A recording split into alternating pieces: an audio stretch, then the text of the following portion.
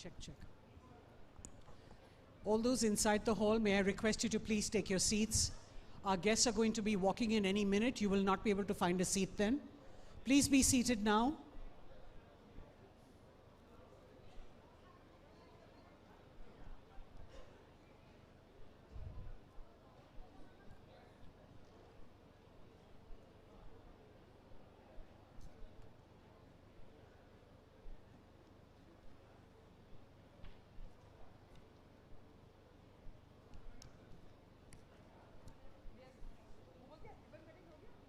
Please be seated, ladies and gentlemen. The honorable ministers are joining us any minute now.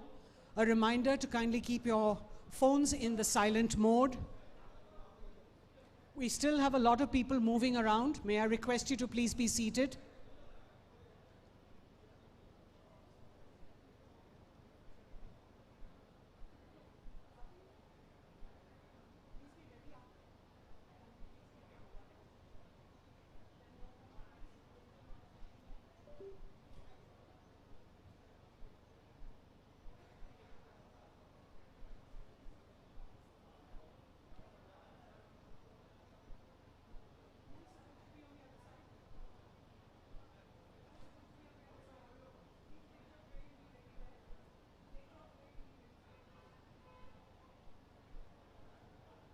Busy taking selfies, so you'll have to get them.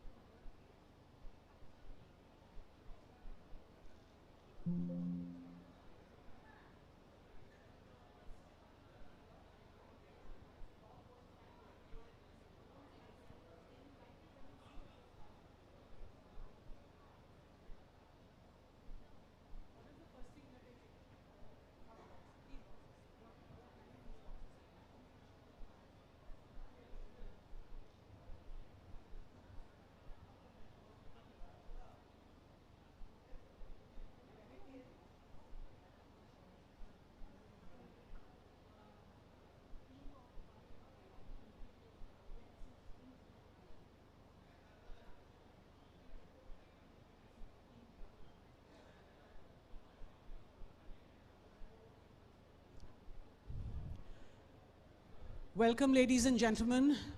May I request those who are standing to please be seated. Officials from the Ministry of Tourism, please help us in seating our guests who are here, as well as guiding them to their correct enclosures.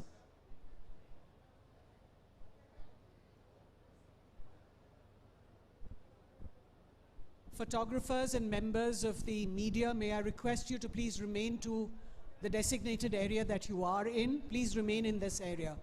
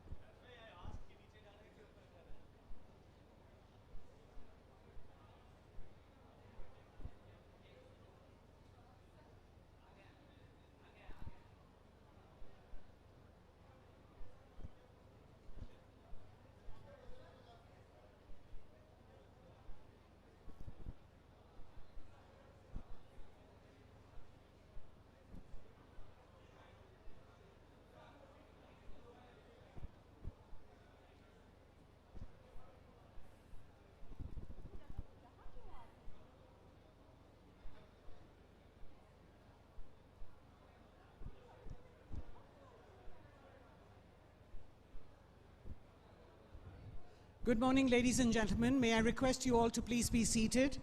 Welcome to Kaziranga, Assam, and to the annual International Tourism Mart, a lively extravaganza orchestrated by the Ministry of Tourism, Government of India, with a lot of support and assistance from the state of Assam as we unfold its vibrant tapestry in the enchanting embrace of the Northeastern region.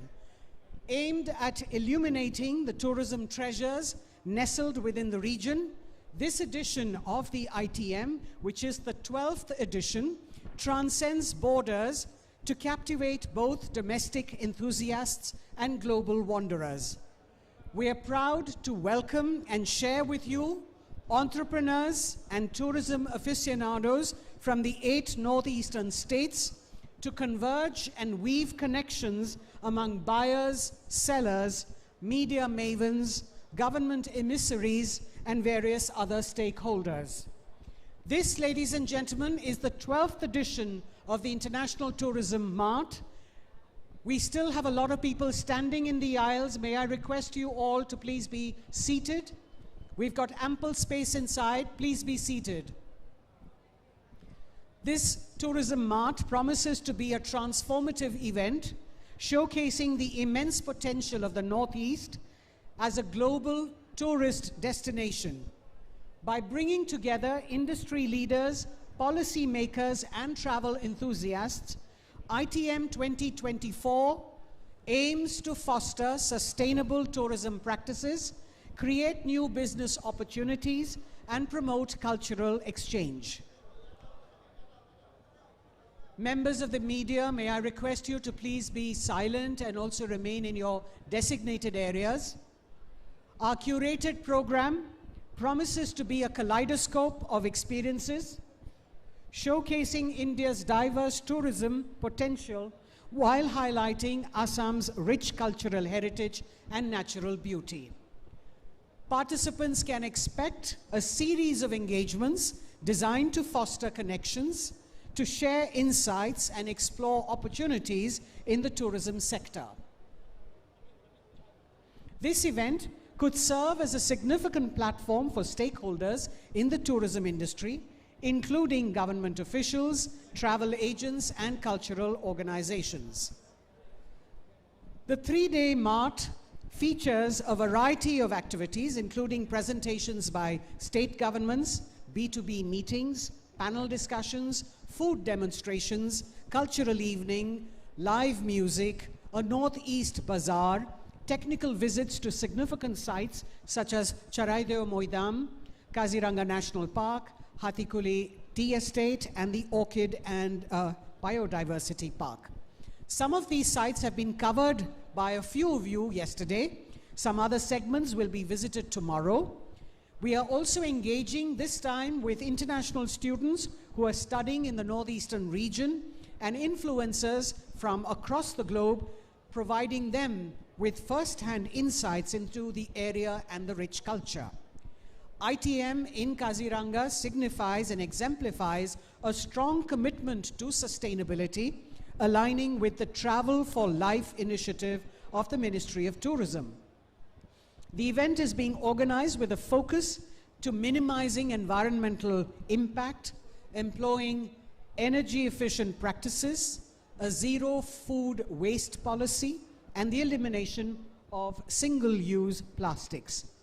We assure you of a full-bodied taste of the region and its tourism offerings, and a big thank you, and I'd like to request all of you to put your hands together and clap for our delegates who have traveled long distances to join us today. May I have a round of applause for all of you as we unveil stories of elegance, stories of biodiversity and tradition from this incredible region. So we have our honorable ministers here with us who will be joining us any moment now. We'll begin with the lighting of the lamp, and then our honorable ministers will join us up on stage and the program will begin. May I request those who are standing to please quickly find a seat. We'd like all of you to be seated and paying attention to what's going on stage.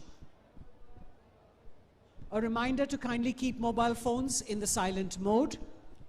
As I mentioned to you earlier, we have two exhibitions, one on the Northeast as well as one on Assam, who are on display here. We've got handicrafts, crafts, food, cuisines, we've got textiles, we've got a lot of products there from everywhere across the Northeast for you to see and experience. Please make sure that you find time to go and see them. We also have a stall for Dekho Apna Desh, a campaign that was launched by the Honorable Prime Minister, rather relaunched by the Prime Minister earlier this year in March, a campaign to propagate travel within India. I urge you to go to that special stall where you can vote for your favorite destination. Foreign students and our delegates, please vote enthusiastically. We've also got feedback forms for you to fill. Please ensure that you share your suggestions and comments with us, be it praise, be it a brickbat. Please share. We have lessons to learn from those responses. Thank you very much. The Honorable Minister will be joining us very soon now.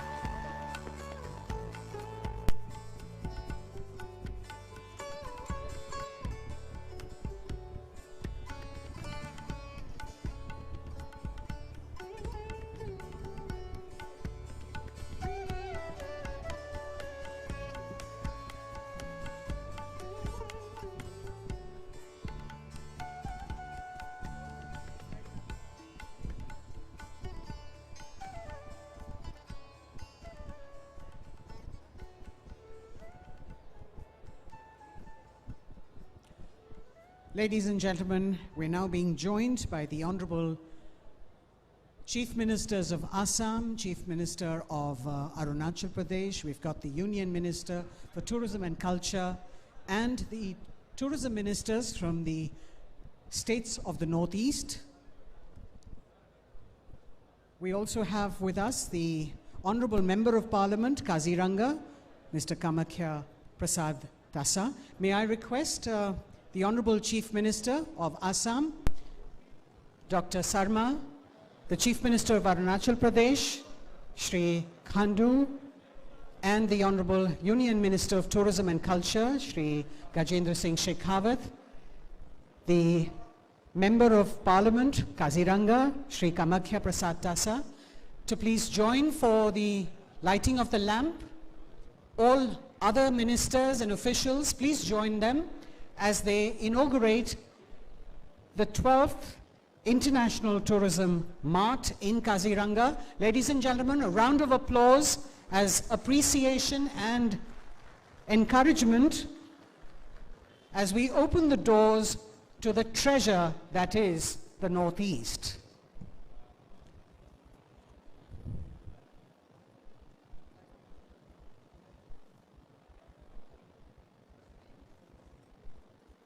As the curtain rises on this cultural carnival, it is worth mentioning that the International Tourism Marts take turns gracing the different northeastern states, and Assam, with its characteristic charm, is hosting this for the third time. So a round of applause for Assam.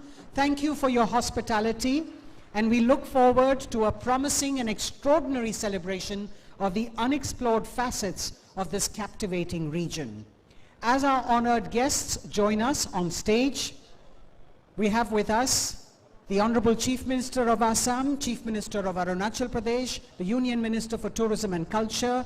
We've got the Honorable Tourism Minister of Assam, the Honorable Minister Transport Excise for Assam, the Honorable Agriculture Minister for Assam, Minister for Labor for Assam, Tourism Minister of Arunachal Pradesh, Tourism Minister of Meghalaya, Tourism Minister of Mizoram, Tourism Minister of Tripura, and the Honorable Tourism Minister of Sikkim, as well as the Member of Parliament for Kaziranga up on stage. So a very warm welcome, ladies and gentlemen. Put your hands together as we welcome all our honored guests up on stage for the inaugural ceremony of the 12th International Tourism Mart. I'd like to now request the Director General Tourism, Ministry of Tourism, Srimati Mugdha Sinha, to please welcome all our guests, speakers, and participants. May I request all the photographers and members of the media to please remain in your enclosure. Please do not be moving around. Please remain in your enclosure. Thank you.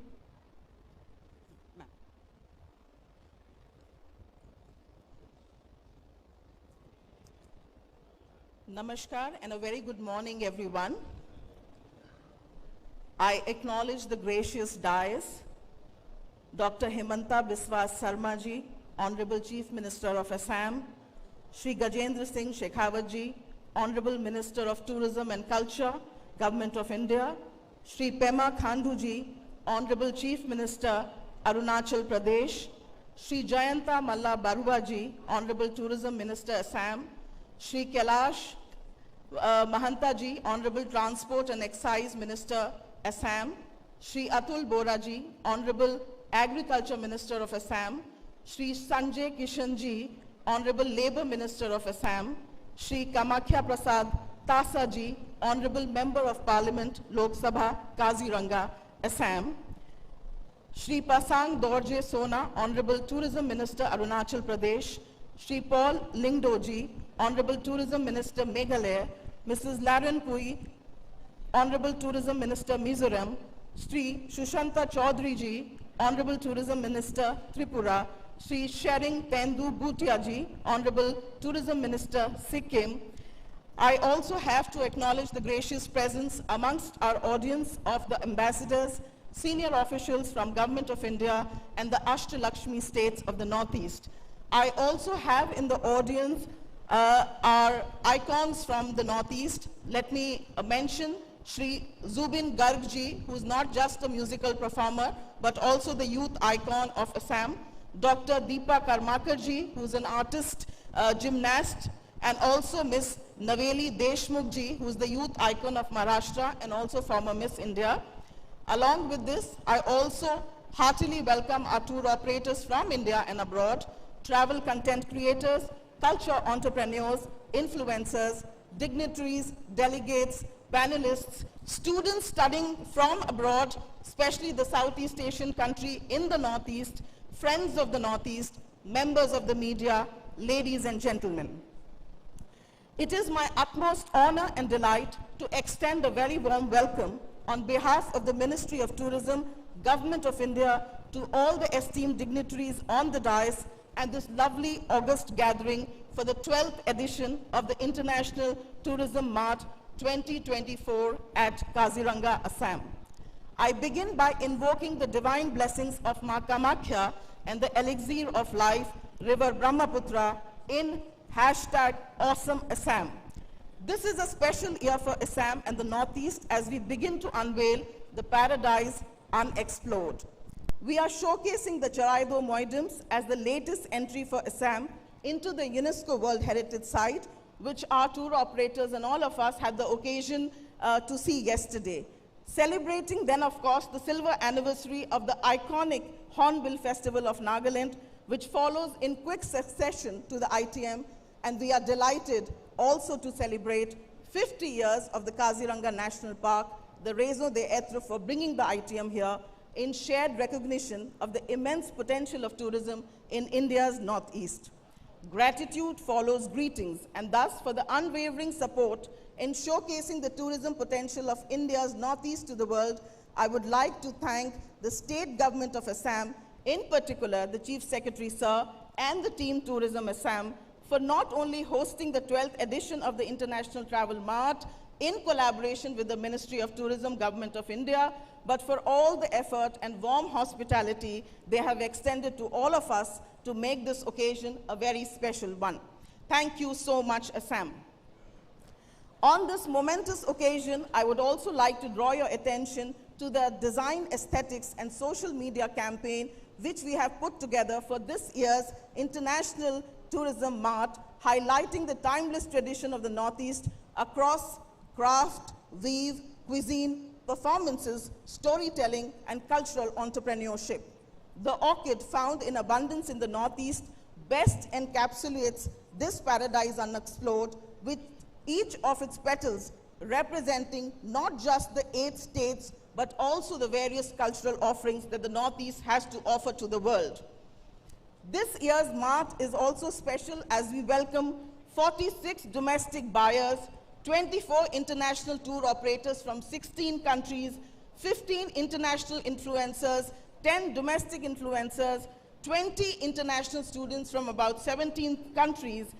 This Mart also features a variety of activities, including presentations by state governments, the B2B meetings, panel discussions, food demonstrations, cultural evenings, live music, a Northeast Bazaar, and a Bazaar of the Assam, which has been recently inaugurated by the dignitaries on the stage. And of course, the program will be followed by 4 different kinds of fan trips to various tourism sites in the Northeast.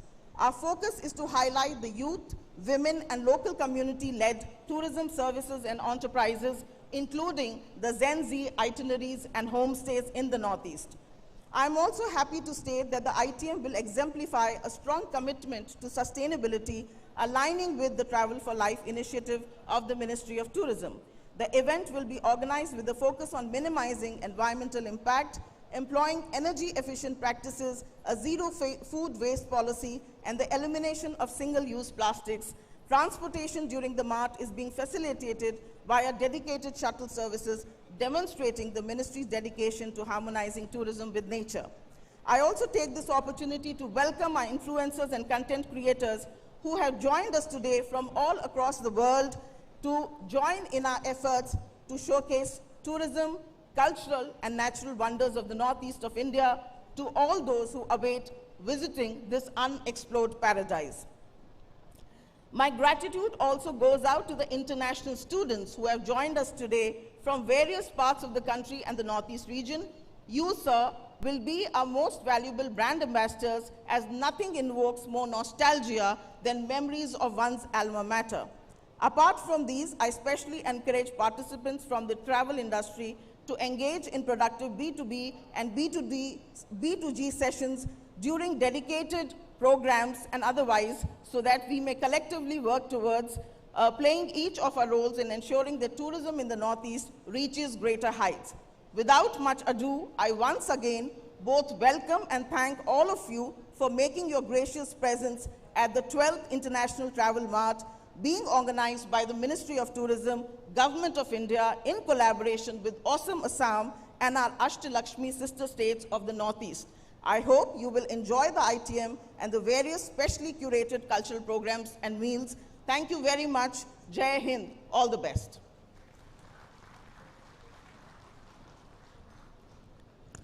Thank you very much, Madam Sinha.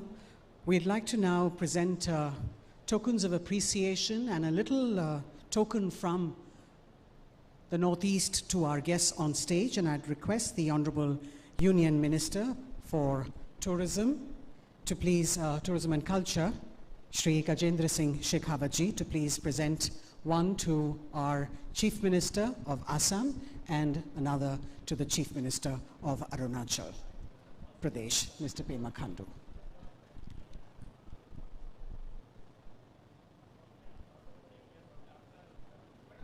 A warm welcome to the 12th International Mart.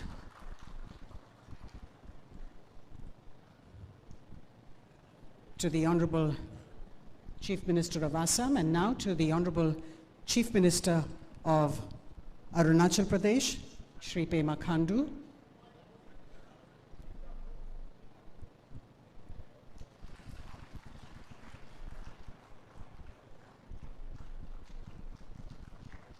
May I now request the DG Tourism, Ms. Mukta Sinha, to please do us the honor of presenting tokens of appreciation to all our ministers up on stage. And we'd like to begin. We'd like to begin now with the ministers from Assam.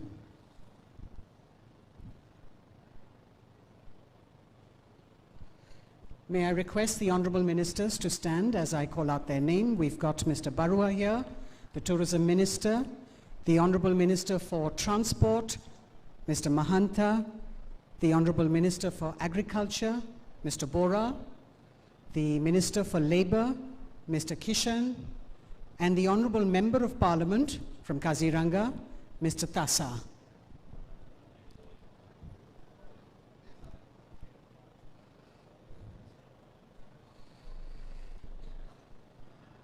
We also have the other ministers from the different states. We've got Mr. Pasang Dorji Sona, the Tourism Minister of Arunachal Pradesh, the Tourism Minister of Meghalaya, Mr. Paul Lingdo, the Tourism Minister of Mizoram, Mrs. Lalring Pui, the Honorable Tourism Minister of Tripura, Sri Sushanta Chaudhary, the Honorable Tourism Minister of Sikkim, Sri Sering Thingdup Bhutia.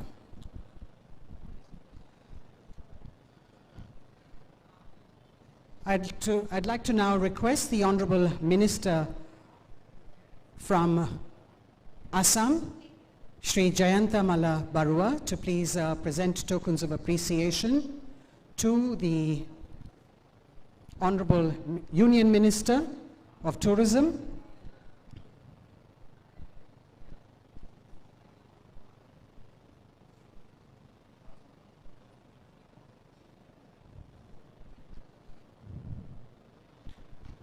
And to all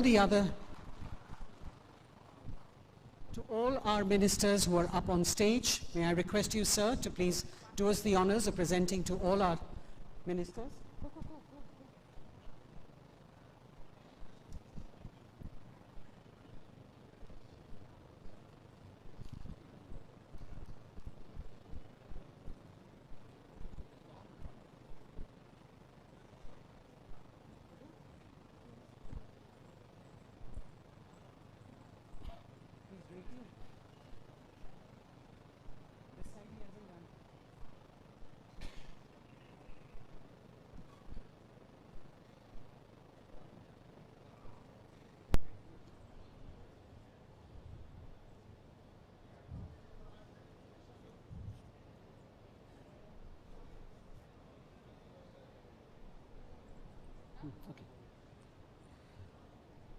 So a warm welcome to all our guests up on stage as well as down below. I'd like to now request the Honorable Chief Minister of Arunachal Pradesh, Shri Pema Khandu, to please address the august gathering.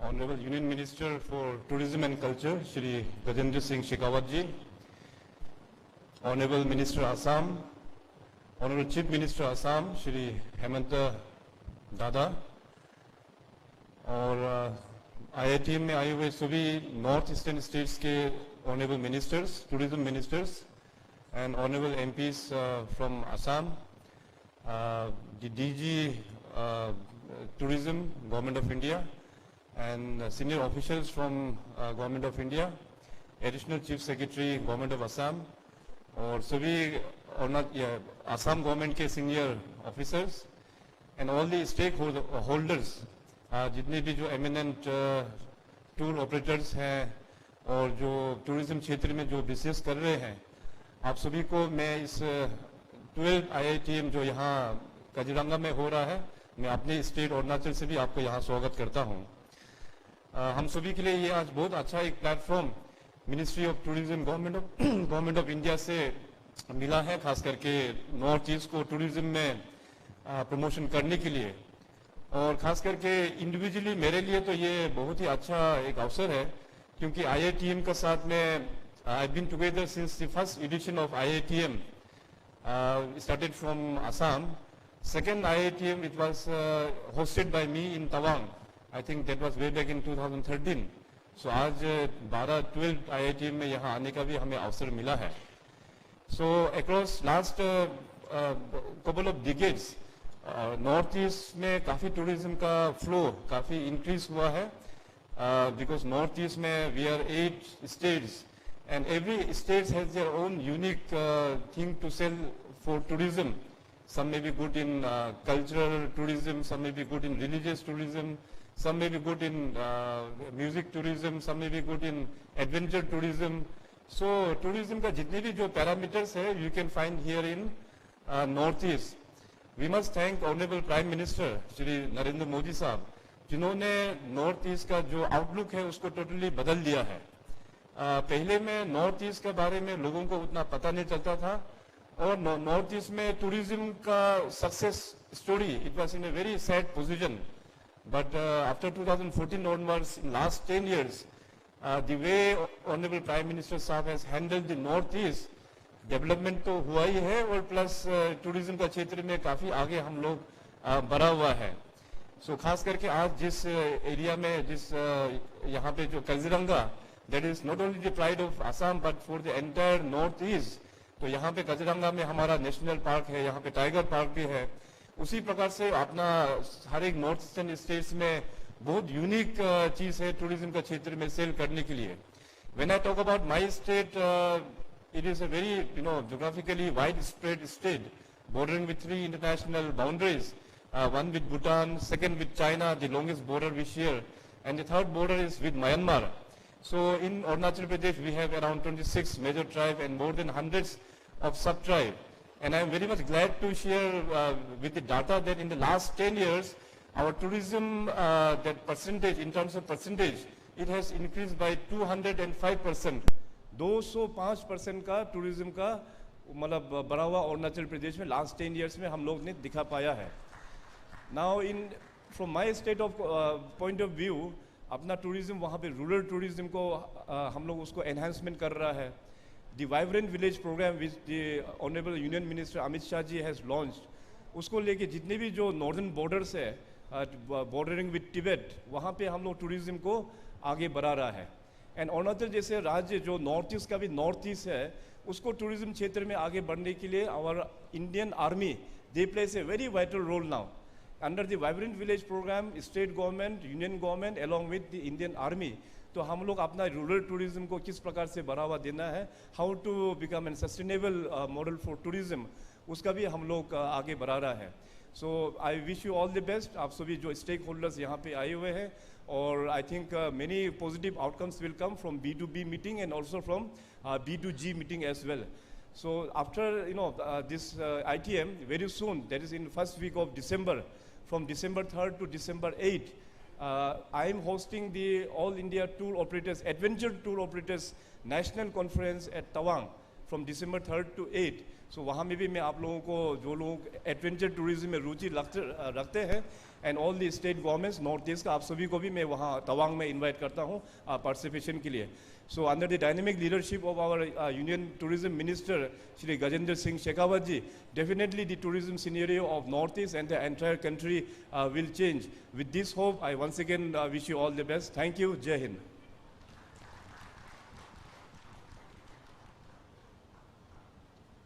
Thank you very much, Honorable Chief Minister, sir. I'd like to now invite the Honorable Union Minister for Tourism and Culture, Shri Gajendra Singh Shekhawat, to please address the gathering.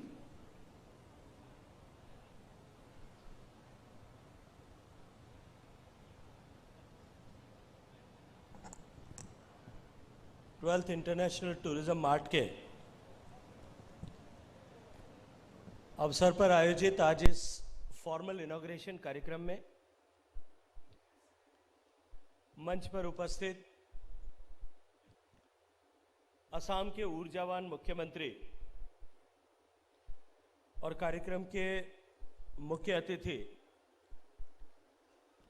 मेरे मित्र आदरणीय हिमंता दा, मंच पर उपस्थित अरुणाचल प्रदेश के सम्माननीय मुख्यमंत्री भाई Shri Pema Khandu ji, the ministers from the northeastern states और the Ashtalakshmi states of our beloved India. Sitting on the dais, Member of Parliament, my dear friend Shri Kamakhya Tasha ji, Director General Tourism, Government of India, and other officials present here. ITM में हम सब के निमंत्रण पर यहाँ आए हुए travel trade के सारे ऐसे रिप्रेजेंटेटिव्स जो देश और दुनिया के अलग अलग देशों से यहाँ आए हैं, the influencers, bloggers, celebrities, friends from media, ladies and gentleman, 12वें ITM में आकर के मुझे आप सब के बीच में I am really delighted and so happy. And I appreciate all of you for taking out time to witness the beauty and the cultural richness of this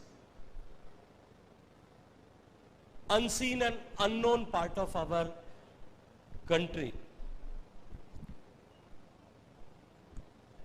The area which has a great legacy, rich cultures, great cultural diversity, different type of traditions, food, costume, cuisine, and simultaneously a great biodiversity. And I strongly feel that this ITM, which has been hosted by Government of Assam under the leadership of Honorable Chief Minister Himanta Biswa Sharma ji, is going to be a great opportunity for the northeastern states to showcase their richness of culture and diversity, and simultaneously it's an opportunity for the people of from the travel trade all across the country and world to witness and experience this diverse but unseen part of our country. I once again thank you all for being here on our invitation and taking out your time to be a part of this great occasion. At the outset, I would like to thank and congratulate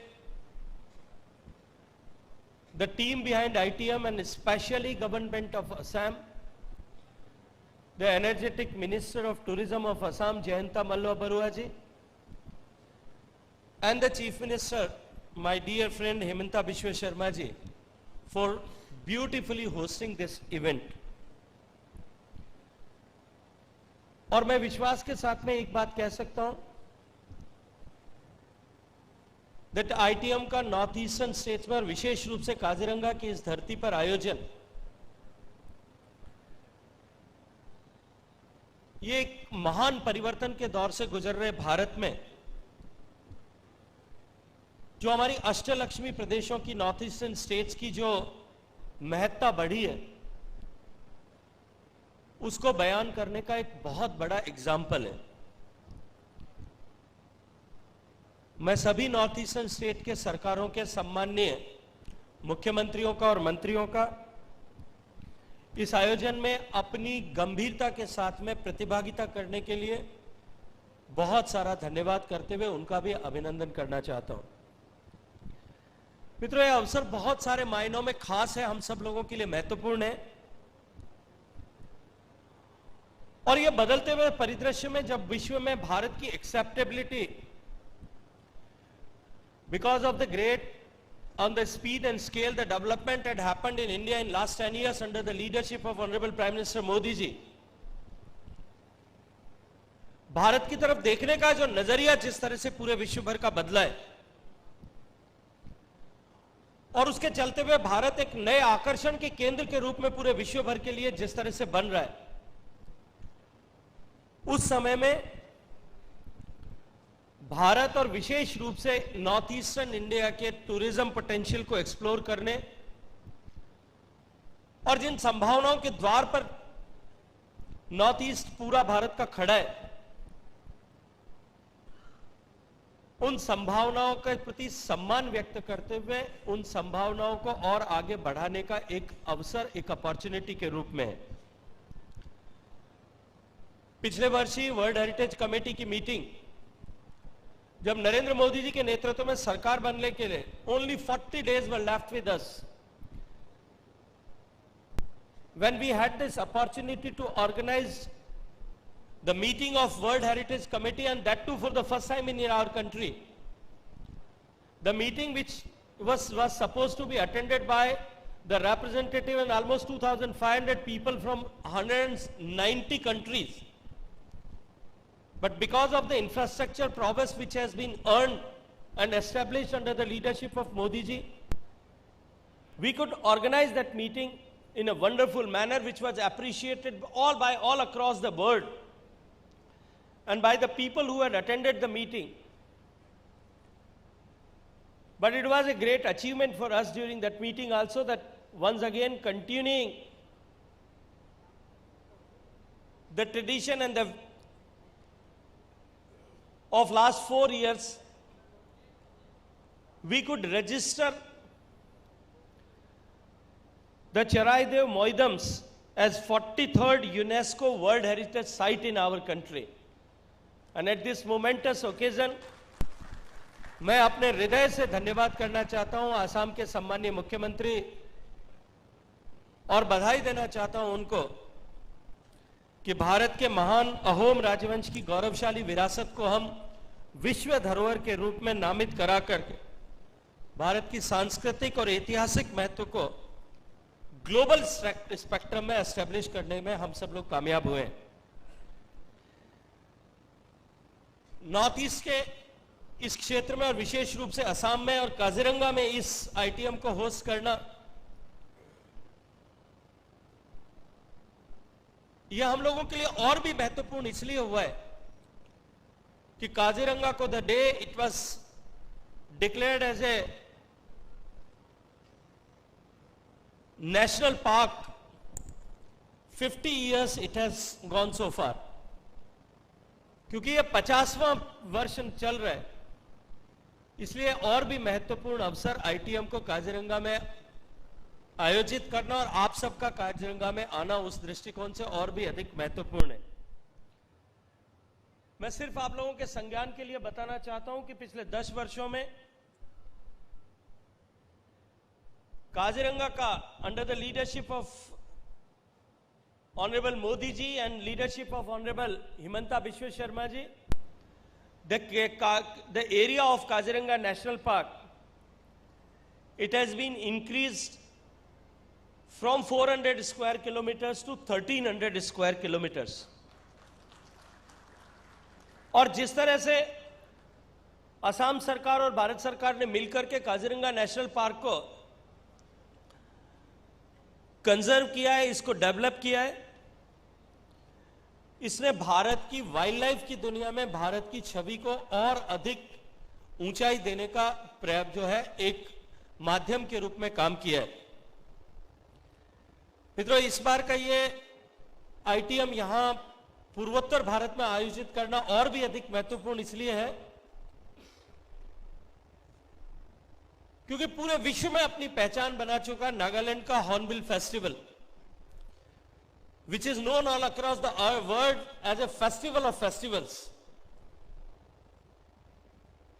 उस festival के 25 साल पूरे हो रहे हैं और अभी आने वाले कुछ ही दिनों में वो उत्सव एक बार फिर आयोजित होगा, जहां स्थानीय क्राफ्ट का, the local music and the cuisine, जो के माध्यम से नागालैंड की पहचान एक बार फिर पूरे विश्व भर में उसके माध्यम से स्थापित होने वाली है। आने वाले वर्षों में सांस्कृतिक विविधता, कल्चरल डाइवर्सिटी के एक प्रोग्राम के रूप में, एक फेस्टिवल के रूप में हॉर्नबिल फेस्टिवल की पहचान और अधिक आगे बढ़े और नॉर्थ ईस्टर्न स्टेट्स के सारे जितने भी स्टेट्स हैं वो सब अपने अपने स्तर पर जिस तरह के फेस्टिवल्स आयोजित कर रहे हैं। अभी हाल ही में मुझे असम के मंत्री चर्चा के दौरान बता रहे थे कि ब्रह्मपुत्र के फ्लड प्लेन्स के जो है ड्यून्स पर भी इस तरह का एक वाटर स्पोर्ट्स का festival which is going to last for almost a month time, Assam government have decided to organise. I wish them all success और मैं ये मानता हूं कि उसके माध्यम से असम की संस्कृति और रिवर वाटर स्पोर्ट्स को लेकर के एक नया अनुभव पूरे देश और दुनिया के लोगों को उसके माध्यम से मिलने वाला है। आज से 10 साल पहले तक ये पूर्वोत्तर भारत का हिस्सा अपने आप को भारत से कुछ अलग थलग ऐसा महसूस करता था। And when we were the student of we were studying in the school and colleges, the north eastern area states and this area, it used to be a subject of general knowledge for अस।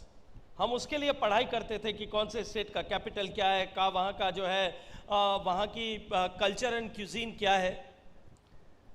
लेकिन आज माननीय मोदी जी के नेतृत्व में ये पूरे अष्टलक्ष्मी, जिसको माननीय प्रधानमंत्री जी ने नाम दिया, ये हिस्सा अपनी संस्कृति, अपनी परंपरा और अपनी उद्यमशीलता के, यहाँ के लोगों के हुनर के चलते हुए, यहाँ के लोगों की इंडस्ट्रियसनेस के चलते हुए, यहाँ के लोगों के पुरुषार्थ के चलते हुए पूरे विश्व भर में अपनी एक नई पहचान बनाने में कामयाब हुआ है। आज इस पूरे पूर्वोत्तर भारत के हिस्से को gateway of south east Asia की ऐसी नई पहचान मिली है। मैं उसके लिए इस क्षेत्र के लोगों को बधाई देते हुए इस क्षेत्र के सभी सम्मानीय मुख्यमंत्रियों का हृदयपूर्वक अभिनंदन करना चाहता हूं।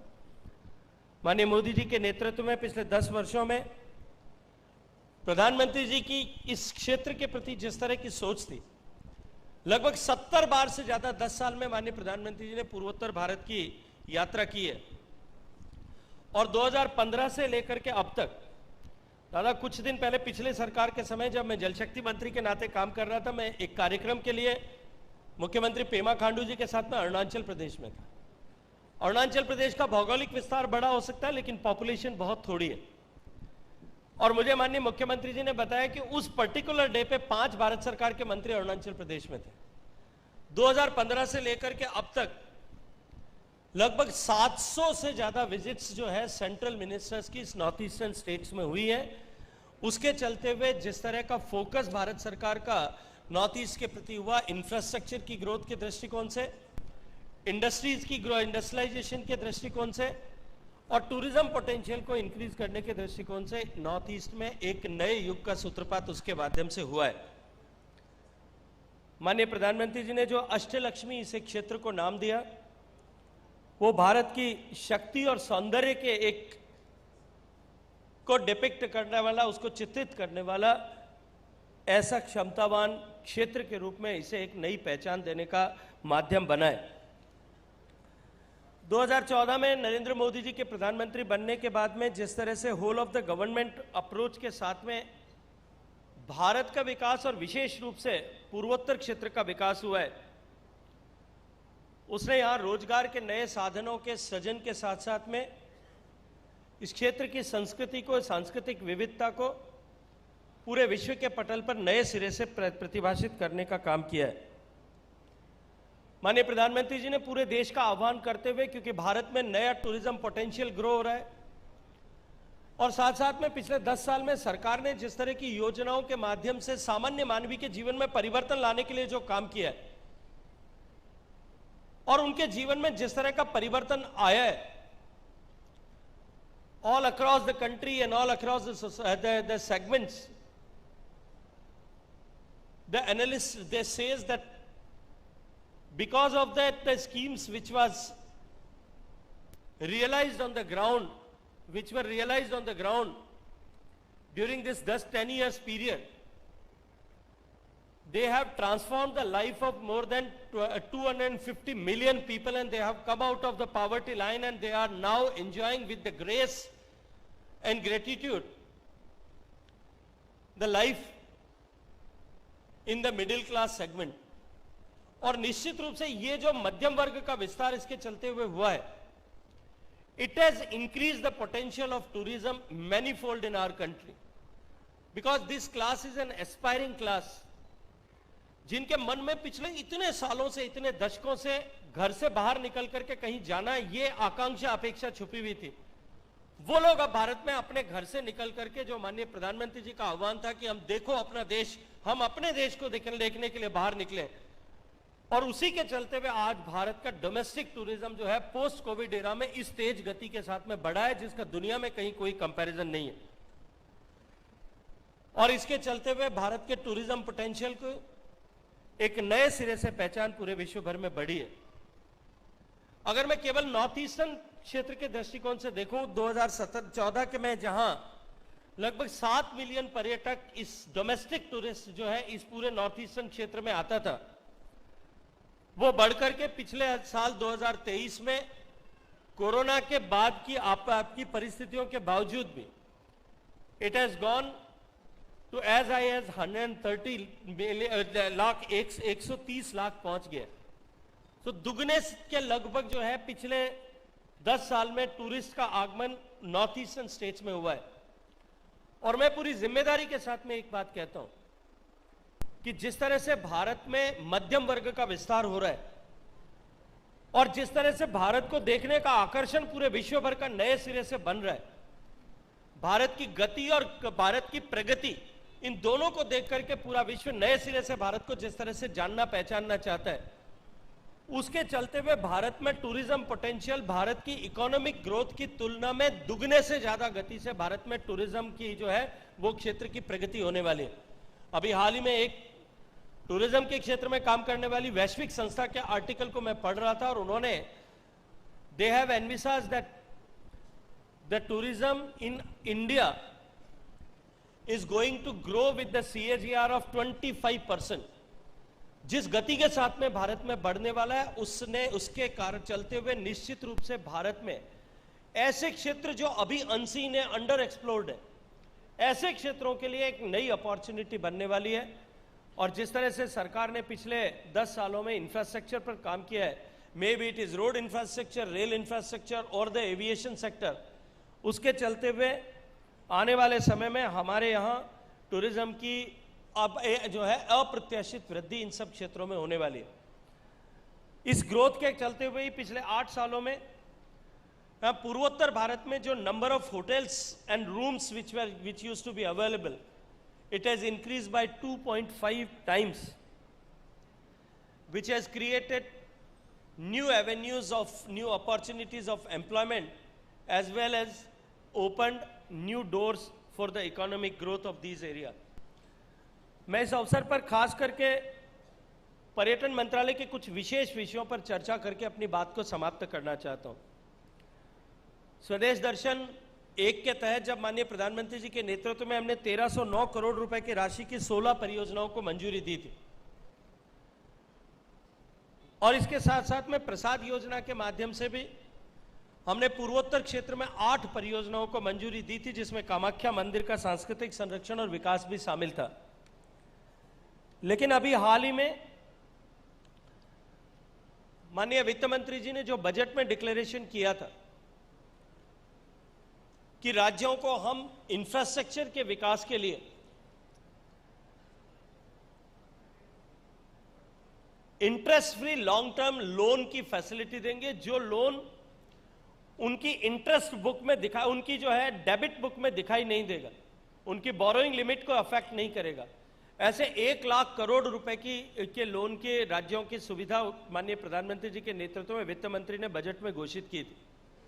मैंने जाकर के वित्त मंत्री जी से निवेदन किया कि टूरिज्म एक ऐसा सेक्टर है जिसमें अपार संभावनाएं भी है, जो है रोजगार के सृजन की भी और साथ साथ में अर्थव्यवस्था को पोषित करने की भी। और मैं धन्यवाद करना चाहता हूं कि उन्होंने इसमें कुछ हिस्सा जो है टूरिज्म सेक्टर के लिए नामित किया। हमने सभी राज्यों से प्रपोजल्स मंगाए और लगभग 6000 करोड़ रुपए के प्रपोजल्स हमारे पास में आए। वो प्रपोजल्स हमने फाइनेंस मिनिस्ट्री में सबमिट किए और मुझे पूरा भरोसा है कि आने वाले कुछ दिनों में वो सारे प्रोजेक्ट या प्रपोजल्स जो हैं, अधिकांश प्रपोजल सभी राज्यों के सैंक्शन हो जाएंगे, जिसमें पूर्वोत्तर के भी लगभग सब राज्य उसमें शामिल है। इसी क्रम में माननीय प्रधानमंत्री जी ने दुनिया भर के लोग भारत में आए और भारत के ऐसे अंडर एक्सप्लोर्ड जगहों पर जाकर के भारत का अनुभव करें। अभी हाल ही में वर्ल्ड ट्रैवल मार्ट जो इंग्लैंड में आयोजित हुआ था 15 दिन पहले, हमने प्रधानमंत्री जी की प्रेरणा स्वरूप उसमें चलो इंडिया कैंपेन को लंदन में लॉन्च किया है। और प्रधानमंत्री जी ने देश का जो डायस्पोरा दुनिया भर में रह रहा है उनको आग्रह किया है कि आप अपने प्रभाव क्षेत्र में नॉन इंडियंस को, ऐसे 5 लोगों को, 10 लोगों को आप उनको मोटिवेट करके भारत आने के लिए प्रेरित करें।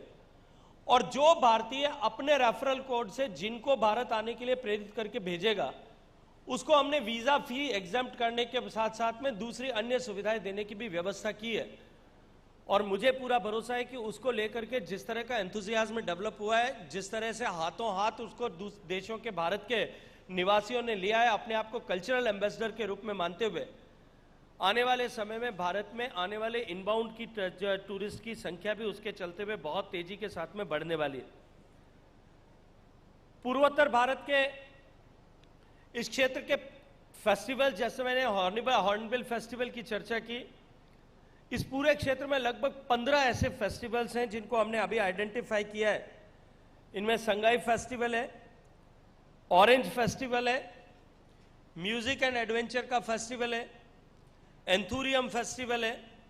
ऐसे सारे फेस्टिवल जो हैं उनके चलते हुए आने वाले समय में इन राज्यों में टूरिज्म की ग्रोथ बहुत तेज गति के साथ में होने वाली है।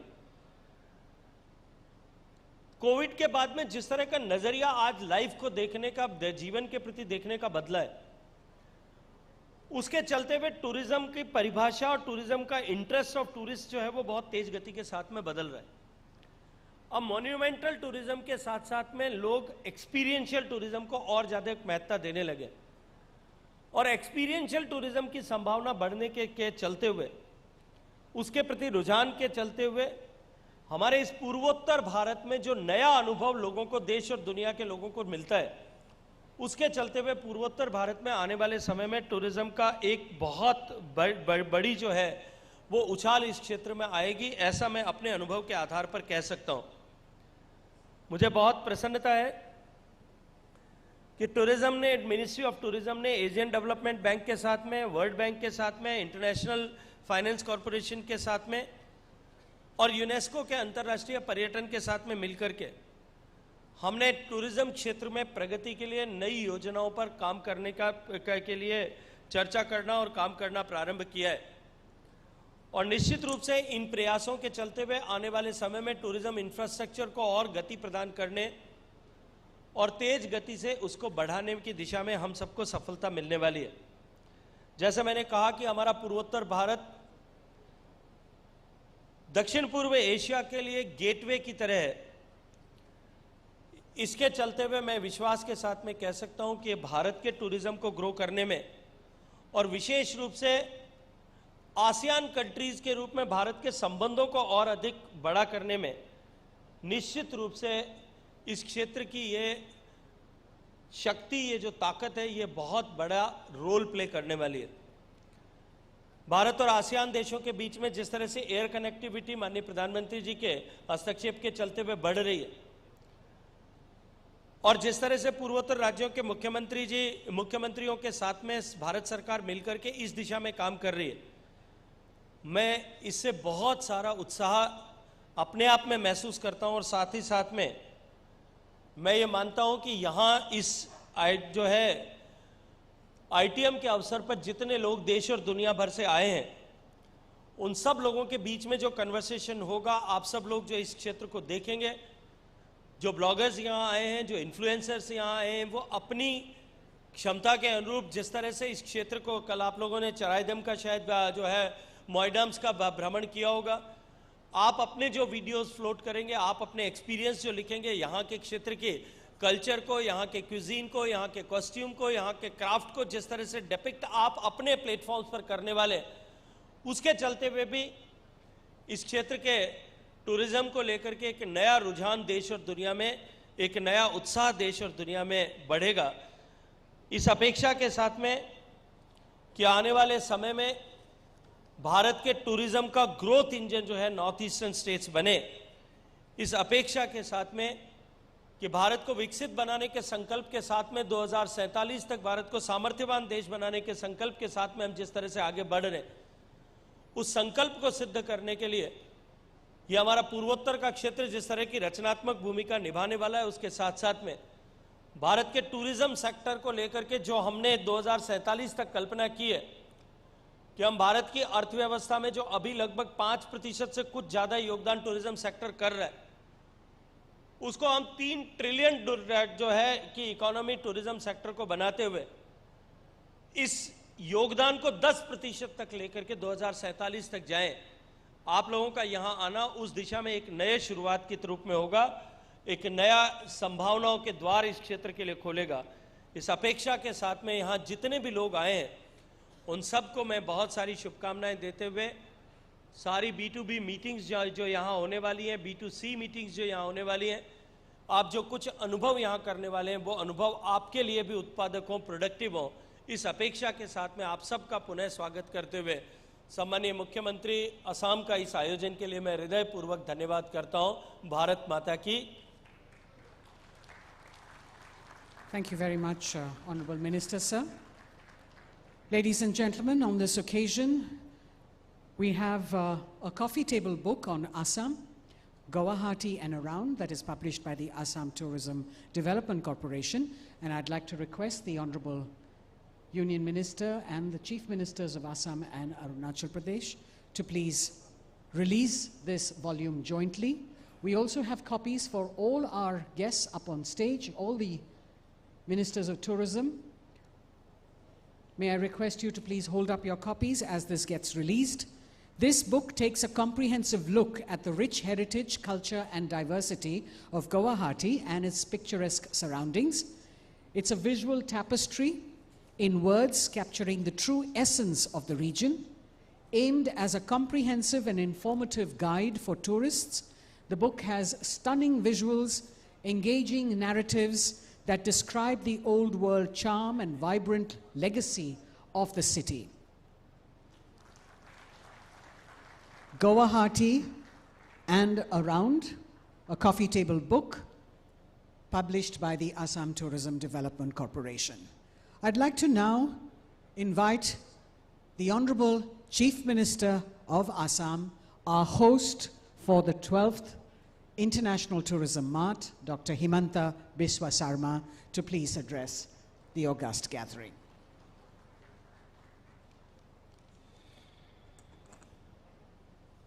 Namaskar. Honorable Union Minister for Tourism and Cultural Affairs, Sri Gajendra Singh Shekhawat ji, my colleague, Honorable Chief Minister of Arunachal Pradesh, Sri Pema Khandu ji, Tourism Minister of Government of Assam, Sri Jayant Malla Borua ji, Honorable Minister for Transport, Government of Assam, Sri Keshav Mahanta ji, Minister for Agriculture, Sri Atul Bora ji, Minister for Tea, Sanjay Kisan ji, Member of Parliament, Sri Kamaikha Prasad Tasa ji, our guest, Honorable Tourism Minister for Arunachal Pradesh, Sri Pasang Dorji Sona ji, Tourism Minister for Government of Meghalaya, Sri Paul Lingdo ji, Tourism Minister of Mizoram, Lalrin Puli ji, Tourism Minister from Tripura, Sri Susanta Chaudhary ji, Tourism Minister of Sikkim, Sri Siring Thendo Bhutia ji, Youth Icon of Assam, Sri Jubin Garg ji, Srimati Deepa Karmakar ji, Sri Navesh Deshmukh ji, ladies and gentlemen. It gives me immense pleasure to be present at the 12th edition of International Tourism Mart here in Kaziranga today. On behalf of the people of Assam, as the host state of this prestigious event, I extend a heartfelt welcome to all participants, including international and domestic tour operators, hoteliers, homestay owners, tourism service providers, influencers, government officials from across the country, media representatives, international students and others. I also convey my sincere gratitude to the Ministry of Tourism, Government of India for giving Assam this remarkable opportunity of hosting such a significant event.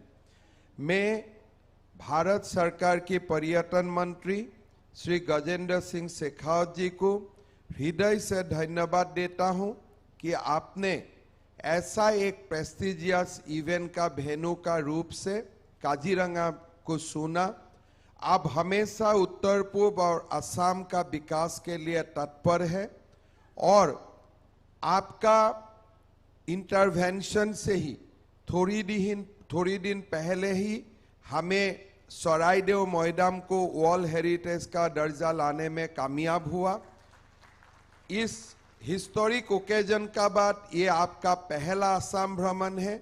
मैं असम वासियों का ओर से प्रधानमंत्री मोदी जी और आपको फिर एक बार सरायदेव मैदान को वर्ल्ड हेरिटेज करने में आप लोगों ने जो कंट्रीब्यूशन किया, इसीलिए मैं पूरे असम वासियों का ओर से आपको बहुत बहुत धन्यवाद ज्ञापन करता हूं।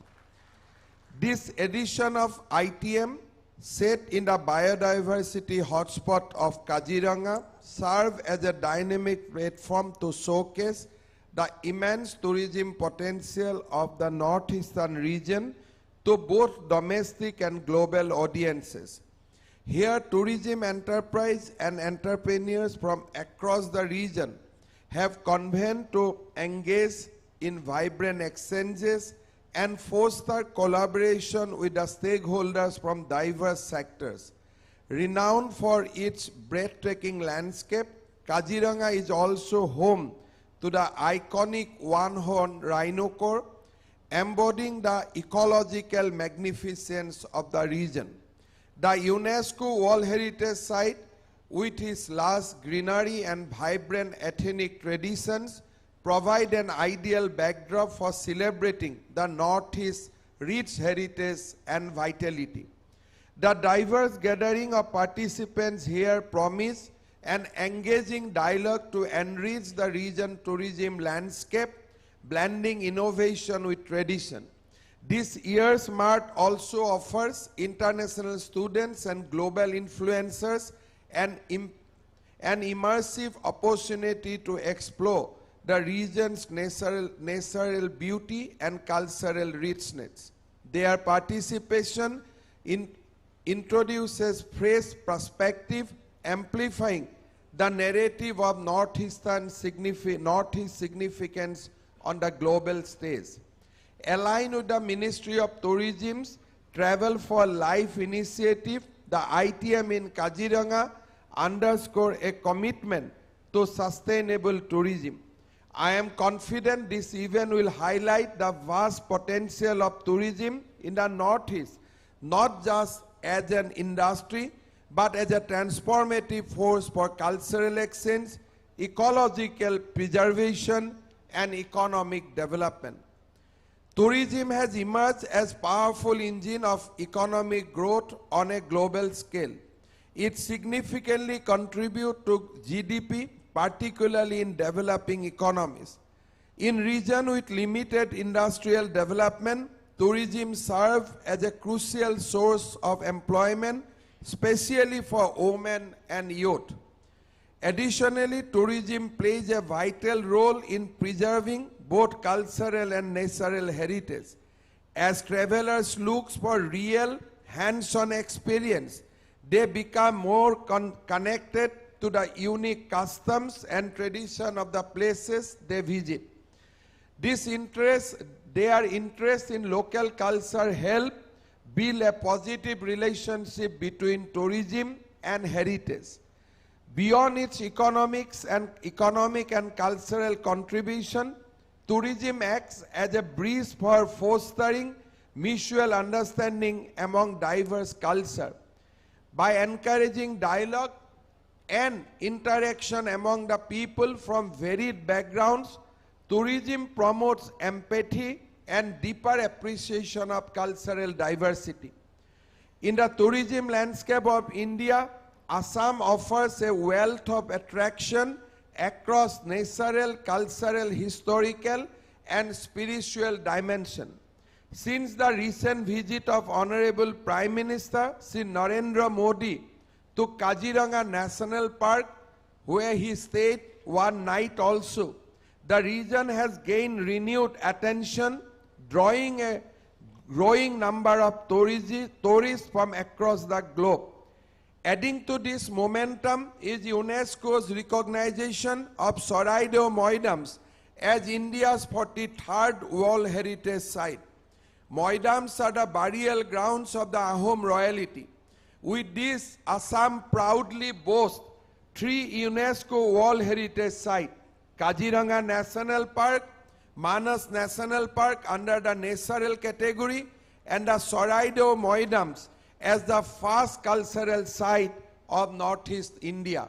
Going ahead, मैं भारत सरकार की सांस्कृतिक मंत्री गजेंद्र सिंह शेखावत जी को मैं निवेदन करूंगा, हमारे और एक नॉमिनेशन है माजुली के लिए, आगे जाके उनके लिए भी विचार किया जाए, ये भी मैं आग्रह आपका सामने रखना चाहूंगा. In the tourism, furthermore, Assam sprawling tea gardens, the enchanting Brahmaputra River, cruise along its waters, vibrant festivals, and rich historical landmarks make it a perfect destination for tourists. The state's cultural diversity further enriches its tourism appeal, offering a tapestry of spiritual landmarks. The Kamakhya temple in Guwahati, a revered Hindu Shaktipit, served as a spiritual hub. The Umananda temple, situated on the island of Brahmaputra, offers a skin blend of devotion and scenic beauty. Haju, a unique confluence of Hindu, Buddhist, and Muslim traditions, exemplifies Assam's religious harmony. Other cultural significant sites include Soalkusi, celebrated for its exotic silk weaving, and Gwalpara, which showcase a blend of Hindu and Muslim spiritual traditions. Majuli Island, the world's largest river island, stands as a cultural haven, preserving Vaishnavite tradition through its satras dedicated to dance, music, and art. Shivsagar, the historic capital of Ahom kingdom, enthralls visitors with its temple, tanks, and monuments. According to a 2014 survey, the district is home to 451 historical sites connecting to the legacy of the Ahom Empire. Festival like Ombubasi Mela at Kamaikha Temple, the Ras Festival in Majuli, the Dol Utsav in Borpeta highlights Assam cultural vibrancy, drawing visitors from across the globe and bridging local tradition with a global audience. River tourism also holds immense potential in Assam, with the Brahmaputra serving as a lifeline of unique leisure and adventure opportunities. Luxury cruises offer travelers an intimate encounter with Assam wildlife, culture and landscape, wavering unforgettable journeys through Kaziranga's forest, Majuli's Satra and Dhuburi's historical sites. River cruise also combines tea tourism with wildlife exploration, presenting a distinct experience that underscores Assam's identity. With over 800 tea estates, the state is synonymous with tea, renowned worldwide for its distinctive flavor. Beyond production, this tea garden offers rich tourism experiences, featuring picturesque landscape, colonial era bungalows and vibrant ethnic culture. Assam is also home to several remarkable music and cultural festivals that celebrate its diverse heritage. The Karbi Youth Festival, held annually in February at Taralangso, Karbi Along Difu, is among the oldest youth festival in the region, marking over 50 years of vibrant celebration. The Falcon Festival at Umrangso, Dima Hasao, held every December, is a unique event that celebrates the incredible migration of the Amur falcon from Siberia to South Africa, stopping over in the Dima Hasao district of Assam. It raises awareness about bird conservation while promoting tourism. Assam is witnessing a surge in tourist inflow driven by its natural, cultural and spiritual treasures. In 2022-23, Assam was recognized as the second best performing state in tourism by India Today Group, recording a remarkable 575 growth in the domestic tourist footfall, reaching 10 million visitors. In 2023-24, the state welcomed 70,41,000 domestic and 26,129 foreign tourists. With Assam tourism poised to become state's largest industry, it is on the track to achieve an annual tourist inflow of 1 crore 10 million, further cementing its position as a premier destination in India's tourism sector.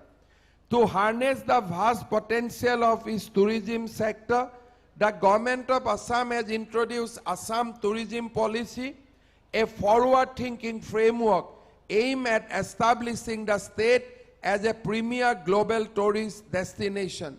The policy is built to achieve a harmonious balance between economic development, cultural preservation, and environmental protection. Central to the policy vision is the collaborative mission to unite government, communities, and enterprises.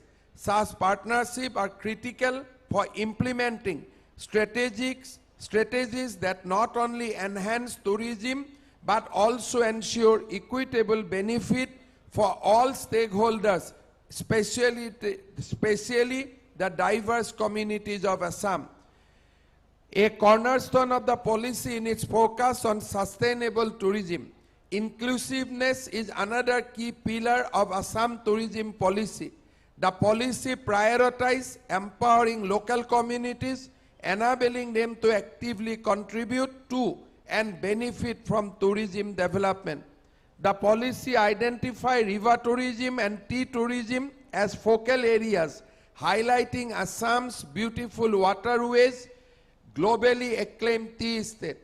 These sectors not only draw tourist interest but also preserve and celebrate state cultural and historical identity.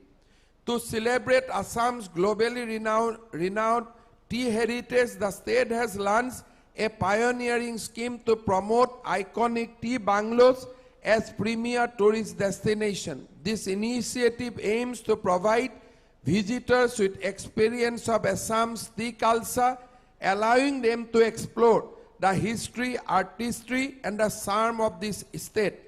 By transforming tea bungalow into vibrant tourism hub, Assam's preserve its tea legacy and strengthen its position as a culturally rich destination.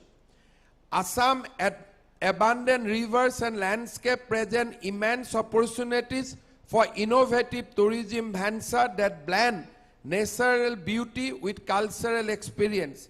I would like to highlight a few key areas where stakeholders can explore opportunities for future collaboration. Cruise hub development. A cruise hub can attract domestic and international tourists, offering custom-made road to iconic locations like Kaziranga, Majuli, and Manas, while showcasing Assam biodiversity and cultural heritage. Floating infrastructure. Introducing floating hotels, entertainment facilities, and restaurants can enhance the novelty of river tourism, combining sustainability with unique travel experience. Adventure tourism. Activities like kayaking, rafting, and eco-camping along Assam rivers can appeal to the adventure enthusiasts, spotlighting the region's pristine natural beauty and fostering conservation awareness. Seaplanes and water aerodromes. Incorporating seaplanes can revolutionize connectivity, offering faster access to the remote location and transforming Assam into an accessible yet exotic destination. Tourism expansion. Each river can offer distinct themes such as traditional fishing, rare wildlife, or untouched beauty, encouraging niche tourism and deeper engagement with Assam's ecology and community. Riverfront development. Eco-friendly riverfront development with locally inspired architecture can offer tourists immersive experience while promoting sustainable growth. Establishing villages that celebrate tribal culture can provide visitors with authentic experience, including traditional weaving, folk performing, and local cuisine, while preserving Assam's tribal heritage. मैं भारत सरकार को धन्यवाद देता हूं। अभी जो शेखावत जी ने बता रहे थे कि आइकॉनिक टूरिस्ट डेस्टिनेशन डेवलपमेंट, ये प्रोग्राम का अनुसार प्रधानमंत्री मोदी जी के आशीर्वाद से हम सारे 8 प्रदेशों को अच्छा प्रोजेक्ट मिला है which can actually attract tourists in days to come. मैं शेखावत जी को बहुत ही धन्यवाद देता हूं कि ये क्रम में आपने असम का रंगघर, साथ में हमारे गुवाहाटी जू को डेवलपमेंट के लिए आपने अच्छा धनराशि का अनुमोदित किया है। हम आपको आश्वासन देता हूं कि ये जो आपने धनराशि देने जा रहा है, इसको बहुत अच्छा यूटिलाइजेशन हम करके दिखाऊंगा। और मेरा आपसे ये भी विनती रहेगा, इस बार जो आप 2 आइकॉनिक साइट का डेवलपमेंट के लिए आपने धनराशि बढ़ाया है, इससे 8 नॉर्थ ईस्ट स्टेट बहुत उत्साहित है। हमारा विनती होगा कि ये प्रोग्राम को कम से कम आगे 5 साल आप कंटिन्यू करें। अच्छा आइकॉनिक डेस्टिनेशन हमारा डेवलप होगा और इससे टूरिज्म को काफी मदद मिलेगा। मैं और एक रिक्वेस्ट करना चाहूँगा, जैसे शेखावत जी टूरिज्म मिनिस्टर भी है, कल्चर मिनिस्ट्री भी है, हमारा 8 नॉर्थ ईस्ट स्टेट में इतना कुछ देखने के लिए है जो शायद हमने भी अभी तक नहीं देखा हो। Every time I go to Arunachal, every time I go to Meghalaya, every time I go to Manipur, I see a new things. यहाँ में इतना कुछ देखने के लिए है जो हमें भी पता नहीं है कि जब कोई ट्रैकिंग में जाके आगे आते हमको बोलते हैं कि हम नागालैंड का वो जिले में गए थे ट्रैकिंग के लिए, बहुत अच्छा सीनिक ब्यूटी है, तब हमें भी पता चलता है कि हमारा रीजन में ऐसा टूरिज्म पोटेंशियल है। तो मेरा एक निवेदन होगा, ये पूरा अष्टलक्ष्मी का टूरिज्म एंड कल्चरल हेरिटेज को रिप्रेजेंट करते हुए दिल्ली और गुवाहाटी में हम अगर एक टूरिस्ट म्यूजियम बना सकता हूं, जहां लोग आके देख सकता है, चूज कर सकता है हमको कहां जाना है, because in one trip they cannot see the entire north eastern region. But हमारे डोमेस्टिक टूरिस्ट को भी मालूम नहीं है कि अरुणाचल प्रदेश में कितना सारे चीज देखने का है, मणिपुर में कितना चीज देखने का है, सिक्किम में कितना देखने का है। हमारे 8 स्टेट में ऐसा सारे चीज है, केव से लेके, पहाड़ से लेके, नदिया से लेके, हेरिटेज फूड से लेके, जो नॉर्थ ईस्ट में है, मैं दावा का साथ बोल सकता हूं वो भारत का कहीं नहीं है जो नॉर्थ ईस्ट कैन दे सकता है लोगों को।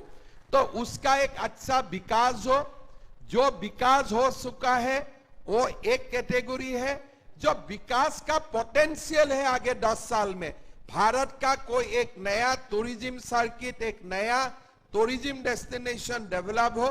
लोग जैसे कश्मीर का बारे में जानते हैं, राजस्थान का बारे में जानते हैं, मेरा विचार में जब लोग नागालैंड, असम, मणिपुर, सिक्किम का बारे में, साथ में हमारा सारो त्रिपुरा का बारे में जानने लगेगा, तो मेरा लगता है कि इंटरनेशनल टूरिस्ट बहुत सारे हमारा यहाँ अपने आप आने का सिलसिला शुरू होगा। मैं धन्यवाद देता हूँ, ये टूरिज्म मार्ट इसी दिशा में एक बहुत ही क्रांतिकारी पदक्षेप है। पहले ये नहीं सोचा गया था, पहला बार शेखावत जी ने सोचा है कि काजीरंगा में लाके ये टूरिज्म मार्ट करने के लिए ये एक रिवोल्यूशनरी थॉट है। ये थॉट प्रोसेस को और आगे किया जाए। हम लोग सारे 8 स्टेट आपको इस दिशा में हम लोग भरपूर कोऑपरेशन करूंगा, एक साथ मिलकर काम करूंगा। सारे उत्तर पूर्व का प्रदेश का ओर से मैं ये आश्वासन देते हुए पुनः एक बार सारे हमारे गेस्ट को वेलकम करते हुए और प्रधानमंत्री जी आपको बहुत बहुत धन्यवाद देते हुए मैं मेरा वाणी को विराम देता हूं। धन्यवाद। जय Hind, Vande Mataram. Thank you very much, Honorable Chief Minister, sir. I'd like to now call upon the Additional Chief Secretary, Tourism, Government of Assam, Dr. J.B. Eka, to please come up and quickly give thanks.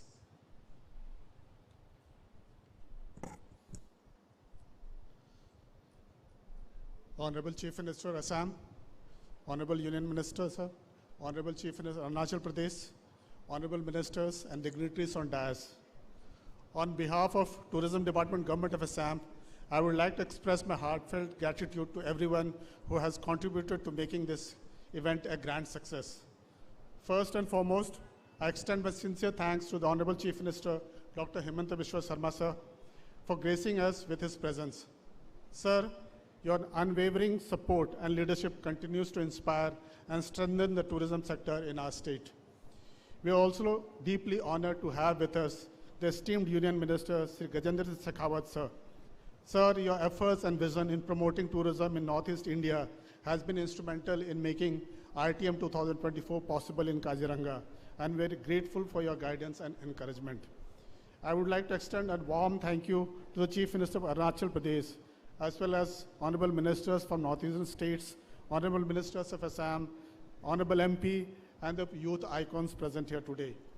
Special thanks to distinguished delegates from various countries who have joined us today. Your presence enriches our discussions and fosters international collaboration which is essential for the growth of global tourism. We are also deeply thankful to the media for their continued support in spreading the message of our tourism initiatives. I would like to express my appreciation to Ministry of Tourism, Government of India for organizing this event in Assam. This will provide a major boost for promoting Assam and Northeast India as a key tourist destination. I also thank Forest Department, Government of Assam and District Admission Golaghat for the help and cooperation. Last but not the least, I thank all the tourism sector stakeholders and the participants for your presence and enthusiasm. This event would not have been possible without your involvement. Once again, thank you all for being here and for making this event a truly memorable one. Wishing you all a wonderful day ahead. Thank you. Thank you very much, Dr. Eka. I'd like to now request our special guests who are here, 3 youth ambassadors, Zubin Garg, the well-known singer, Zubin, the well-known singer, composer, and youth icon, to please come forward and stand below the stage. We've also got with us Dr. Deepa Karmakar, the tourism former artistic gymnast. Deepa, please come join Zubin. Naveli Deshmukh, the tourism youth brand ambassador for the state of Maharashtra. I'd like to also invite the international and domestic influencers to please join the 3 stars here for a group photograph with the honorable ministers up on stage.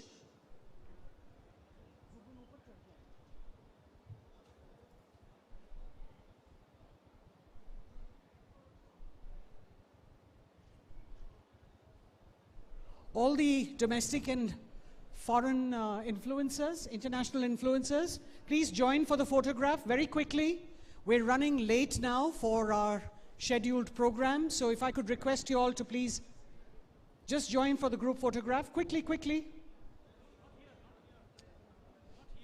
We told them to be downstairs. We'll see if they all come out.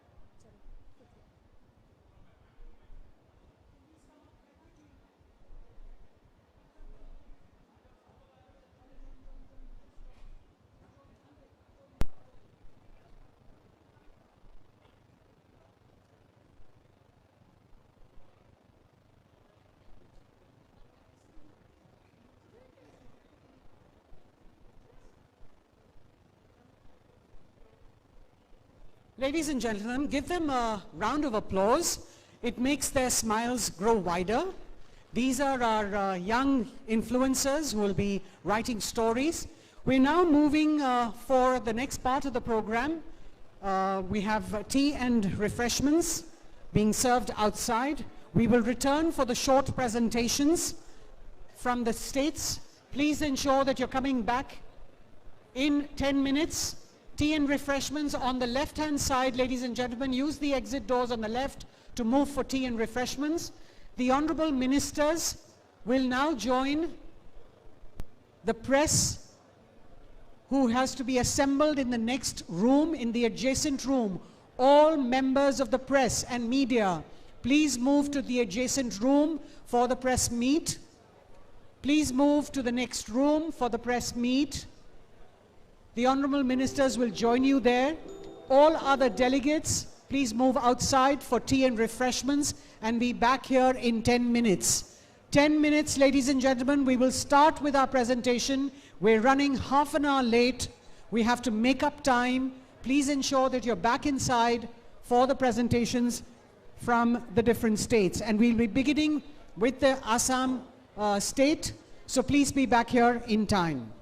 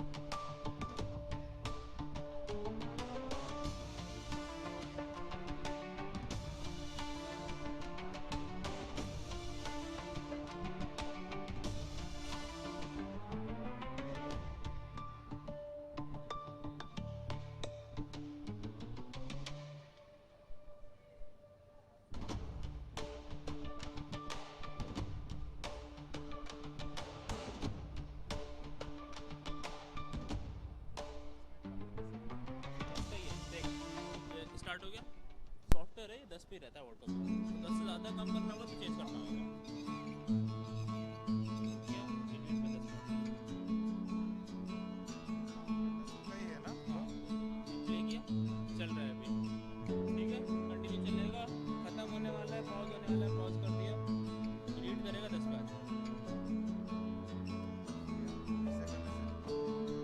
क्या यहीं से start हो जाएगा, ठीक है, delete timer बढ़ाना है, 90 तक लास्ट जाएगा, 90 ज़्यादा 99 नहीं पता, अब रख दिया अगर लैपटॉप में कभी ज़रूरत पड़े यूज़ करता रहेगा।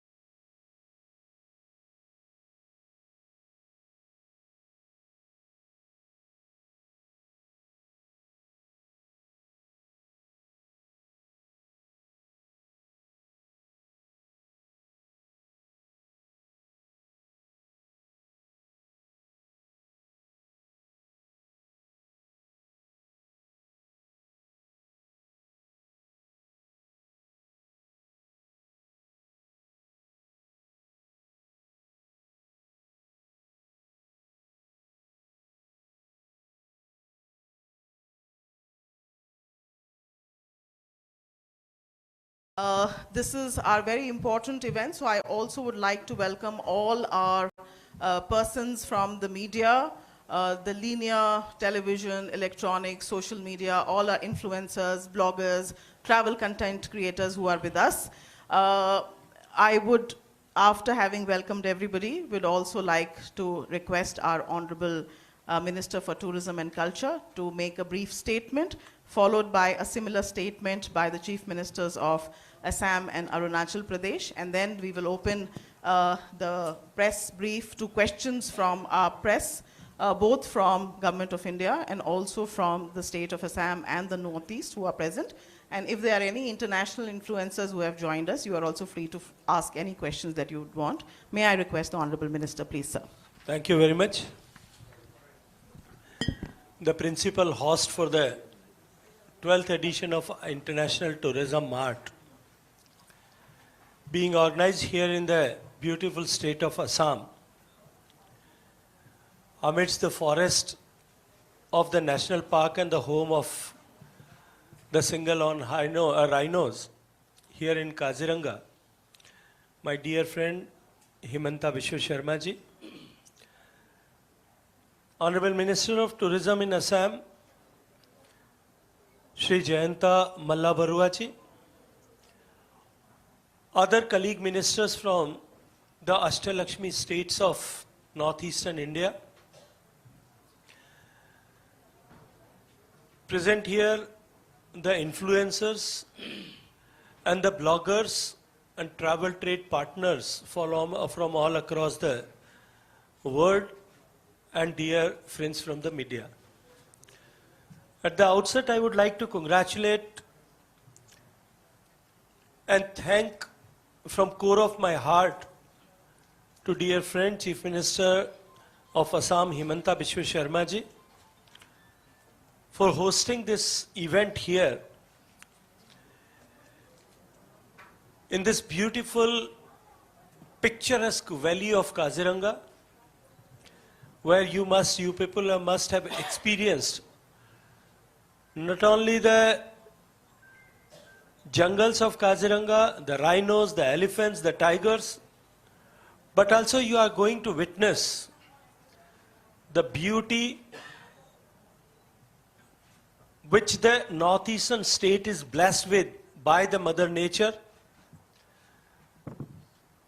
the vibrant culture, the diversity of cultures, the diversity of ethnicities, the diversity of cuisine, costumes, crafts, and the richness and the warmth of the culture and the life of this northeastern part of our country.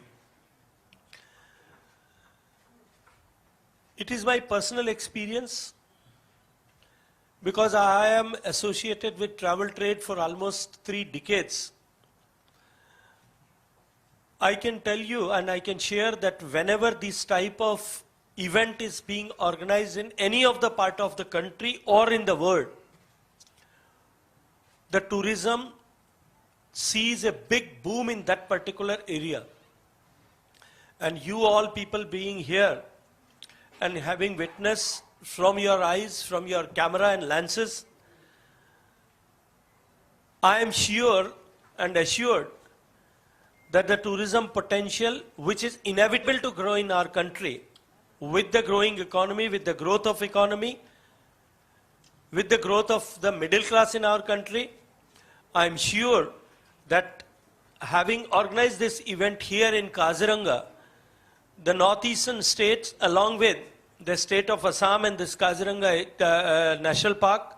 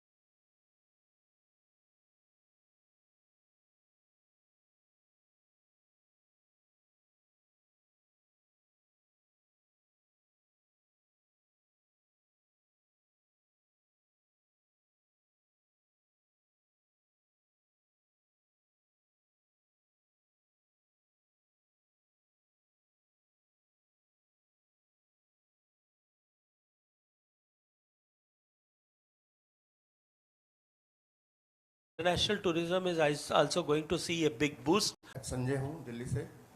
Sir पिछले 12 साल से government of India का focus north east पर है और लगातार 12 mart हो गए हैं और आप कह रहे हैं कि बड़ा भी है। स्टिल अभी आप क्या चैलेंजेस पर्यटन के क्षेत्र में, टूरिज्म के क्षेत्र में देख रहे हैं? देखिए, एक जो बड़ा चैलेंजेस है, it is all about infrastructure, because हमारे एयरपोर्ट्स है, लेकिन as you know that the frequency of flights is still very less. इसमें ध्यान देने का ज़रूरत है।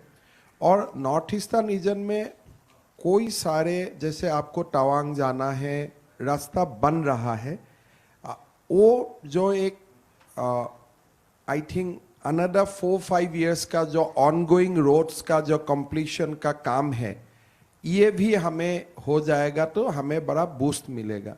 बट एक बड़ा बात है, जैसे Assam, we are not witnessing any violent, any militant activity for last 5 years। सारे देश का टूरिस्ट के लिए जो एडवाइजरी होते हैं, somehow they put many northeastern state under restricted category, not by government of India but by the country themselves. So we are in constant touch with the embassy minister, external affairs minister Sri Jaishankar ji is also helping us. Since the perception is very very important, अगर आप आज असम में, if you go by statistics, हम peaceful state है, militancy भी नहीं है, साथ में जो ऐसे लॉ एंड ऑर्डर इश्यूज होता है वो भी नहीं है। बट फिर अभी आप अमेरिका, जापान, हर स्टेट का अगर ट्रेवल एडवाइजरी देखेगा, कहीं ना कहीं क्वेश्चन में कुछ ना कुछ लगाए हुआ है। So I think management of perception, ये हमारे लिए एक बहुत बड़ा मुद्दा है। भारत सरकार भी मदद कर रहा है, लेकिन एक फॉरेन टूरिस्ट लाने के लिए जो एम्बेसी से, जैसे if you look at Rajasthan there is no restriction, if you look at Karnataka no restriction, but जब भी असम का बाद आ जाएगा, there will be yellow colour, red colour, blue colours, lot of things are there. हमें कोई बार बात भी करता हूँ, वो लोग बोलते हैं कि नहीं, थोड़ा हमें समय लगता है to come out of the earlier perception. ये थोड़ा लंबा खेल है, it can be achieve like एक रास्ता आप 2 साल में बना सकते हैं, लेकिन परसेप्शन सेंस करने में थोड़ा समय लगता है। I think we are through the transition phase. अभी we keep on inviting ambassadors of various countries. They come as a group. We invited them to stay, invited them to visit Kaziranga, Manas, so that once they go back, they can be our ambassador. So ये प्रयास चल रहा है, भारत सरकार भी हमें काफी मदद कर रहा है, but I think we are still on that process of transition. शायद हमें और थोड़ा वक्त लगेगा लोगों का perception sense करने में। And adding upon what exactly Hemanta ji has said, that was another reason to organize this 12th edition of ITM here. And I have a strong belief the people who has come here all from all across the sectors and the parts, having present here and having witnessed the entire geographical beauty of this area, having feel the peace and the development oriented mindset and works going on here in this part of country, I wish and I expect from all the bloggers, all the celebrities, all the writers, all the influencers who has come here, and the stakeholders of travel trade which has come here, and all the press and media partners who has come here to showcase this event, to cover this event, I request from all of you to write down on your or depict on your platforms, on whatever platforms you are active on, what you have experienced here. And if you will write it on that, then it is going to pave the path for change of perception which is there, which is mentioned by Honorable Chief Minister of Assam. So my humble request to all of you, आपने जो देखा है, जो अनुभव किया है, वो ठीक से आप अगर लिखेंगे तो निश्चित रूप से ये जो परसेप्शन का वार जानबूझ करके कई बार जो है कंपटीशन की इस दुनिया में खड़ा किया जाता है, उसको सुधारने में हमको बहुत बड़ी मदद होगी। Hello, check. My name is Aparmita. I'm from India Today, Ani. And my question is directed to Bap Paul, Honorable Tourism Minister of Meghalaya. So, Meghalaya has been organizing a variety of festivals, be it the Shillong Cherry Blossom Festival, Migom Festival and concerts, and it's also organizing Bloomverse, and then we'll also have Nick Carter performing. So, do you see this as a sustainable approach to boosting tourism? Or do you think there are plans to diversify strategies to ensure year-round tourist engagement in the state? Well, to answer to your query, we have an annual tourism calendar which announces various festivals at various points of time around the year. But music is certainly a major USP since Meghalaya and Shillong in particular has been home to Western music right from the 1950s. That apart, we are also trying to synergize our efforts with the fact that we consider the entire Northeast as a single tourism circuit. And the inflow of tourists to Assam, for instance, those who come for wildlife tourism to Kaziranga, and those who visit Kamakhya temple for religious tourism, quite a substantial number of those tourists then hit to Meghalaya the next day after they complete their tours here in Assam. So it's a connected circuit, but for us, music is our core strength. Thank you. So my next question is, it's a related question, is for Honorable CM of Assam. So tourism requires regional collaboration. So how is Assam collaborating with its most neighboring state, that is Meghalaya, to promote tourism in Northeast? It's being witnessed here. We are all sitting together. I think tourism, the whole approach of the government of India is to approach tourism not as states, like tourism for Meghalaya, tourism for Assam. We are trying to promote tourism for entire Northeast. So that is why this event also named as a Asta Lakshmi. So I think, as Ba Paul has said, once a tourist comes to Kamakhya, he will surely or she will surely go to Shillong. So it is interlinked. So on matter of tourism, all the government of, SARE, all the 8 states, we are collaborating very closely. Infrastructure building is a approach towards that. And I think all the Northeastern state and government of India's policy is the same, that let us not promote tourism for Assam, Meghalaya, let us promote it for entire Northeastern state so that we can share our prosperity. So that's the whole idea. Hello, sir. Hemantana calling from the ANI. This my question to the Chief Minister of Assam, sir. What do you want to say about this tourism potential across the Northeastern region and the development done by the current government in the last 10 years compared to the previous government also? And you have also talked about this, the setting up of one heritage museum in Assam. You see, if I go by the timeline, prior to 2014, there are the Northeastern region was unstable, politically unstable, and also it was tense because of various agitations and also for various militant movement. But since 2014, number of peace accord has been signed, militants has laid down their arms, and obviously peace is the primary condition for the development of tourism. If there is no peace, you can't think of tourism. Because of the huge initiative of Prime Minister Modi ji and the Home Minister Amit Shah ji, today Northeastern state is, barring a few incidents, most of the Northeastern state is free from any incident, any law and order issues, and all those peace agreement which is signed is paying rich dividend. So post 2014, we are witnessing a different kind of momentum, right from infrastructure building, restoration of peace, and bringing a new sense of closeness among the Northeastern state. So perception and reality post 2014 is a, I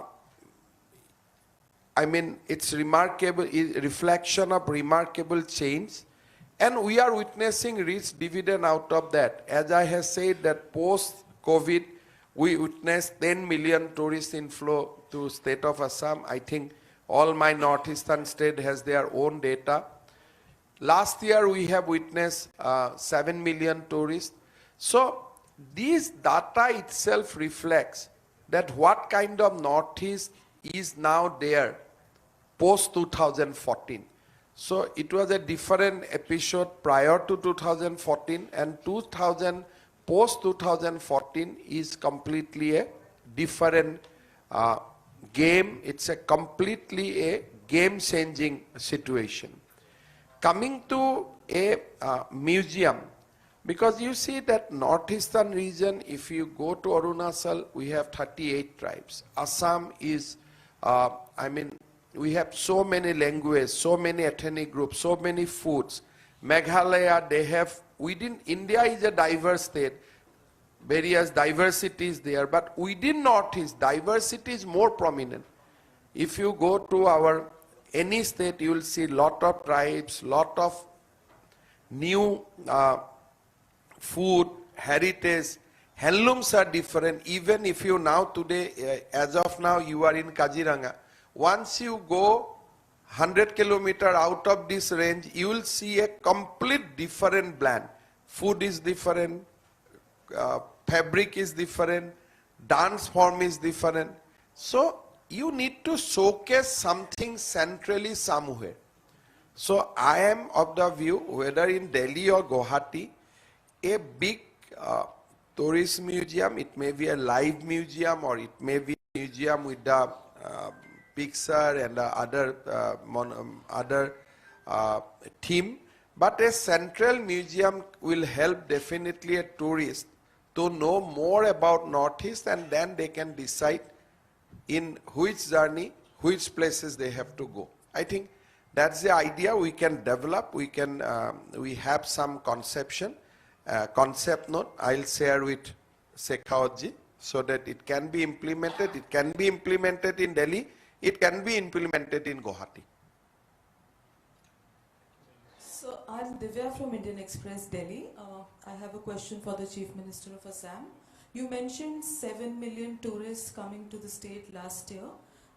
Roughly what percentage of this would be foreign tourists, I would presume? As I told you that in my speech, yes. Last year we have we got 26,000 foreign tourists.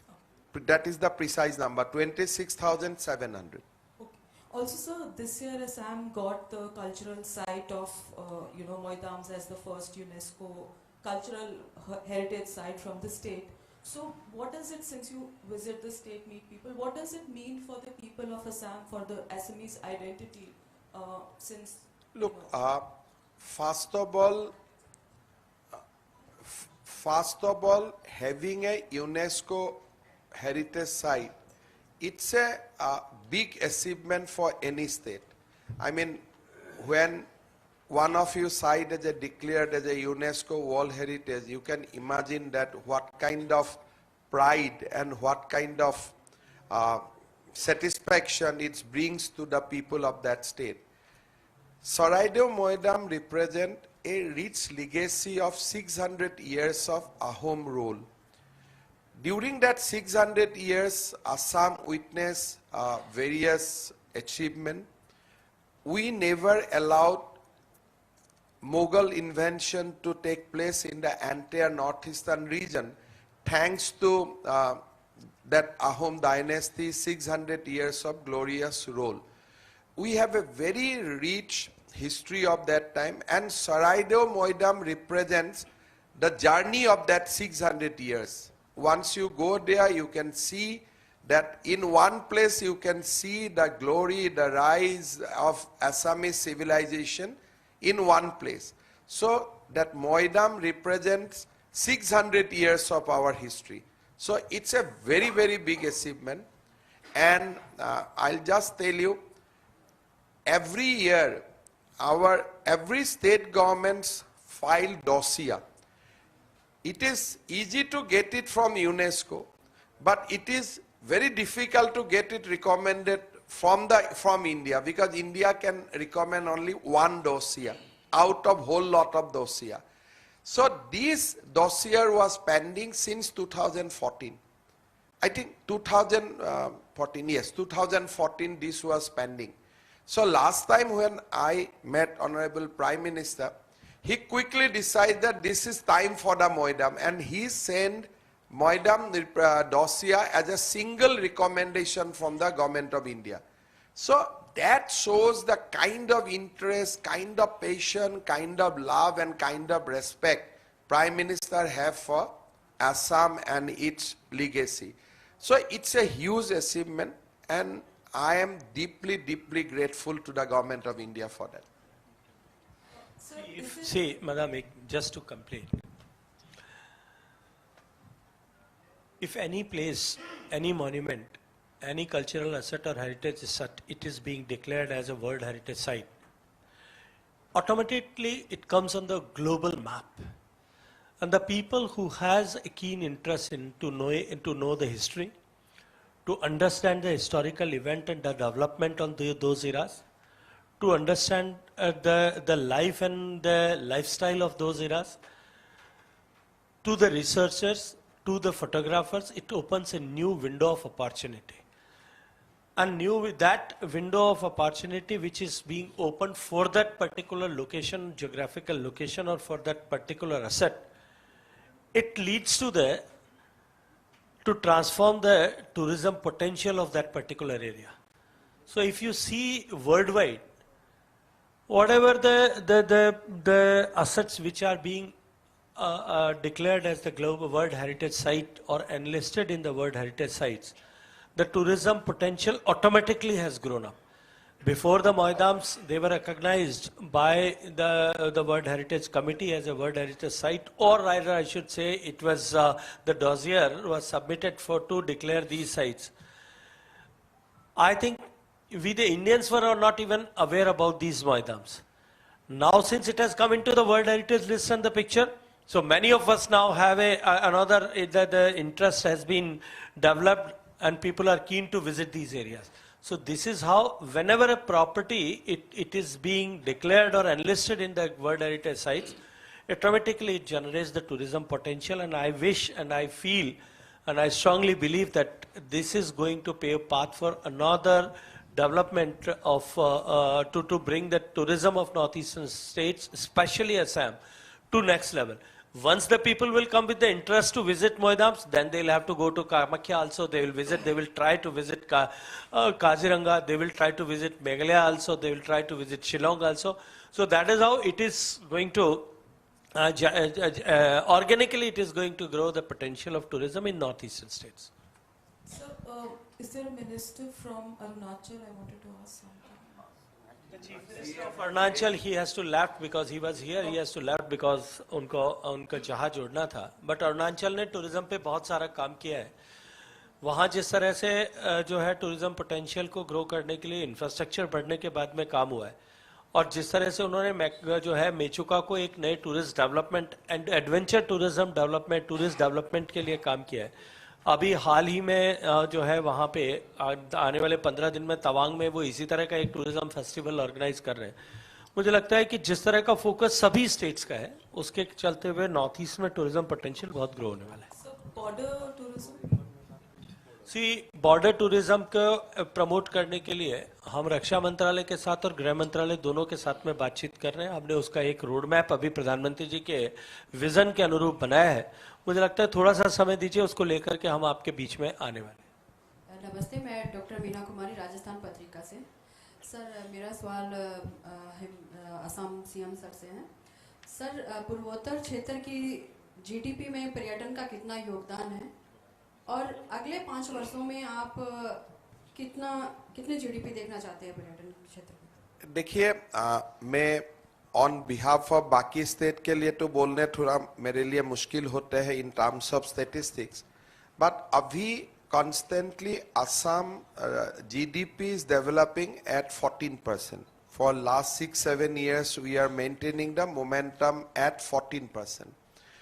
But having said that, एक हमारा issues आते हैं because we have the landscape, the kind of landscape we have.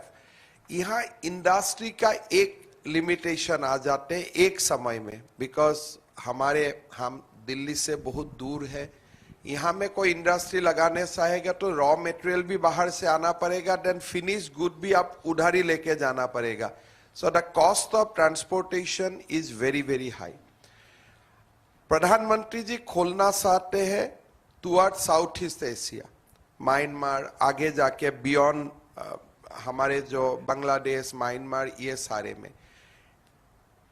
These, although plans are there, trans-Asian highways, railways are going on, but because of the political instability you see occasionally in our neighboring countries, ये जो plan है प्रधानमंत्री जी का बहुत ज्यादा अपना मन में उनका इच्छा होने का बाद भी एक कहीं ना कहीं हम इसको लॉजिकल कंक्लूजन तक अभी तक लेके नहीं जा पा रहा हूं. जैसे बांग्लादेश से हमारा बहुत अच्छा बन गए थे, लेकिन थोड़े से सेटबैक हो गया.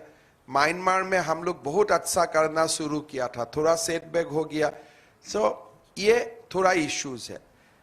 Coming days tourism is one sector, ये हमारा हाथ में है. अगर हम पीस एंश्योर करते रहता हूं with the kind of infrastructure, अभी शेखावत जी ने हमें मैं भाषण में बोला हमारा हर प्रदेश को 2-2 आइकॉनिक प्रोजेक्ट्स दिए हैं.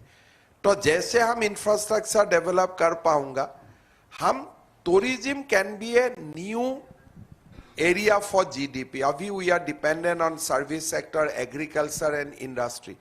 But tourism can be the fourth element. और असम में हमें we see in the next 10 years, tourism को हम काफी ऊपर ला सकूंगा immediately after that 3 sectors, service sector, industry and agriculture. So मैं उनको बहुत ज्यादा पोटेंशियल देखता हूँ आगे वाला समय में. सर, अभी हम जहाँ बैठे हैं काजीरंगा में, तो इसी के संदर्भ में पूछे तो कि वन्य जीवों के संरक्षण और संवर्धन के लिए राज्य सरकार की क्या-क्या योजनाएं चल रही हैं? देखिए, अगर मैं बोलूं कि असम का लास्ट 10 इयर्स में आप एक बड़ा अचीवमेंट बताइए. हमने जो राइनो का जो हॉर्न का तस्करी था उसको हमने ऑलमोस्ट इसको खत्म कर दिए. प्रायर टू 2014 एक साल में we have seen 70, I think highest was 48 or 50 इसके राइनोस का किलिंग्स हुए, तस्करी हुए. ये नॉन फिगर है और कोई ज्यादा फिगर सामने भी नहीं आते हैं. तो उसको हमने 0 तक ले आया. अभी Kaziranga has seen sometime 1, sometime 0. प्रधानमंत्री जी कोई बार अपना मन की बात में भी बोला है कि ये असम का एक बड़ा अचीवमेंट है कि कंजर्वेशन में हमारा जो एक बड़ा फ्रंट है कि राइनो का हम तस्करी को, राइनो हॉर्न का तस्करी को बंद करना है, उसमें हमने कामयाब हुआ. आप देख सकते हैं सामने आपका बोर्ड में कितना लोग मरे हैं इसके लिए. This is the list of the martyrs who has laid down their life for protecting this wildlife sanctuary. कोई आप भारत का कोई भी सेंचुरी में जाइए, लोग ऐसे शहीद होना एक अपना नेचुरल स्पेस को संरक्षण के लिए, ये आप कहीं भी नहीं देखेगा. This is unique to Assam's effort for conserving Kaziranga and Manas for our next generation. Shekhawat ji ने बताया कि हमने कैसे एरिया एक्सपांड किया है. कोई भी आप भारत में जाइए, वाइल्ड लाइफ सेंचुरी का area expansion is not easy. There is a lot of resistance from the people, but यहाँ लोग कोऑपरेट करते हैं. हमने इसको काफी सारा एक्सपांशन किया हो और तस्करी हम 0 तक लेके आया हूं. तो असम का जो कंजर्वेशन एफर्ट है, मैं तो आपको बोलूंगा एज यू आर हियर, हमारा director Kaziranga wildlife sanctuary से थोड़ा बैठिए 1 घंटा, आपको काफी स्टोरीज मिलेगा how we have carved that मीनांस completely. Yeah, we will take now one last question, keeping the time in view. And I'd just like to draw your attention to the fact that we have tourism ministers from the other Rashtra Lakshmi states, if you'd like to take the opportunity to also ask them any questions. Thank you. So I'm Rina Tulsian from the Hindustan Times. And you talked a lot about perception and how it causes an issue because a lot of embassies and other countries think that Northeast is not that safe. So drawing from that, talking about Manipur as well, right? We see a lot of ethnic tensions happening there. The most recent one that happened last week. So do you consider that state as a setback as well to the Northeast tourism? देखिए अभी हम जहां मैं बैठा हूं मणिपुर यहां से 800 kilometre दूर में है। आप अगर जहां मणिपुर का वायलेंस अगर आप यहां से गाड़ी से जाना चाहेगा तो 2 दिन लगेगा आपको। Now is a event in Rajasthan is a setback for Haryana. So थोड़ा सा मीडिया हमारे साथ इनजस्टिस कर देते हैं उसमें। जैसे कर्नाटक में इवेंट होने से no journalist will put the question in Andhra Pradesh कि कर्नाटक में यह हो रहा है, is it a setback for Andhra Pradesh. So north east का जियोग्राफी समझना बहुत इंपॉर्टेंट है। We are culturally one but we are different state. जब आप मणिपुर का इंसिडेंट का साथ असम का काजीरंगा का टूरिस्ट को इंटरलिंक करने का कोशिश करता है, उसी से नॉर्थ ईस्ट का लोगों का फ्रस्ट्रेशन आ जाते हैं। अभी मेघालय का साथ अभी if Assam Dibrugarh witness some kind of incident और इसको आप मेघालय का साथ लिंक करना चाहेगा तो मेघालय का लोगों का फ्रस्ट्रेशन हो जाता है। भाई हमें जीवन में डिब्रूगढ़ नहीं देखा हूं तो हमारा जीवन का साथ डिब्रूगढ़ का क्या संबंध है। असम का कोई सारे लोग है जीवन में मणिपुर गया ही नहीं है। तो अभी मणिपुर का हैपनिंग का साथ if you link with Kaziranga and Manas it is injustice to us. काल अगर सिक्किम में कुछ हुए हैं जैसे असम में कुछ हुए हैं और उसके लिए आप अष्टलक्ष्मी का नाम दे के नॉर्थ ईस्ट का नाम देते, आप सिक्किम को भी खराब कर देते हैं टूरिज्म इनफ्लो, ये तो ठीक नहीं है। सो इसीलिए my request to the media in Delhi कि भाई इंसिडेंट मणिपुर में हुए हैं। सो यू से दैट हमारे नॉर्थ ईस्ट में 8 स्टेट है, एक स्टेट में कुछ एथनिक वायलेंसेस है, बट 7 स्टेट का टूरिज्म में उनमें कोई इंपैक्ट होता ही नहीं है, होना नहीं चाहिए। बट जब दिल्ली का मीडिया ये परसेप्शन बना देते हैं कि entire north east is under disturb, तब हमारे प्रॉब्लम होते हैं। तो इसीलिए एज आई से in very fast question, managing perception is a big thing. तभी मैं तो इतना ही बताऊंगा, हमारा डाइस में कोई लोग बैठा है, मेरे सिवा शायद बहुत लोग मणिपुर गया ही नहीं आज तक। सो इसीलिए तो ये कंप्लीट डिफरेंट स्टेट है। We are emotionally one, geographically one, but distance between 2 states बहुत बड़ा होते हैं।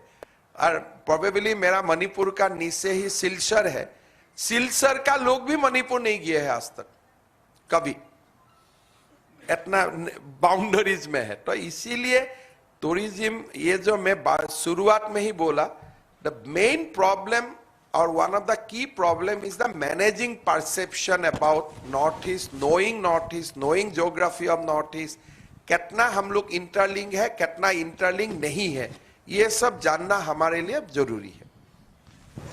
यूरोप के बहुत सारे देशों के बीच में और शहरों के बीच में जितना डिस्टेंसेस है, उससे ज्यादा डिस्टेंसेस, बहुत ज्यादा डिस्टेंसेस जो है हमारे नॉर्थ ईस्ट स्टेट्स के एक शहर और दूसरे शहर के बीच में। अब आप अरुणाचल से अगर मणिपुर जाएंगे तो आपको बहुत सारे शहरों से शायद 3-4 दिन अगर सड़क से जाएंगे तो भी नहीं पहुंच सकेंगे, वेरएज यूरोप में एक शहर से दूसरे शहर जाने में कुछ घंटों से ज़्यादा समय नहीं लगता है।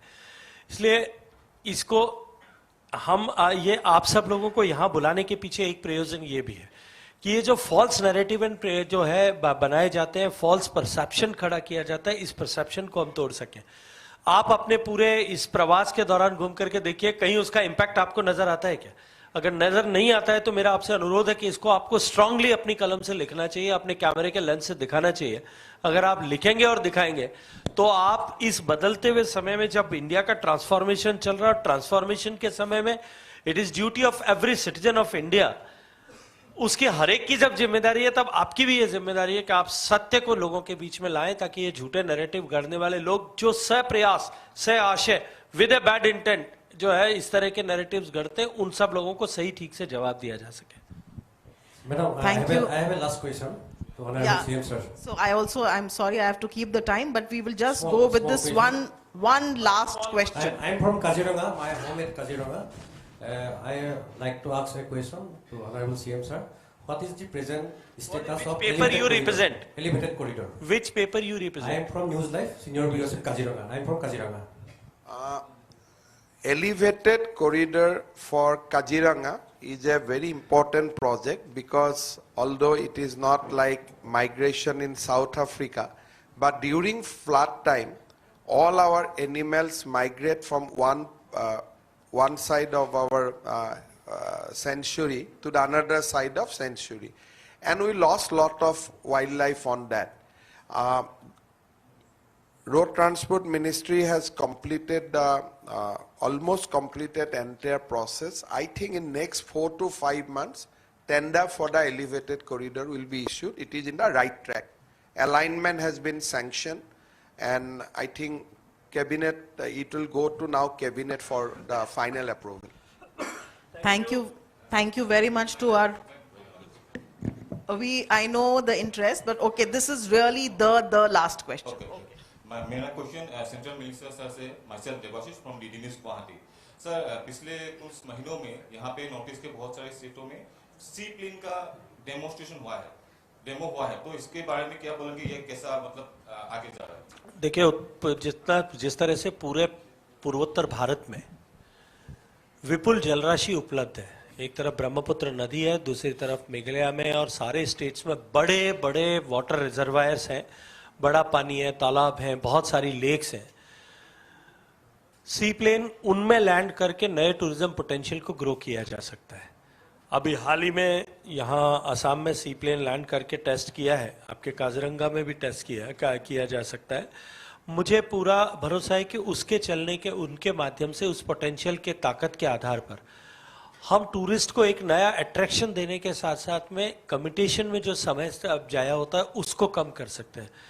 और आने वाले समय में जिस तरह से प्रधानमंत्री जी सी प्लेन के माध्यम से ट्रैवल को ईज ऑफ ट्रैवल लाने के लिए काम कर रहे हैं, मैं टूरिज्म के दृष्टिकोण से उसमें एक बहुत बड़ा जो है भविष्य उसके नाते उसमें देखता हूँ.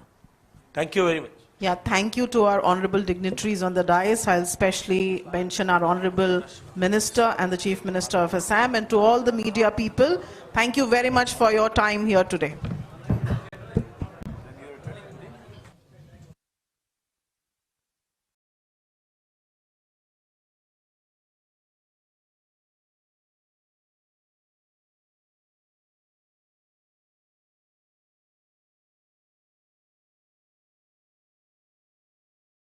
Expand this airport. Some of our key initiatives, we understand that tourism has to be inclusive. It has to spread across the state. We want to take it to other circuits. We have a wonderful homestay scheme.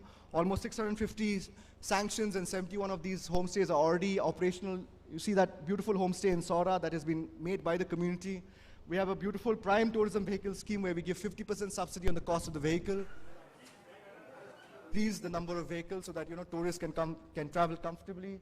We have the Meghalaya Grassroots Music Project, a beautiful project to really take music to the grassroots and create this product where tourists who come to enjoy music can enjoy music all around the year in cafes, in busking zones, in public places. So this project employs nearly 3,000 artists. So what are we doing in the next few years? We are coming up with newer destinations. As you see, a lot of our tourism is focused around the Shillong, Cherrapunji, Shillong, Dauki sector. We are taking tourism westwards also towards the west of the state, towards Garo Hills, that is towards, Rongram, Babadam area, the Nokrek Tura area, South Garo Hills, which is beautiful for its wildlife sanctuary, beautiful for Wadi Chora, which is a natural gorge. We are taking tourism towards Mausanram, one of the rainiest places in the world, and also, of course, we are building up infrastructure even in Sora and other parts. So almost 4,000 crore of rupees through various sources has been earmarked for tourism infrastructure development in the next few years. We also recently launched the Meghalaya Industrial and Investment Promotion Policy, wherein tourism has been declared an industry, giving a lot of impetus for private sector to come to the state. I'm happy to share with you that we have already 2 5-star hotels in Shillong, the Taj, Vivanta, and Marriott. We're getting a third, that is Aurika by Lemon Tree Hotels. So there's a great enthusiasm from the private sector to start investing in Meghalaya. We are also opening up newer places like Sora, like Umyam, for private sector development to develop, 5-star resorts. Some of our upcoming projects include the Shillong Peak Ropeway, which will connect Shillong City to the Shillong Peak, a convention center at Tura, a beautiful skywalk sanctioned by Ministry of Donor in the Maukadok Dimpep Valley, and of course a Meghalayan Age Experiential Center to take caving to a newer product. These are some of the best practices where we share revenue with the community. We have different models of revenue sharing where a community are giving us land and we are developing infrastructure and also leasing it out to the private sector. And one of the new things we have come out with is a tourism buddies scheme where we'll have tourist guides called tourism buddies at various locations who will speak multiple languages, who will facilitate, tourism entry in different iconic locations. Thank you. We'll request to play the AV, please.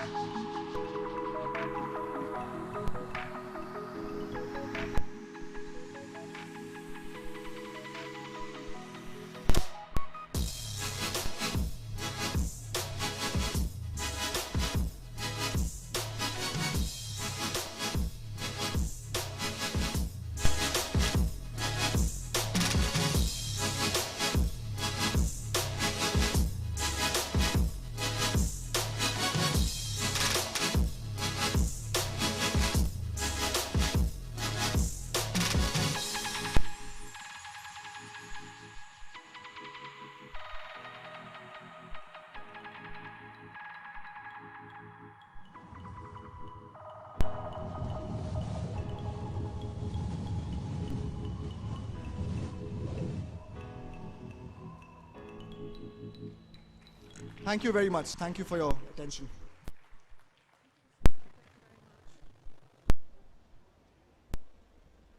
Ladies and gentlemen,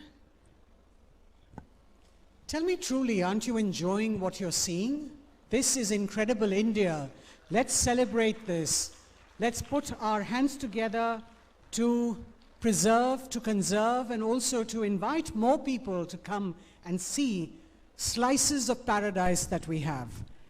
We're now moving on to the state of Mizoram, and I request the Secretary of Tourism, Dr. Lal Rosama, to please come up and make his presentation.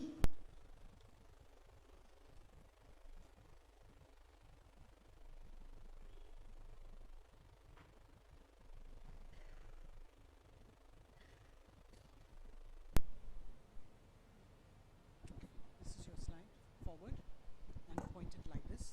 So the slides are moving. See? Okay?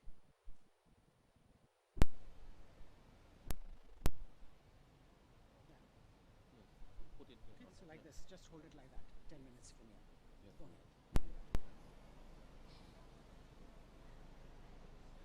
Go ahead. Distinguished members of this august gathering, greetings from Mizoram and good afternoon. First, I would like to thank the Ministry of Tourism for giving us this opportunity, and also the government of Assam for hosting this event. Before I go through with the presentation, you know, Northeastern States are at the foothill of the Himalaya, and we have so many features in common. Now, before I go in detail with the presentation, I would like to highlight the unique features that the state of Mizoram enjoys. First, about the people, in Mizoram, the population comprises of the major Mizo people who speaks Mizo as the first language, and English is the second language. There is no, I would say, there is no discrimination between males and females, and we can say that females take parts more in the day-to-day activities. When you come up to Mizoram, you can see lots of females who are attending the market, who are attending as a vendors, shopkeepers, and also in the office and in other community services also. Females take major parts, and there is no dowry system in Mizoram. In fact, the community participations as a whole is very, very high in the state, and the government support is also contributed very much by the community services. There it is highlighted that the literacy percentage of the state is the second highest in the country, so that helps in the hospitality services in tourism also. And one unique feature which the state enjoys is that among all the states in the country, in Mizoram, the highest concentration in percentage of tribal people could be seen in the state of Mizoram. And because of that, the tribal culture, the tribal traditions and their way of life could best be seen, I would say, in the state of Mizoram because of its high concentrations of the total tribal population. In fact, 94.4% is the percentage of the tribal population in Mizoram. Even the bloggers, the vloggers, when they visited Mizoram, their comments is about the discipline which they have seen in Mizoram. The discipline in the community could be best displayed in the traffic obedience. And Aizawl city, the capital of Mizoram, is considered as the no honking city in the country. And I would say that according to the Management Development Institute of Gurugram, the Mizo people are considered as the happiest people in 2020 and 2023. And about the land, now many of the cities in the country are reeling under this pollution.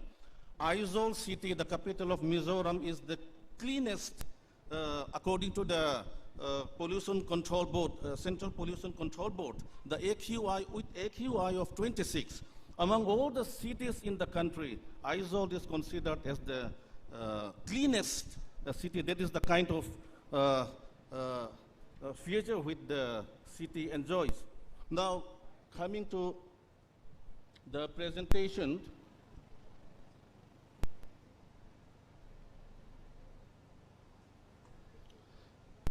connectivity, main connectivity is through air connectivity and rail and road connectivity. Air connectivity from Kolkata, Delhi, Guwahati, Imphal, Shillong and Silchar, and the road connectivity from Guwahati, Shillong, Silchar through the national highways.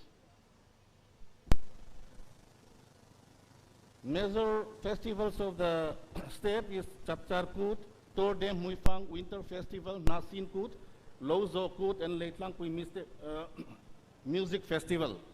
That Tordem Muifang is the cycling competitions, which is organized every year, in which various states participated. This year participation was received from Meghalaya, Manipur, and also far off from Karnataka. And this Leitlangpui Music Festival and Nasin Festival starts this year. And the Honorable Minister of Donor also gave the remarks that next time he will be witnessing, he would like to witness this Leitlangpui Music Festivals. Such is the success of these festivals. And these are the events. International Paragliding Accuracy Championship 2024.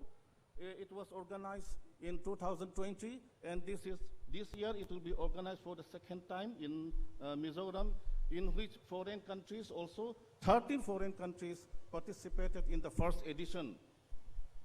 And this Paragliding Accuracy Championship, if I am not mistaken, it is organized in Himachal Pradesh only, other than Mizoram. And this off-road racing for Jimny, Thar, and Pajero will be organized this year in December. And Aizol Day is organized by AMC. Red Bull Tlang Rom downhill mountain biking. Here, 4 countries plus interested persons from the country participated. This year's edition, the championship goes to Taiwan. These are the tourist products in the state: culinary tourism, archaeological heritage, religious tourism, rural tourism, nature, adventure tourism. I will not go into the detail. Sialsuk village this year was the winner of Best Tourism Village Competition 2024 under the category of community-based tourism. In fact, as I said, the community participations in tourism is very, very high, and we rightly got the award for this community-based tourism. Thank you, MOT. Best practices. The Department of Tourism organized the Best Rural Tourism Village Competition. We selected 8 villages which competes among themselves and projected the potentials which they have in their village. And also, likewise, district-wise itinerary creation competition was also held, in which the deputy commissioners of all the districts compete among themselves and for the destinations and attractions which they have showcased in the competitions.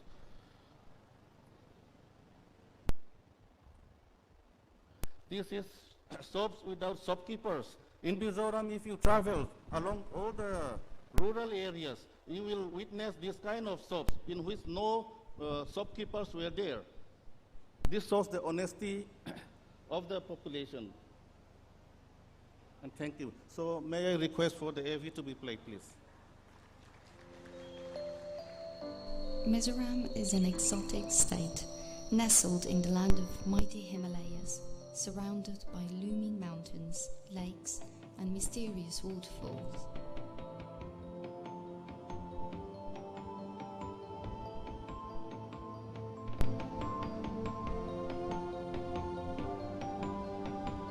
The land offers you a bliss of nature, serenity, and adventure which lies between lush green mountains.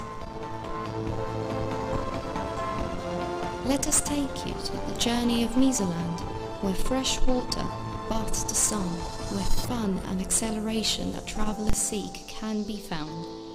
An idyllic land of great natural beauty, blessed with rich variety of flora and fauna.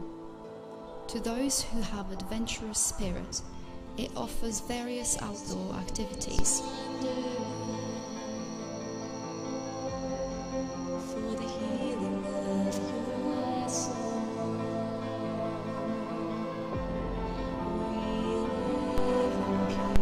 A gateway to paradise, exploring the unexplored nature, vibrant culture, and so much more.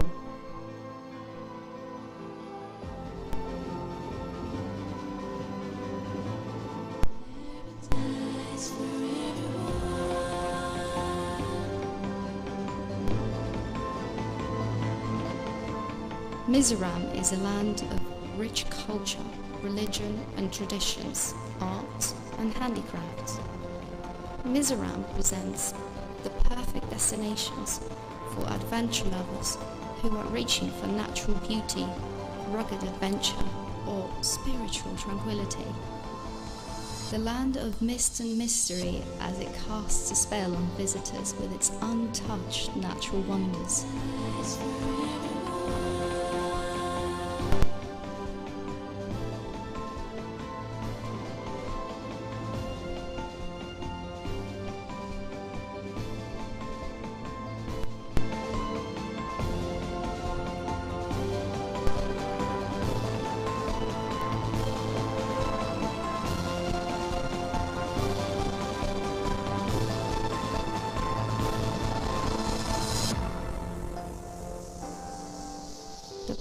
Where river floats gently into the next.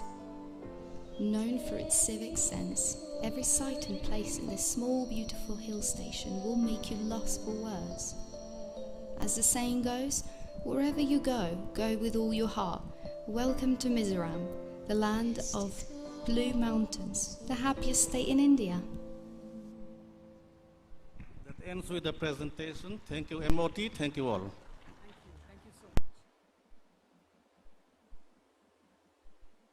Thank you so much.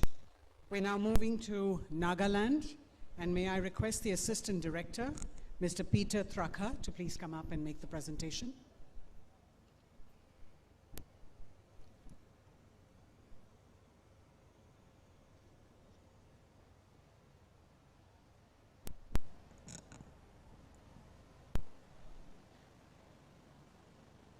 This is the slide that you will press, and you will point it this way. Yeah? Thank you. And I'll start your timer.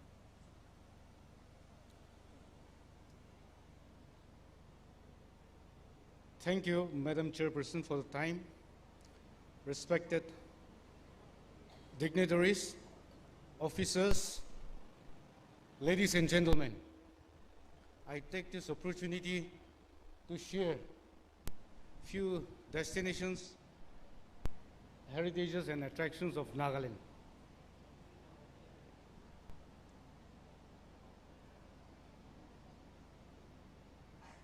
Nagaland covers 16,579 square kilometers and is divided into 17 tribes. Recently, one tribe has been officially declared to be a district, that is Meluri district. So we have now 17 districts in the state of Nagaland, home to 17 major tribes, and features lush forests, rolling stones, and swift rivers. Its hilly terrain is rich in diverse flora and fauna, and is part of the Indo-Burma diversity hotspot, highlighting its ecological significance.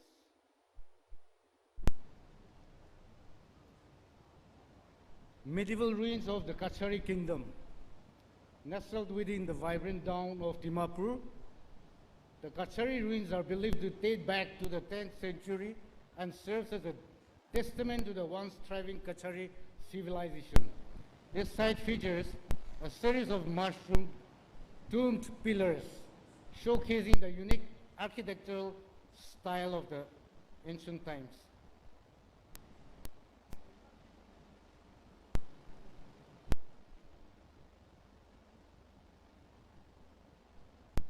Zuku Valley, it's located at an elevation of 452 meters above sea level.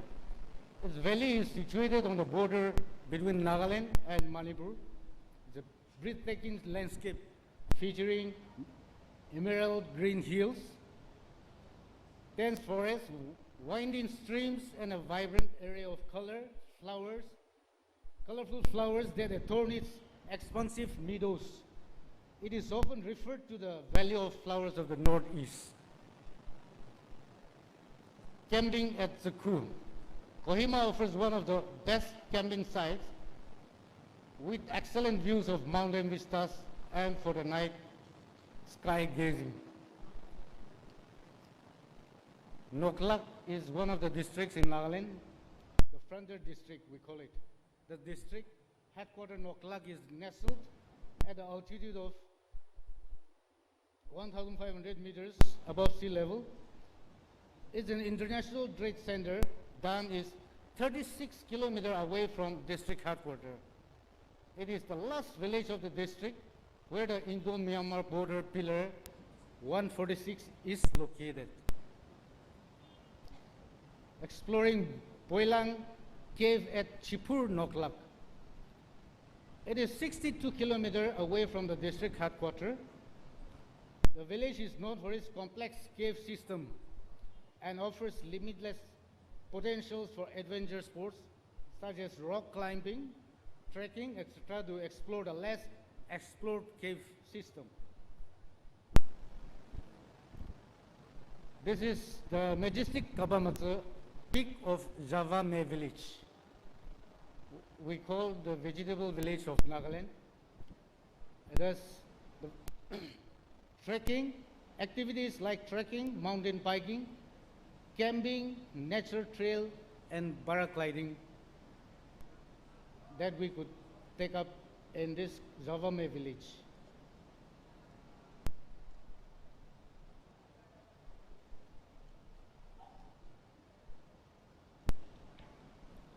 These are the cafeteria and facilities and homestays available at Kapamata. This is Mount Chafu. Chafu Peak is the second highest peak in Nagaland, reaching an elevation of 3,048 meters.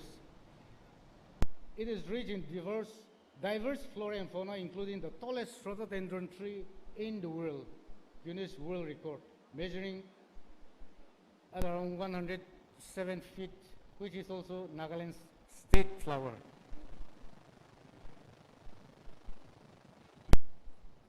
Wokha, the capital city of Amur Fulkan,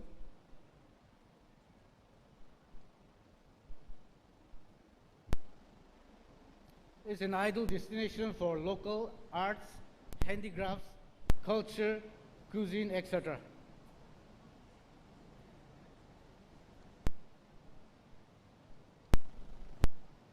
Doyang Nature Resort, an ideal place for water sports, ecotourism, adventure trails.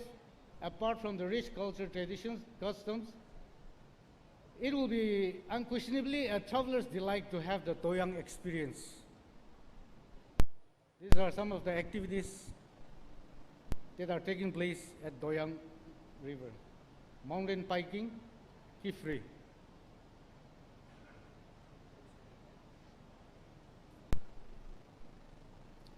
This is one of the biggest natural lake in the state of Nagaland, in the shape of a footprint.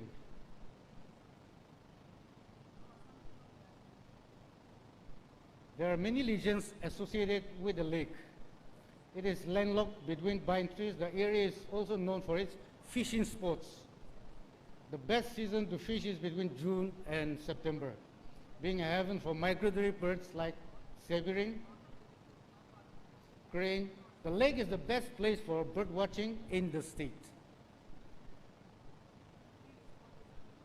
Hornbill Festival is a 10-day celebration of Nagaland, rich cultural heritage known as the Festival of Festivals.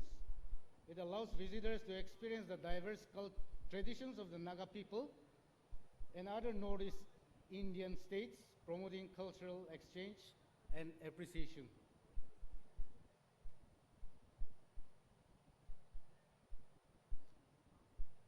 Mary Help of Christians Cathedral in Kohima is a captivating fusion of European and Naga architectural styles.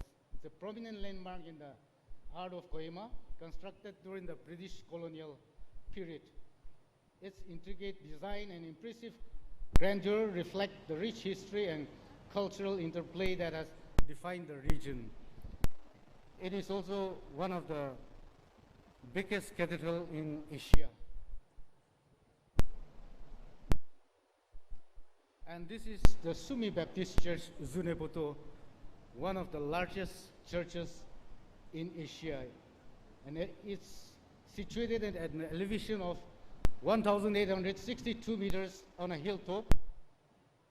The church not only is a place of worship, but also a cultural landmark, hosting significant events like the Tuluni Festival of the Sumis, which is celebrated which celebrates the harvest season and showcases traditional Sufi dances and rituals.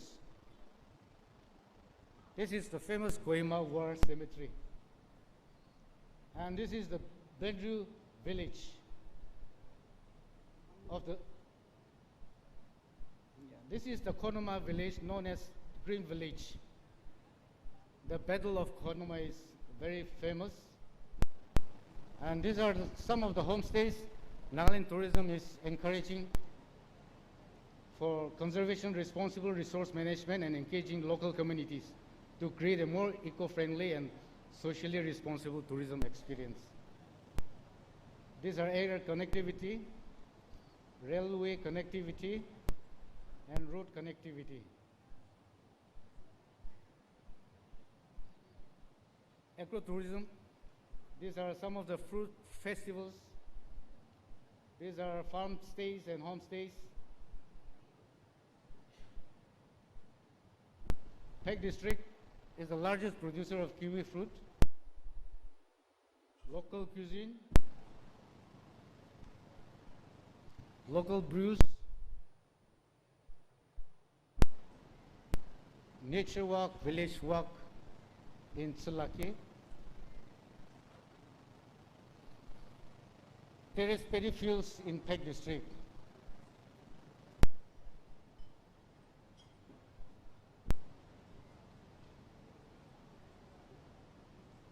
Best practices, visitors management, promoting lesser known attractions and improve infrastructure to accommodate tourists responsibly.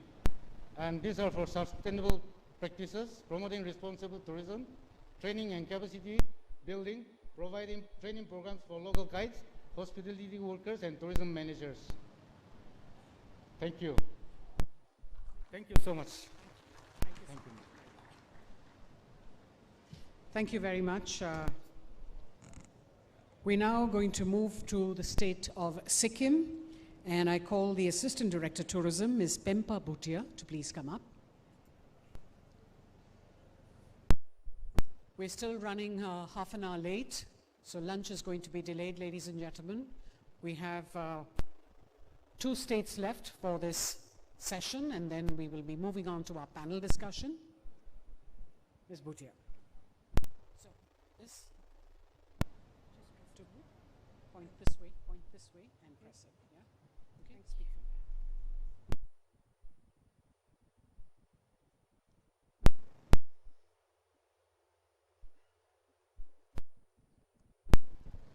there. Tashtile, Kamrimo, Namaste. Good afternoon, ladies and gentlemen. I, Pempa Bhutia, Assistant Director, Tourism and Civil Aviation Department, Government of Sikkim, would like to present Sikkim, where the nature smile.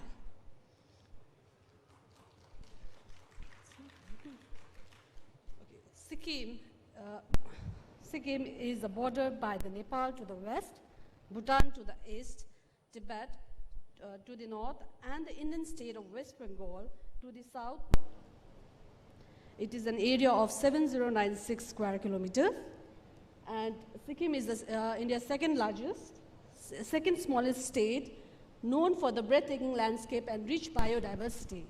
It is a popular tourist destination because of its varied scenes, scenic beauties, peaceful surroundings, and unmatched hospitality, the locals. For entry formalities, for foreigners need to obtain inline permit, also known as restricted area permits, to visit Sikkim, which can be easily obtained from All India Mission Abroad, Sikkim Tourism Office based at New Delhi, Kolkata, Siliguri, Bagdogra airports, Rampur, Malni, Ramandreshi, Pakyong airports for free of cost. Maximum permissible stay for foreigners initially is 30 days, which can be extended for another 30 days, total 60 days. Protected area permit, PAP, required for the trekking, visiting certain protected area of the state.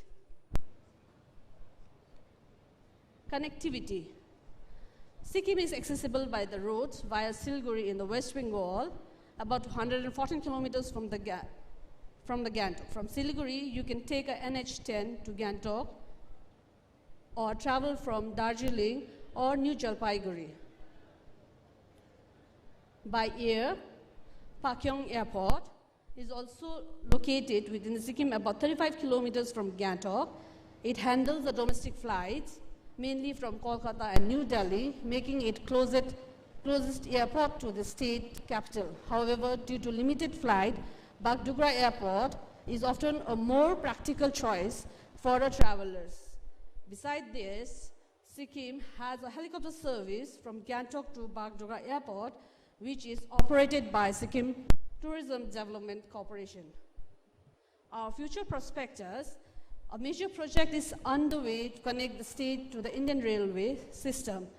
The ongoing Siliguri-Sivok-Rampur Rail Line project aims to connect Siliguri, West Bengal to Rampur in Sikkim, about 35 kilometers from Gangtok. Once it complete, it will be significantly enhance travel to Sikkim. Biodiversity. Sikkim is one of the rich biodiversity hotspots in the eastern Himalayas with an altitude ranging from 750 to the nearly 2,000 feet. It is endowed with a rich floral and faunal diversity. Over 4,000 species of flowering plants, includes 515 rare species of orchid, 60 species of primulas, 36 species of rhododendrons. Fauna includes the red panda, snow leopard, musk deer, and Himalayan black bear. Several wildlife sanctuaries and the national park is included in KNP. KNP, Kanchenjunga National Park, a UNESCO World Heritage Site. Experience the authentic Sikkimese culture and heritage. Panglaso, a Sikkim unique festival, is celebrate to honor the Mount Kanchenjunga, the third highest mountain in the world, considering the guardian deity of the Sikkim. It is observed annually on the 15th of the 7th month of the Tibetan lunar calendar, which is usually falls between the August and the September.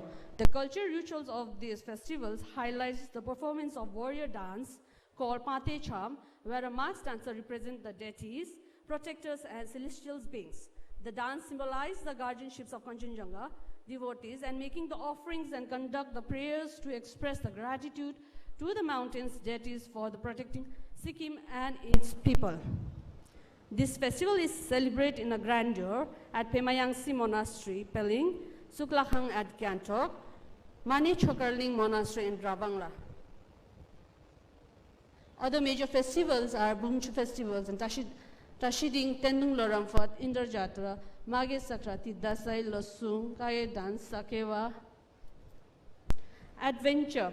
Adventure is our passions for us. Adventure is more than a profession. It is the essence of who we are. We have diverse adventure spots like paragliding, trekking, expeditions, rock climbing, mountain biking. Sikkim, as our playground, we invite you all to explore the stunning adventures regions. Moreover, we have our own institute, Indian Himalayan Center for Adventure and Ecotourism, where you can have a training or courses for the adventures and ecotourism. It has recently been recognized and certified by Indian Mountaineering Federation.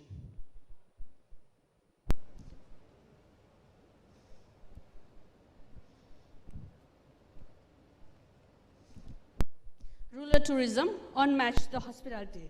Talking about the accommodations, Sikkim offers a range of luxury hotels, heritage hotels, guest house and homestays where you can experience the authenticity Sikkim is experienced.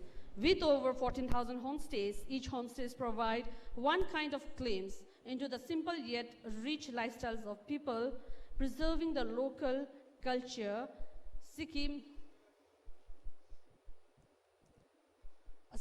role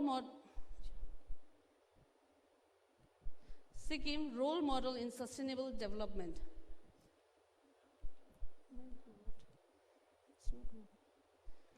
Major initiative towards ecotourism and sustainability, a day for Mother Earth, on July 7th every year, wherein all the vehicular movements except emergency services are stopped for the 7 minutes from 11 a.m. onwards. Mero Bato, Mero Boat. That means my road, my way. My child from the wild, adopting of trees. Ek Peड़ Maa Ke Naam, ban on single use of plastics, mandatory use of garbage bags in all tourist taxi.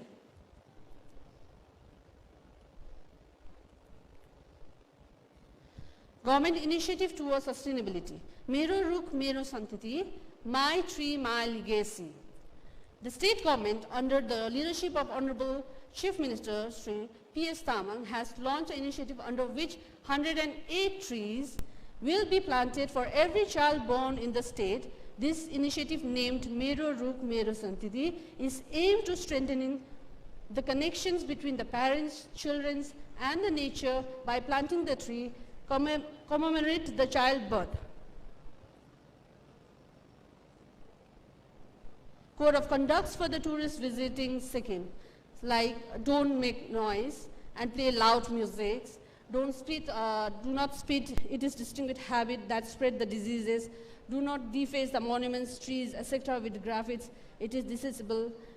So, recently, the Sikkim was selected in the National Geographic Coolest List 2024, the 30 most exciting destinations to visit in 2024 by National Geographic. Sikkim is the only place in India to features in the prestigious list and one among the only 3 places shortlisted from Asia.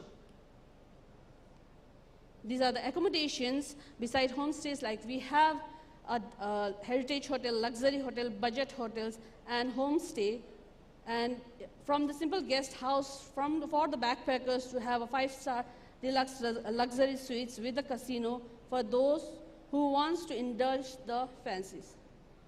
As you can see, the tourist footfall for the last 5 years, in 2024, in July we have received 8,60,003 and foreigners tourists is 59,644 up to July.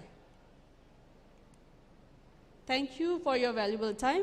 May I request to please play the AV.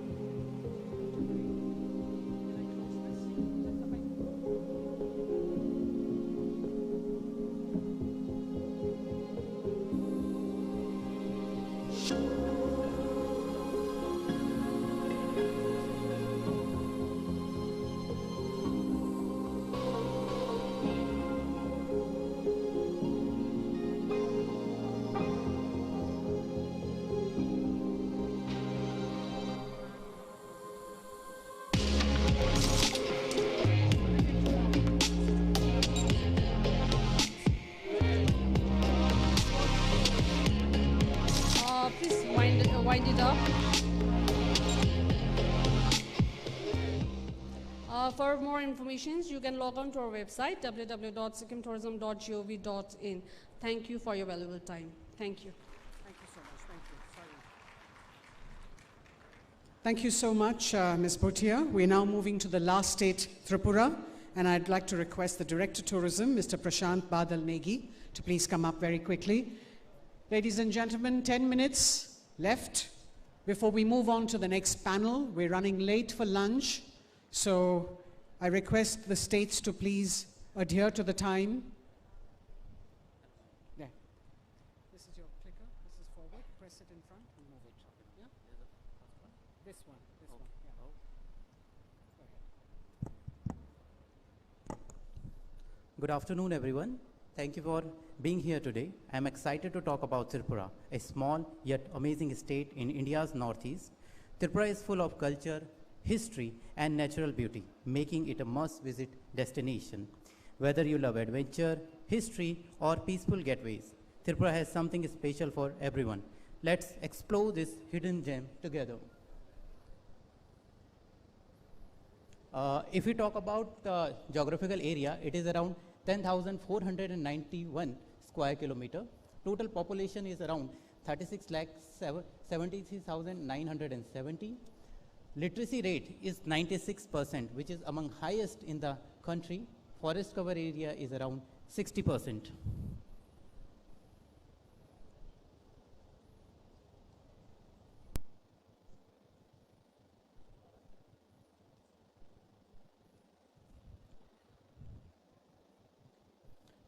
Tripura is the third smallest state in India, covering just 0.32% of the country's area. The state share around 856 kilometer international boundary with Bangladesh. Historically, Tripura was a princely state ruled by the Manakya dynasty, and this royal heritage is visible in its grand palaces, beautiful temples, and vibrant culture. It is also home to the 19 ethnic tribes and communities, including the Tirupuri, Rayang, and Bengali. This makes Tripura a land of diverse culture and traditions.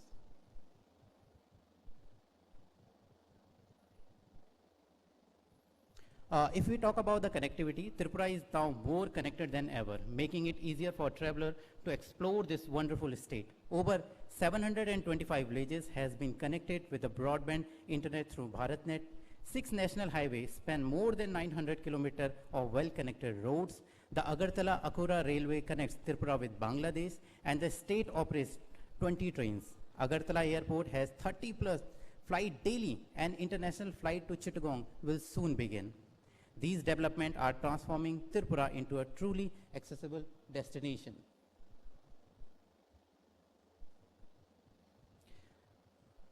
Now, Tripura is blessed with incredible natural beauty. Over 60% of the state is covered with a lush green forest. Its beautiful lake, majestic waterfall, and beautiful hills.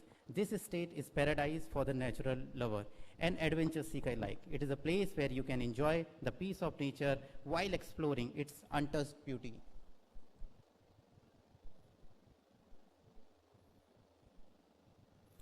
Also, here you can see there are a vibrant festival like Diwali festival, Gariya Puja, Ashtami festival, and Neer Mahal festival. These are some of the few which you can explore in the Tripura.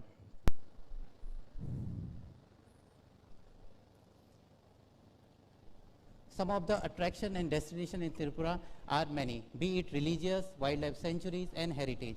In Tripura, you can explore the Tripura Sundari temple, which is also one of the Shakti Peeth in India, Kasba Kali temple, 14 Goda temple, and Jagannath temple. In wildlife sanctuary, you can visit the Sipai Jala Clouded Leopard National Park and Trishna Wildlife Sanctuary.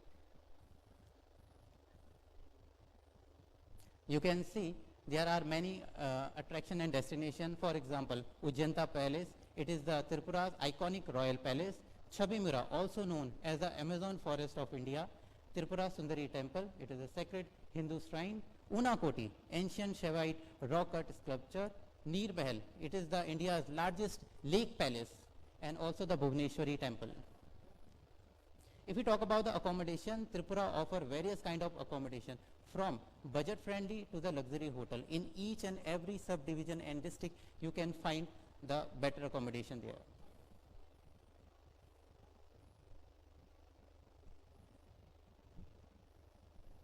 Also, Tripura is focusing on the sustainable tourism.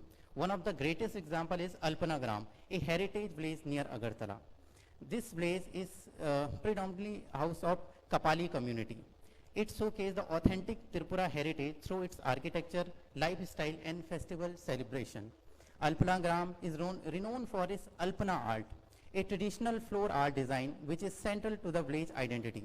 Visitor can see bamboo craft, homemade textile and other traditional artisan work by the local artisan.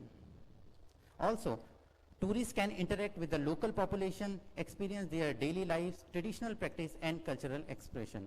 Local cuisine, music and dance performance give visitors a genuine taste of Tripura rich heritage. And also, this Alpanagram won the best tourism village in India by Ministry of Tourism this year only. Also, we have one of the unique product which is known as the Dumbu Lake. Dumbu Lake located, it's around 115 kilometers for Agartala and it will take hardly 4 hours to reach there from airport. It is situated in the Amarpur subdivision.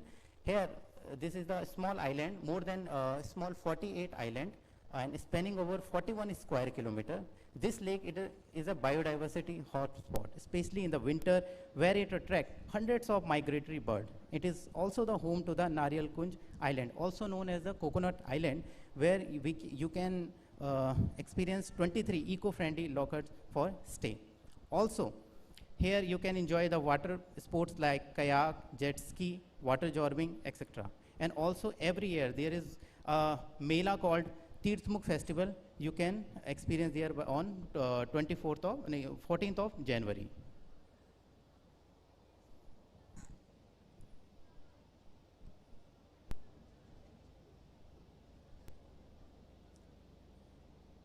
See, you can see water sports activities there, loggers.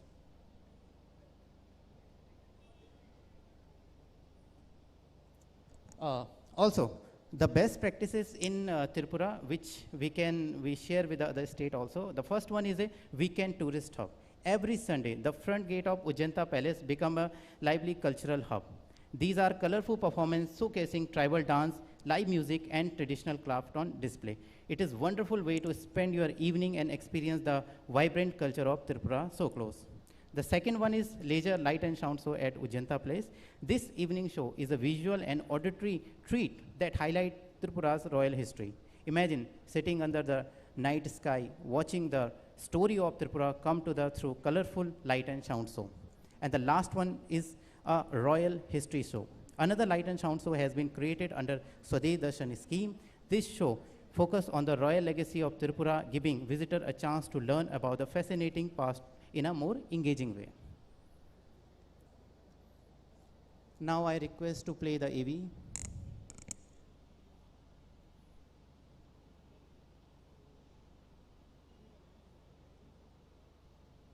Welcome to Tripura, a small yet vibrant state which is a rich tapestry of cultures, faiths and traditions, where the past and present blend seamlessly against a backdrop of majestic hills and ancient architecture.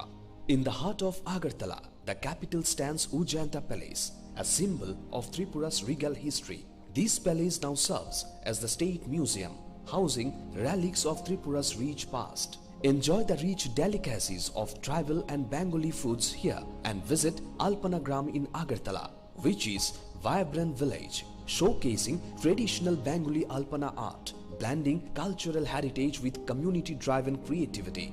Traveling to the shimmering Rudrasagar Lake lies Neer Mahal, India's only water palace, a creation of Maharaja Bir Bikram Kishore Manikya in the 1930s. Journeying to Udaipur, we find Tripura Sundari Temple.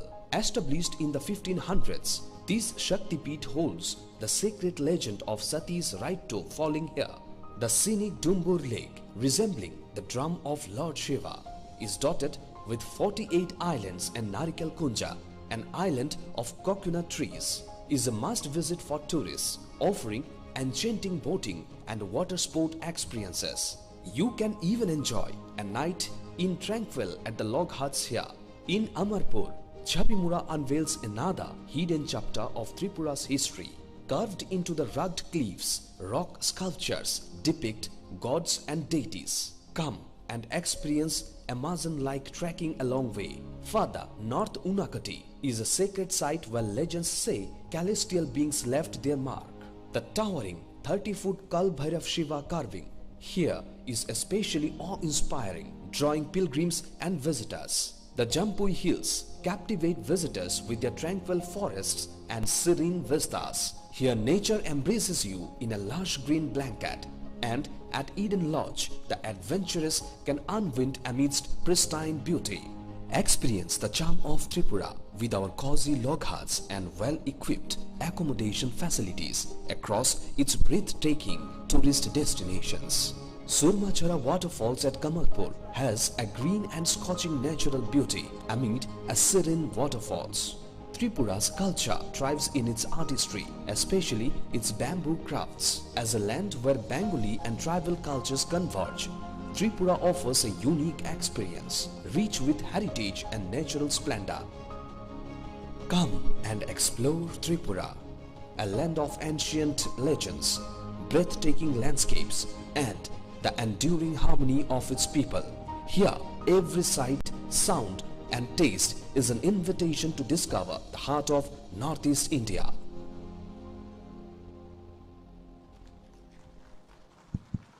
Thank you everyone for listening, and please do visit Tripura. Thank you once again. Thank you very much, Mr. Negi. Well, ladies and gentlemen, it's time now for our first panel discussion. And as we quickly make the arrangements on the dais, I'd like to request our panelists and our moderator to please join me up on stage. Our first panel discussion explores the concept of tourism by and for the local community, be it employment, innovation, digitalization, youth entrepreneurship, vocal for local, women empowerment. I must mention that this type of tourism model, often called community-based tourism, is when local residents actively participate in planning, managing, and benefiting from tourism activities within their area, providing visitors with authentic cultural experiences while ensuring the economic and social well-being of the community itself. Essentially, locals are not just hosts, but also key players in the tourism industry, and it goes without saying that it is beneficial for both the visitor and the community involved in many ways.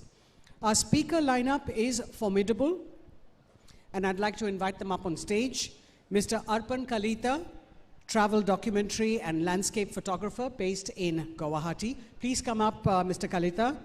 To him, the camera is an integral part of his life. Traveling is his food, and mountains his first love. He's also involved with wildlife and community conservation and is working with several organizations. Dr. Tej Chingtam, member National Startup Advisory Council, a visionary leader and passionate advocate for education, mentorship, and youth empowerment in Northeast India. As the founding CEO of the AIC Smurti Foundation, he played a pivotal role in establishing the region's first Atal Incubation Center, which has rapidly emerged as a leading hub for innovation and entrepreneurship. He's also presently the first representative from the Northeast to be a member of the National Startup Advisory Council. Mr. Himanshu Barua, tourism entrepreneur, educator, founder, and CEO of Finder Bridge, a travel startup. He trained as an engineer but found his calling in tourism, starting with a bootstrapped company set up in 2017 with the motive of developing and promoting Northeast India tourism industry. Today, Himanshu has turned it into $1 million destination management organization. We've got the founder of the Northeast Stories, Ms. Hoinu Hoser, a journalist who worked for major English language publications, author and entrepreneur whose work covers a range of topics including food, travel, people, homes, human rights issues, languages, and global cultures. She's set up two purpose-driven digital platforms, the Northeast Stories and the Northeast Odyssey. The Northeast Stories features the extraordinary cultural practices and the people of the region, while the Northeast Odyssey encourages hotels and resorts in the region to have a wider audience, while luring Indians to travel to what many believe is a remote and unfathomable part of the country. To steer the discussion, we have with us the Director General, Ministry of Tourism, Ms. Mugdha Sinha, who brings over 2 decades of extensive experience in governance, policy making and international trade negotiations to her role. Her diverse career has seen her excel in various ministries, both at the central level and in Rajasthan. Her roles have included pivotal positions in the ministries of textiles, industry and commerce, where she has been instrumental in shaping policies and driving key initiatives.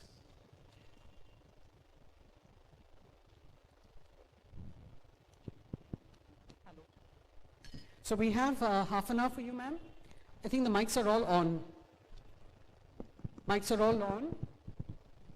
A very good afternoon to everyone. Thank you. Can you hear us? Can we just say ITM 2024? Yes, I just wanted to check that you are awake. I know we have a slightly delayed program and the lunch is awaited. So thank you, Rini, for taking us through this session. And let me also very warmly welcome all our panelists today. Rini has done a fab job of introducing each one of you. And I also very warmly welcome everybody who stayed back despite the lunch calling everyone. I have some very fabulous 4 cultural and tourism entrepreneurs from the Northeast here today, because I very strongly believe that tourism piggy rides on culture, and culture definitely needs tourism because of visibility. Although Rini has very graciously introduced everybody, I will say a quick word about each of them. To my right, I have Dr. Tej Tengtham. He is in fact scouting for cultural and other startup entrepreneurs from the Northeast. He is the voice of the Northeast in the National Startup Council, and he is otherwise a professor of computer science and teaching here in Guwahati. I'm very grateful to you, Doctor, for making your presence here in this panel discussion that we have. And I think it will also be a good idea because we have a lot of influencers who are using the digital and the startup platform for doing conversations or for linking India to the international world. So your presence here is very graciously noted. Then, of course, I have the young photographer, and I'm always very envious of the young photographers who make photography their business, because I think they are the only ones who have the privilege as part of their careers and jobs and vocations to be able to visit all places that we as tourists would like to go. So Arpan, you are a landscape photographer, and no better than this place, the Northeast, which has such beautiful topography and geographies, and of course the right weather for a photographer like you to bloom and blossom and to bring out, because I also believe that the visual makes the Northeast visible, and of course, based on the skills you're making Northeast viral for us, so the 3 V's of visual, visibility and virality go with Arpan Kalita. Then on my left, I have 2 sets of very brilliant homegrown journalists and entrepreneurs who are doing a lot of good work for the Northeast, sitting in different places that they are. And I have Henlu Hozel. She's a journalist and she's an author and she's a gastronomist, if I can say, because she's trained. She's also a scholar. If I'm not mistaken, I must read that out for you.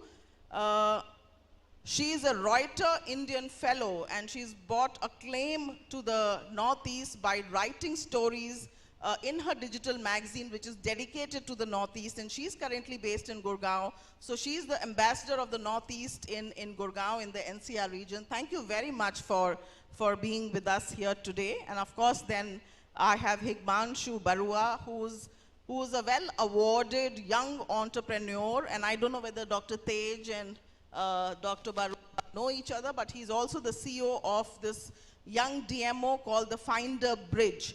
So I will give you, the first round will be like this, that I will give you a minute to talk about what you do. So just give a pitch. This is very important because they are all buyers from the domestic community and from the international community, and if you can pitch it right, you get a little page, a little check-in in their blogs and in their write-ups. So this is your chance. I will exactly give you a minute to explain what you do and irk the curiosity of the people. So Tej, this is your time. Hold the mic and say, make your pitch for what you do, and remember, don't forget, it's the pitch for the Northeast. First of all, very good afternoon and thank you for having me here. It's a wonderful afternoon to be in front of such an august gathering. First of all, I would like to tell you that I work in a domain which is something slightly different from the conventional tourism or entrepreneurship per se, but something to do with innovation. We would like to encourage people from the conventional and traditional way of doing business by using technology and making sure that it reaches further and wider instead of the traditional method of reaching out to the closest possible points. We would like to make sure that all the presentations we have had today has had very minimal impact. If you have looked at the global reach of tourism footfall that we have seen that the international footfalls are always 10% of the total footfall in every state that we have seen today. We would like to increase this, and to do that, what can be done is what we work. So this is what I will talk in detail. Thank you. Thank you very much. Can I have Arpan make his pitch? First of all, good afternoon, everyone. It's a privilege to be sitting here with all of you, of course. So about me, you all know kind of what I do and what I need to know. I need to tell you what I intend to do, right? So as you all know, Northeast is a Pandora box, be it of colors, festivals, culture, cuisines, like everything you name it, it's there. Nature is of course one major part, and throughout my photographic journey I have been trying very hard to promote Northeast as much as possible, and during the last few years I had the opportunity to work with a few international buyers actually, and what I found out is that nowadays the travel fraternity is moving towards the slow travel. What we can say is slow is the new fast. So this is where you don't hop from one place to other every single day. Rather you'd spend 5 or 4 days or 3 days in a single place and experience that place like thoroughly, immersively, living like a local. So that's what I wish to present you all. If you are kind of looking for a, let's say, tour designer or a tour curator, I'm here for you. Thank you. Okay, that's very interesting. I'll begin by asking you to do a private itinerary for me. But before we do that, we of course have the CEO of the Finder Bridge, Mr. Barua. Hello everyone. Good afternoon. It's a very privilege to be seated here among all of you. My name is Himanshu Barua. I am from Assam. I'm the founder and CEO of Finder Bridge Tourism. It's a tourism startup. We have been working in the industry from the last 7 years, and our only mission is to make Northeast India as the world's best travel destination. So we have been working fully hard on this, and we have received, we offer all kinds of travel experiences in the region that is possible, from adventure, wildlife, culinary, luxury, tea, heritage, anything you name it, we offer everything. Mostly we focus on offbeat tourism as well, and we want to showcase the Northeast that people have never seen before. So unique videos, and we also use our website is one of the most unique website you can see, you can explore. It's a one-stop solution for Northeast India, where all the experiences, all the travel plans, all the tours, everything is present in just one platform. So more than 400 travel products are there in just one website, and that is like in our website. And we are very serious about tourism marketing. We offer destination marketing solutions. Finder Bridge is the first Indian company to promote Northeast India at the Times Square, New York as well. So we are like so serious about taking Northeast to the world. And we also offer tourism education. Actually, we offer whatever can be done in the field of tourism to promote Northeast India. We offer all the services. Thank you, ma'am. Thank you very much. We are going to find you and ensure that you become the bridge between us doing the conversation here and all the tour operators that have come today. And now can I invite Ms. Hazel to make her pitch.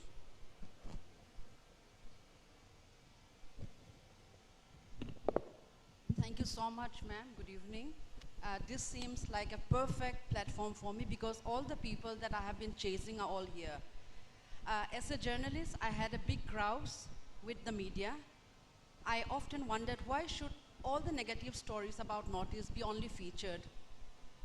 And also, why shouldn't we have information on all the beautiful hotels that we have? So therefore, to sum up a very long story, I started the Northeast Stories, which is a platform where we could start narrating and documenting stories about people from the Northeast. Otherwise, how can a person there, I just met Mr. Silo, he is an interesting winemaker from Mizoram. His story would never really feature. Therefore, I wanted to create a platform where we started featuring stories of individuals, stories of strength, stories of people who are doing entrepreneurship, and also the entrepreneur story in the Northeast is not something that is born because we have excess bandwidth. Our stories emerge out of necessity, and who's going to tell those stories? We don't have space in the media, therefore Northeast Story is really giving a space for that. Right now, I am in the process of curating and doing a podcast on the cultural keepers of the Northeast because, as you know, in the Northeast we have an oral tradition where a lot of what we practice, that intangible cultural practice, gets diluted with every year, with every generation. So somebody needs to do that. So I've taken on that role and I'm starting to do that. And the Northeast Odyssey is born out of a realization that Northeast is touted as the next destination, but do we have enough information, very basic information, like how many hotels does the state have, what are the amenities? So this is really a platform where I am documenting state-wise the hotels along with the amenities, hoping that people with a click of button, it's easy for them. And we also have the habit of just sort of living in silos. Hotels are just happy being there, but I think it is time that they realize they have much more than just domestic tourists, and to look at,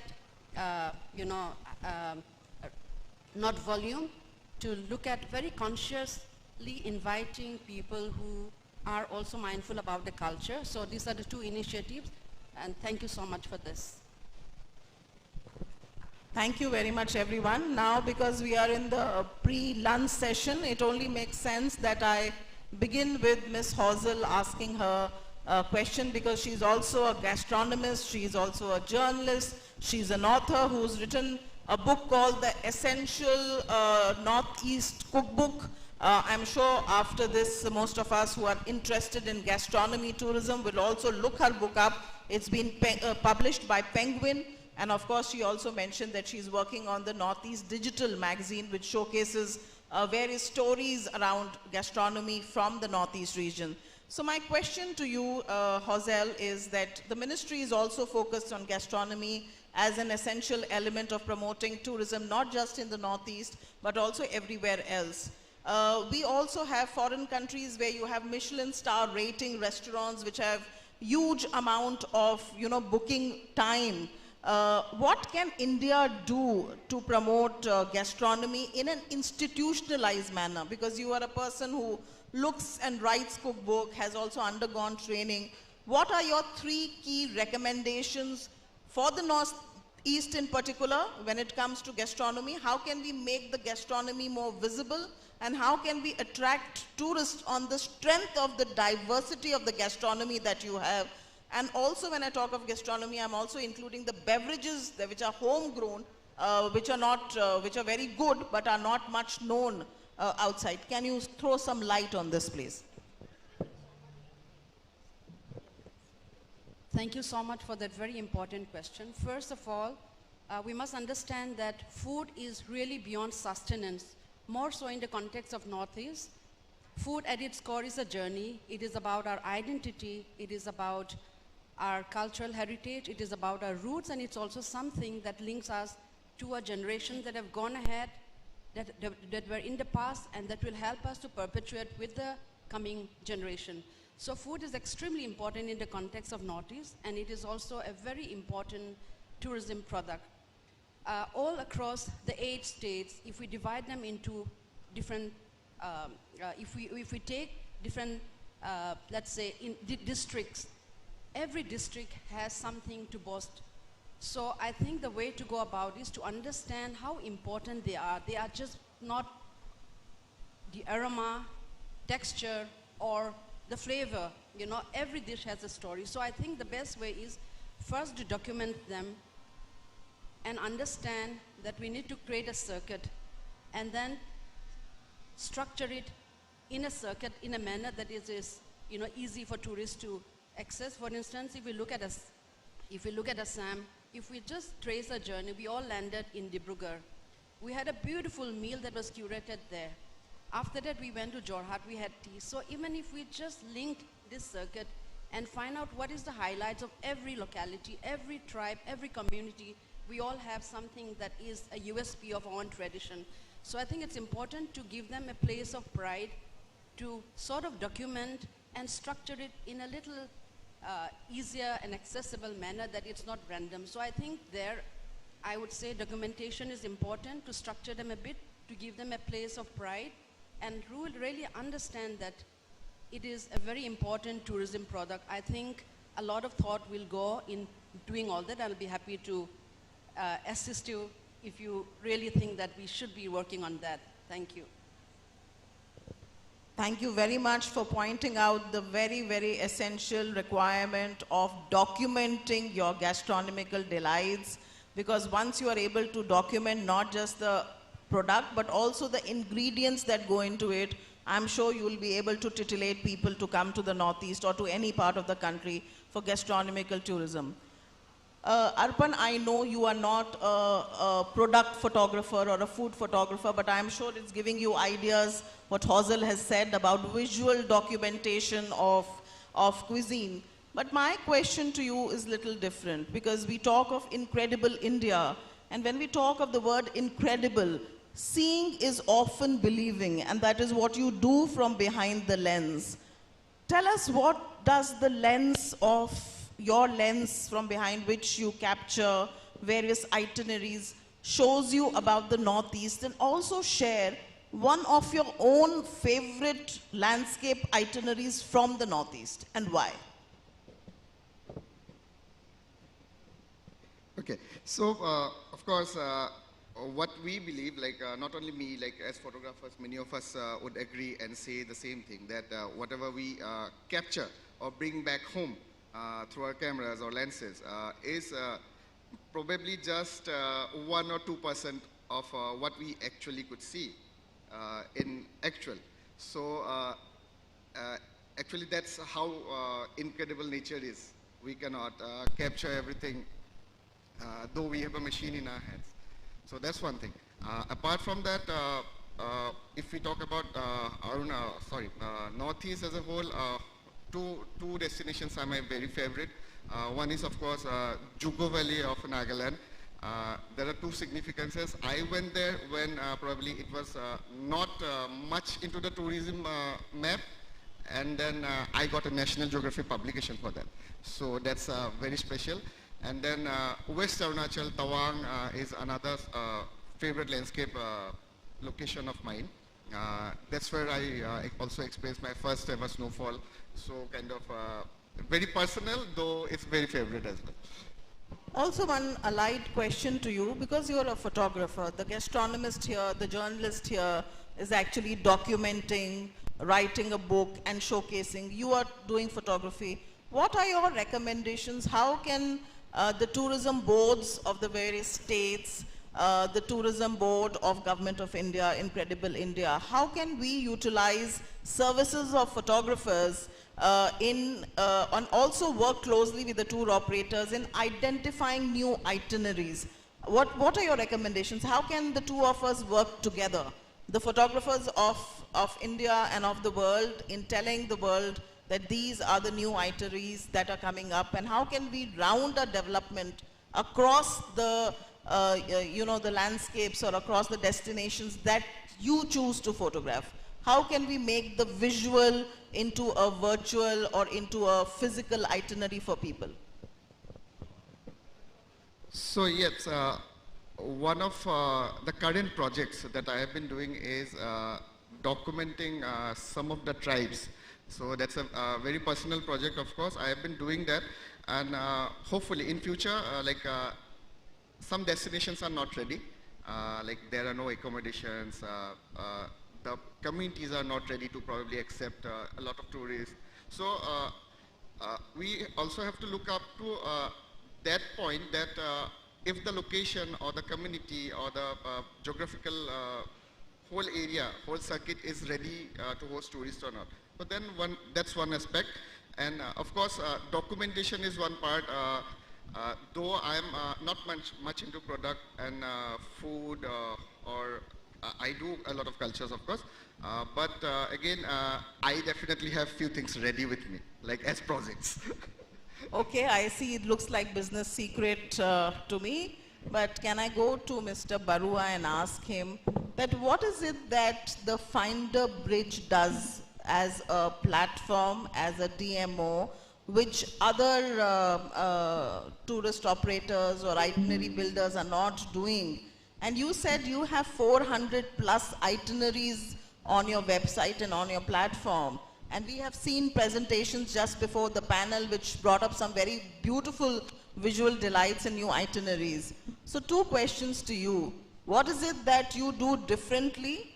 And what are your favorite itineraries which you think you can sell today? Because you have about 20, 25 influencers from India and abroad. What is it that you would like to tell them to take a tip from here based on the itineraries that you offer on your platform? Yeah. So Finder Bridge as a platform, it's a the name only signifies that the bridge what is there. So we generally bridge Northeast India to the rest of the world. So what we do differently is that we are a new, completely highly focused on content and design. So if you see our Finder Bridge website, you will see the photos that most probably you have not seen before. So this is like, we are highly focused on content because we believe that the content is the most important thing that we should focus on to work on tourism.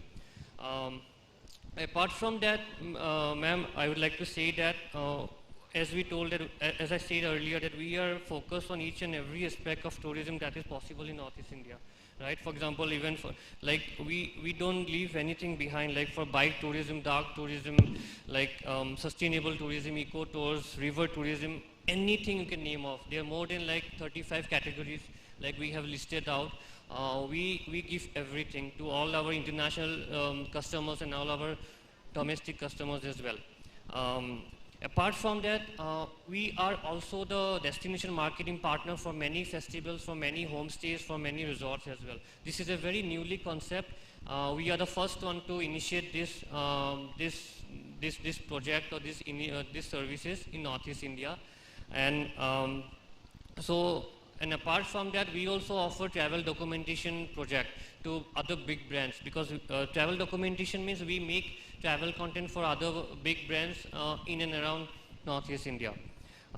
In terms of photos and videos, if you see our Instagram profile, you will see the Northeast India in a very different way.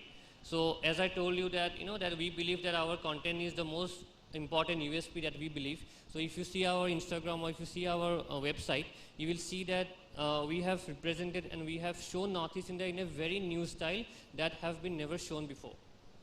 And regarding my favorite route or itinerary, I believe that many international people and many domestic people, domestic customers are in love with this itinerary, which is like I used to work in an itinerary which is like the tribal experiences of Northeast India, which is very unique and very extraordinary, I believe, which covers Zero Valley of Arunachal, which covers the Majuli Island of Assam, and which covers the Nagaland headhunter village of Longwa, and plus Kaziranga as well. So this is an itinerary of around 10 days that in which all of the mostly 3 states are covered from the unique perspective, because the tribe which is found in Arunachal, the Apatani tribe, is a very unique tribe, very unique tribe. So everyone should visit this tribe.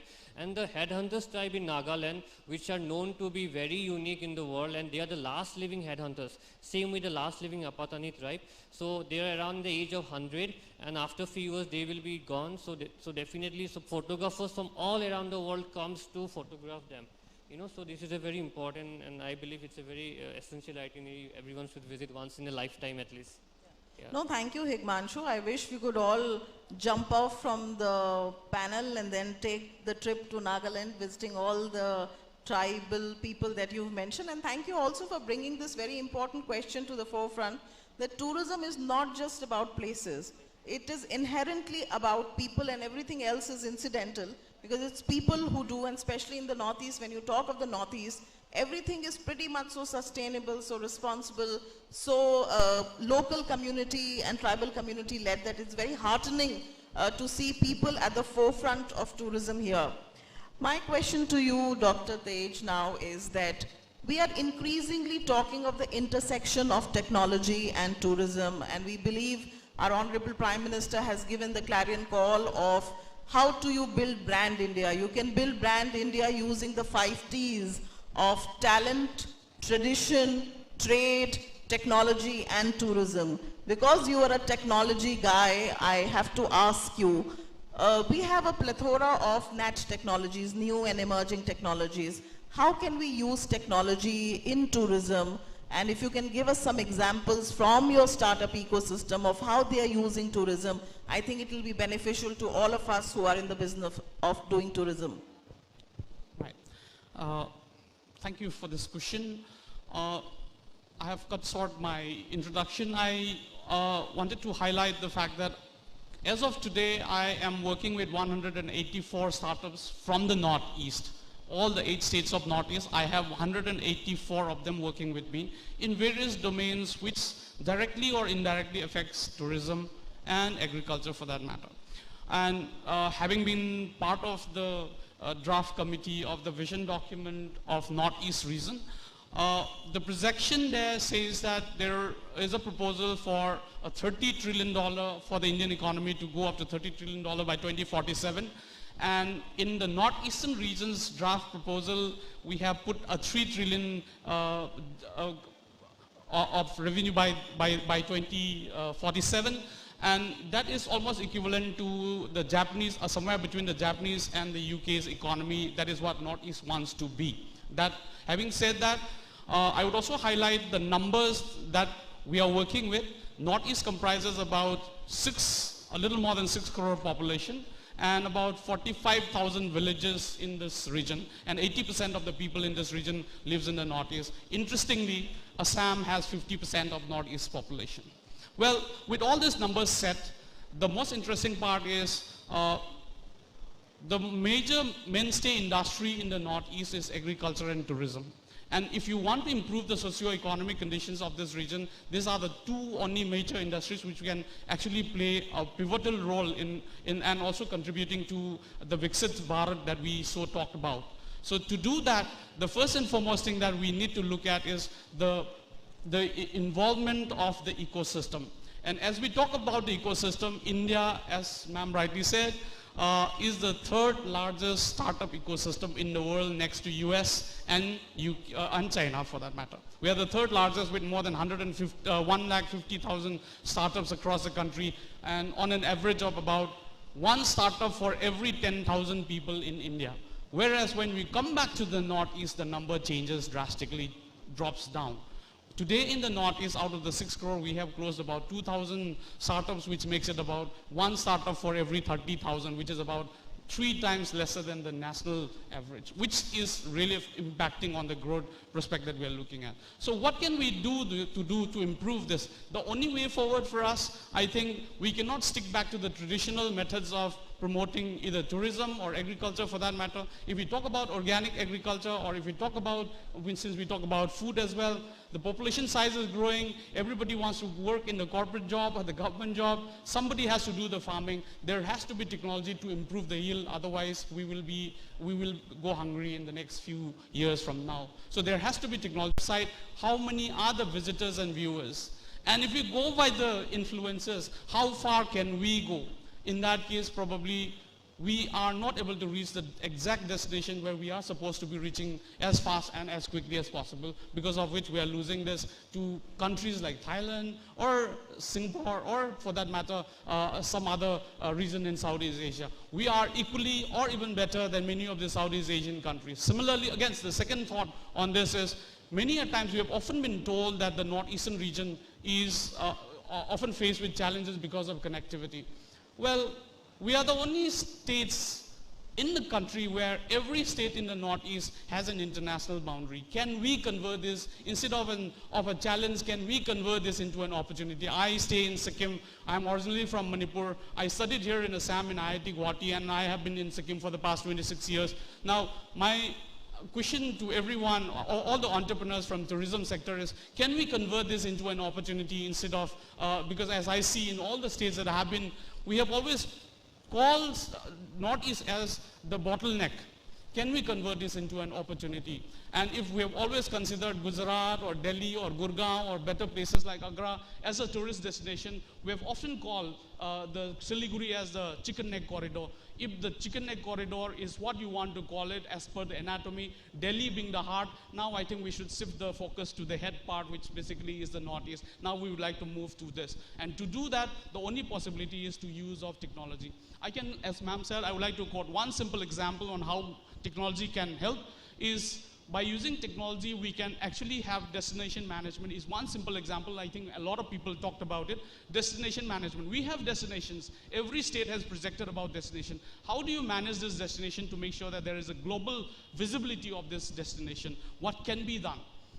So this is for all the innovators, for all the new young age entrepreneurs. We cannot possibly depend on the traditional method that our grandparents have already made use of it. We would like to think of something new, and for that matter, we need to use technology. And for that, there are only 2 input that is necessary for a destination management. The first one is, suppose anybody from Mumbai wants to come to Northeast, there is only 2 constraints that an entrepreneur or a startup enterprise needs to understand from him. Number 1 is how much money you're going to spend. Number 2 is how many days you're going to spend. If I have these 2 data, I can make an entire itinerary, everything built using AI, using technology from the scratch, from connecting to the flight, to the hotel, to the travel decks, to everything that you can name it will be given from there. So it is easily available through that. And this is just an example that I want to highlight. Thank you. I think that was a great tip for everybody, not just the individual tourists, but also for all the people who are using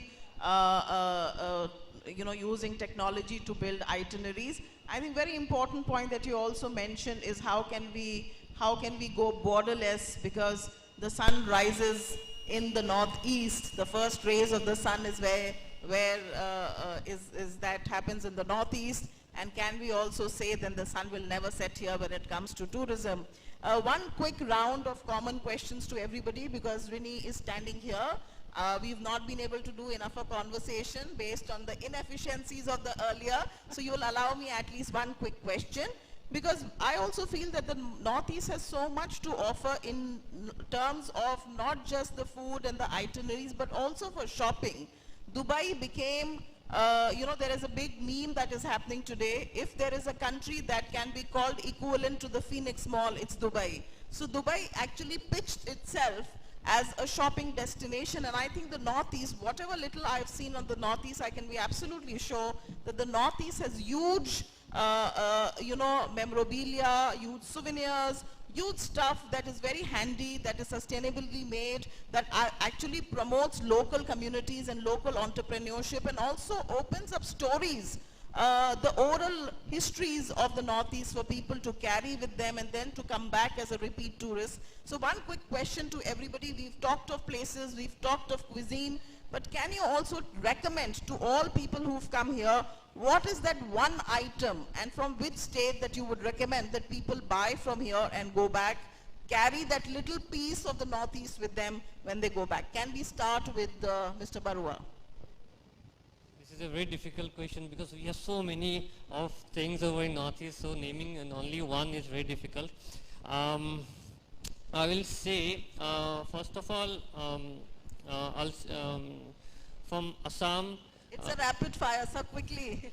I think the fresh tea leaves and something like that, you can take it from Assam, which is not found in very other places. So in Kaziranga you will find the tea, or in Assam you can get the tea leaves or some tea packets, something. So Himanshu, today you must on your Instagram, social media mention Himanshu stands for hashtag #AskMe's Tea. What about you, Ms. Hazel? I would say take back our stories of warmth, take back our stories of hospitality, take back our stories of resilience through intricate motifs that tell many, many stories. To wrap around, to sling it around your shoulder. So these are stories of ours that you must carry back home. Not just motifs, but spirit of resilience. Yeah, I think table runners, they come with very rich motifs and they tell stories. So I think you should take back those. Okay, so we have the textile weave, which Hazel is promoting. Hashtag textiles from the Northeast, and in particular, the table linen. What about you, Arpan? I would go with the headgears of the communities, the Nishis, even Apatanis, Jajeliangs, Sema. Like every different community has a different headgear made of feathers. Nishi one used to be made of hornbill beaks. Now they have converted to like they have started to make it out of wood. So headgears, they make great souvenirs. Of course, you can hang them at your home. And of course, I was actually about to tell about silk, but then okay, things should go out. That's what matters. So Arpan is a photographer, so I'm sure he's interested. He's been enthused by the headgears, and we also saw some very interesting headgears at the Moidans. The lovely ladies were wearing some very nice headgears. So hashtag headgears for you. We should see some more pictures of headgears on your Insta then. Definitely. What about you, Dr. Tej? Well, take a lot of love and hospitality from Northeast, and if I may shamelessly steal, I'm sure there are a lot of people from Nagaland, if I may shamelessly steal the quotes as the last line, when you go home, tell them of us, for your tomorrow we have given ours today. I think take that home. Thank you so much, and we come to the close of the session today. I'll also invite all of you to join us for lunch, because lunch is my recommendation. The food and the beverage of the Northeast is something which has a very umami flavor, and I'm sure if you are on the umami side of life, I'm sure you're going to enjoy the very fantastically curated meal that we've set out for you. Little delayed, but I'm sure we've all labored for it, so we are all going to enjoy the food that we had, the spread that we have. Thank you very much to each of you, and I'm sure the influencers and the operators and the media will find some of the things that you've said here interesting enough to capture in their stories and in their blogs. Thank you very much for the work that you do as people from the Northeast, promoting the Northeast to the rest of India and also to the rest of the world. Thank you very much. And can we give all of these wonderful people on the panel a big round of applause for the work that they do. Thank you very much for your patience hearing. Good luck, all the best. Thank you very much, ma'am. May I request you to please present mementos to our speakers.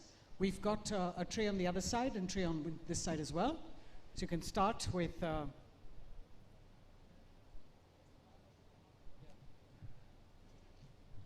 Himanshu Barua.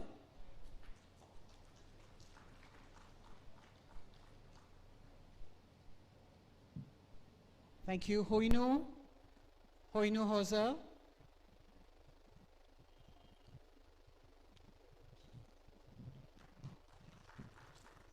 Do step forward. Dr. Tej Chingam. Yes.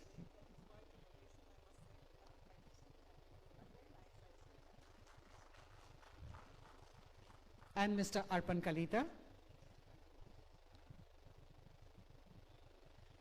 If all of you could please gather with Ms. Sinha, Hoinu and Himangshu, please join her up on stage so that you can take a photograph quickly.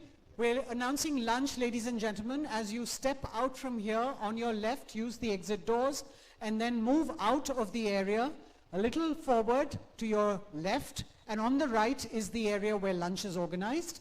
It's just behind Ariana, so just walk across to lunch. Please be back here in 45 minutes. 45 minutes is ample time for you to be able to eat. Please come back here so that we can start the rest of the day with all our panelists. 45 minutes, ladies and gentlemen. Please be back here. Thank you.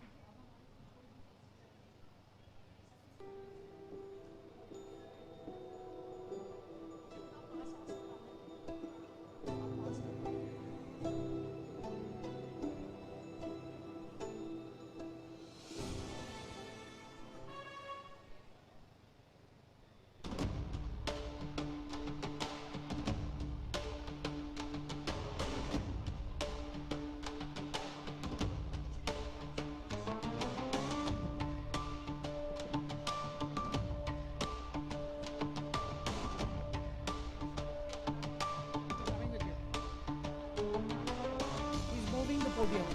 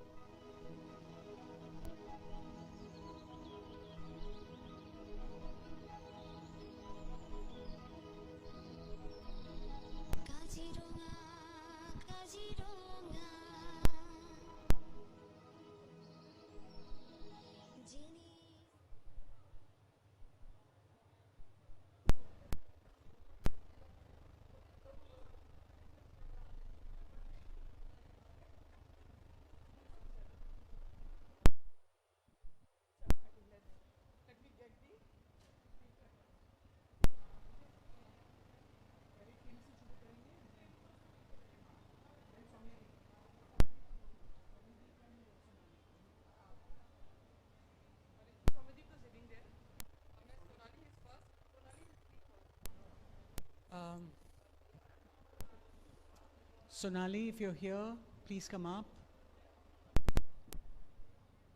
There, there, there, there. And let me tell my people to push people.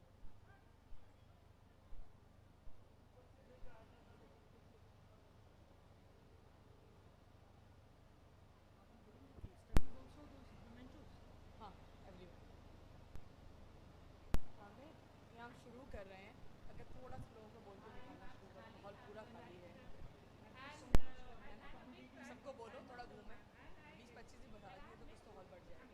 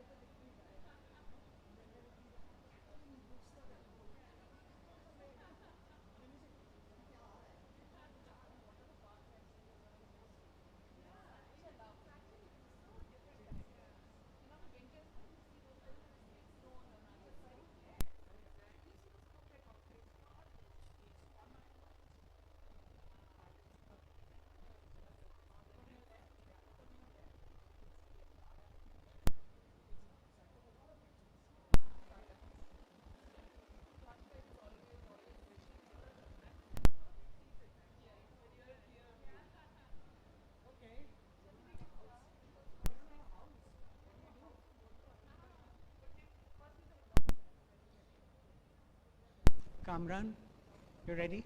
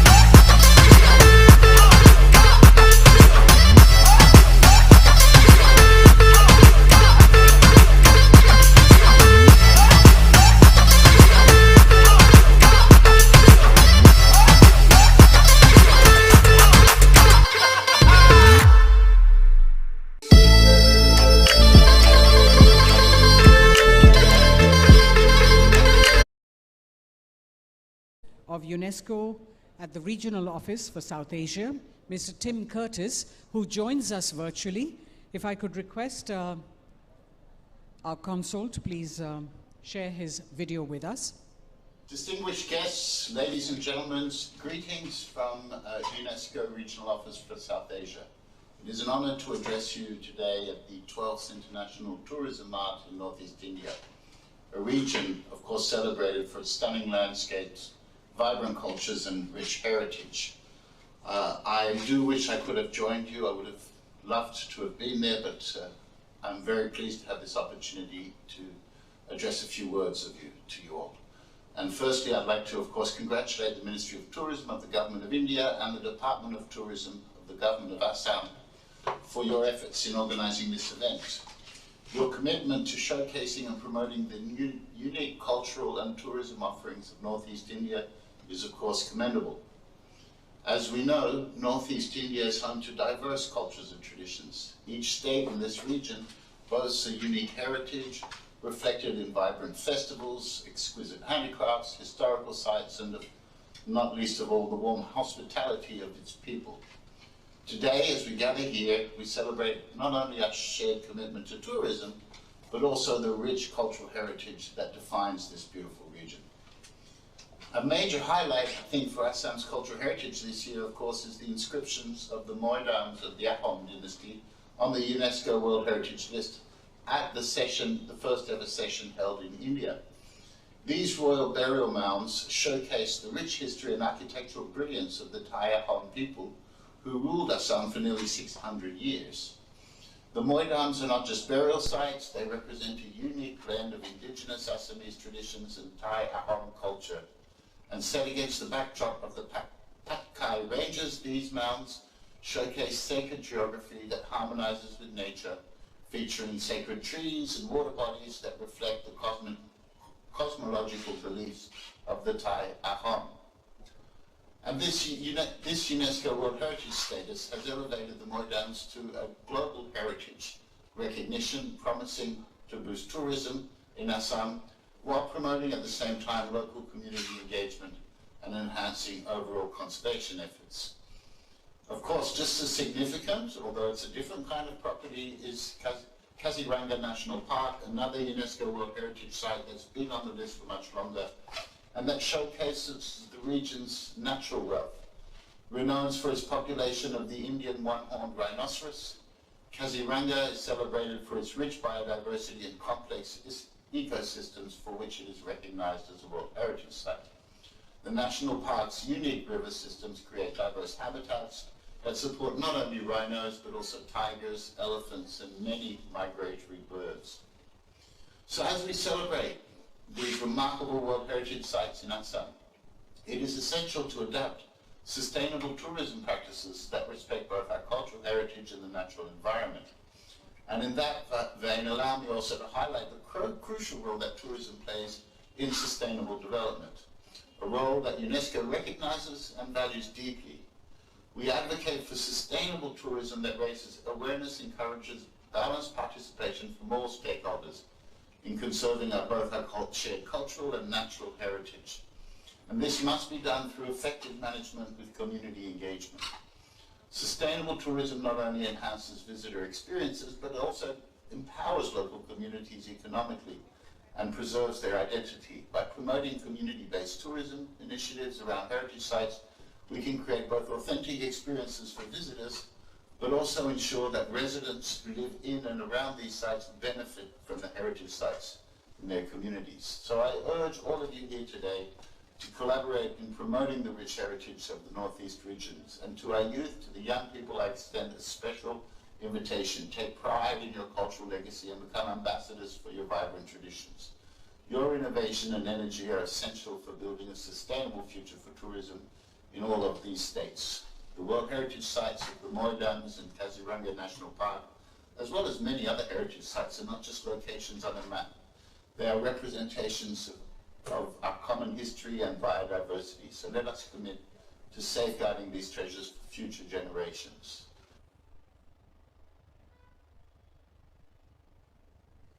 That was Tim Curtis, the director and UNESCO representative for the UNESCO Regional Office in New Delhi, covering Bangladesh, Bhutan, India, Nepal, and the Maldives and Sri Lanka, who joined us virtually.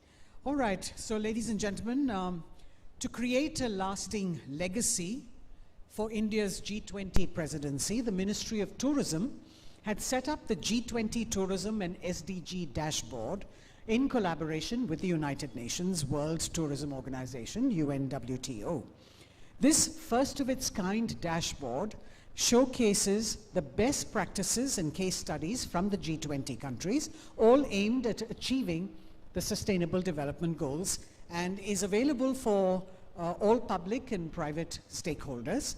And we hope that some of the unique case studies from the Northeast and from India could be uploaded onto this digital platform hosted by the UNWTO, where various case studies showcasing sustainable tourism practices from around the world are compiled and accessible for analysis, for highlighting successful initiatives that align with the UN's Sustainable Development Goals within the tourism sector.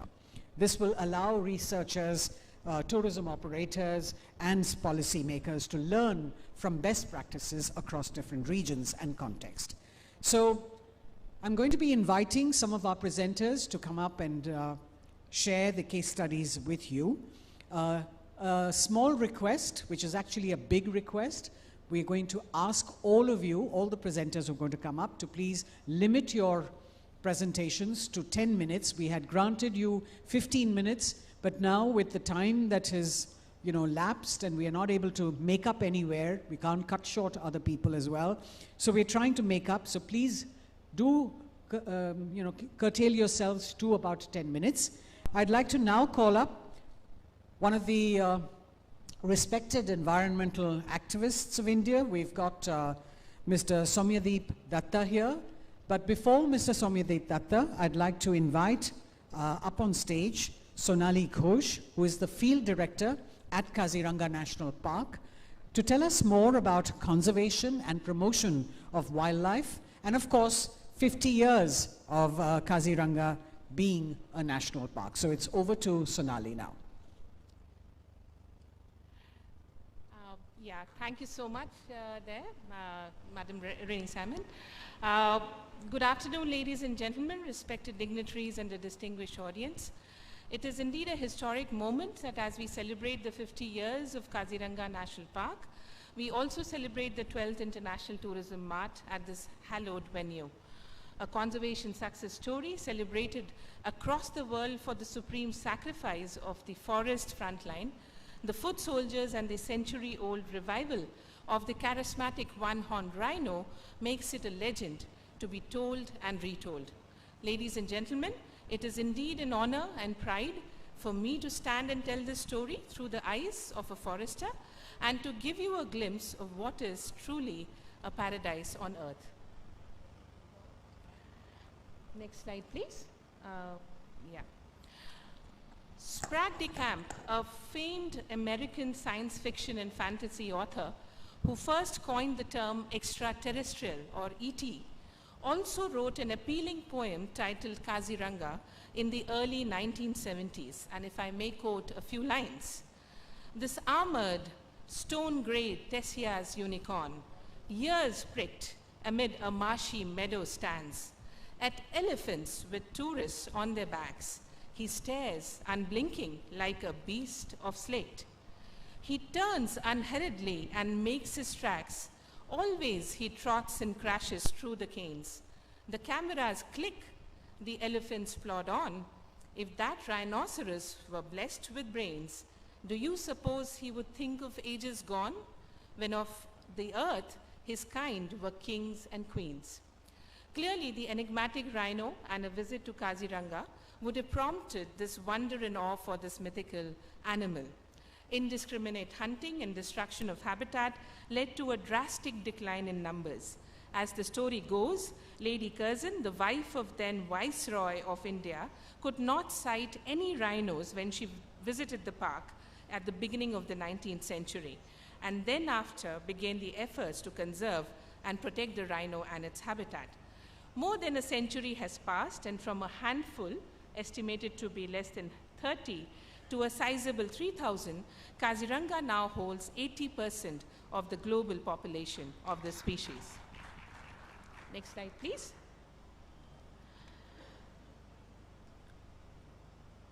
Next slide, please. Yeah. So tourism and promotion of Kaziranga as a wildlife watching destination in the early 1960s clearly helped spread the glory of Kaziranga. As one can see, this is the famed Bonani Lodge, which is a stone's throw away from this venue, which was advertised as a retreat at a rent of, believe it or not, rupees 18 per day. Of course, the entry fee to the park is rupees 5 per person, and hiring of an elephant for all day was at rupees 10 per day. Clearly, it was a reasonable rate to attract visitors to this erstwhile remote and inaccessible land. Next slide, please. At the same time, the conservation milestones for the park has been remarkable.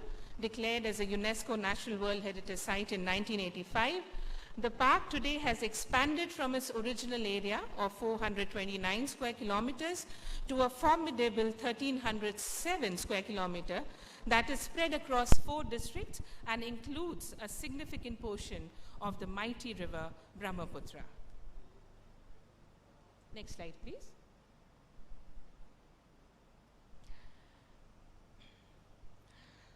The state government of Assam, under the able leadership of Honorable Chief Minister Dr. Hemanta Biswa Sharma, has taken some very bold and valorous steps. On World Rhino Day on September 22nd, year 2021, a stockpile of over 2,479 rhino horns were burnt in public, sending a strong message to the world of zero tolerance to poaching and wildlife trafficking. It also showcased a symbolic and public display of the state's commitment to combating wildlife trafficking and protecting endangered species. Next slide, please. Today, the rhino, the mascot of conservation in Assam, is etched in the culture and psyche of the people of Assam. The emotional attachment to the armor-plated animal sporting a horn, which is nothing but compressed hair or keratin, has been a factor in Kaziranga, being recognized as one of the world's best conservation stories. It is also a species that can make or break garments, as they say. Such is the attachment of the people of Assam to the one-horned rhino and Kaziranga that with concerted efforts, the poaching cases have been reduced to almost zero. Year 22 was celebrated as a zero poaching year, and we as a department are constantly on our toes to curb the international syndicate and nexus of wildlife traffickers. Next slide, please. Kaziranga today is the fulcrum of conservation in India's northeast. From barely a dozen one-horned rhinos, it now has more than 80% of the global population. The focus on the rhino has had a domino effect on the tiger, elephant, Asian water buffalo, and the eastern swamp deer, which we collectively call the Big Five, and all other creatures that call Kaziranga their home. Next slide, please.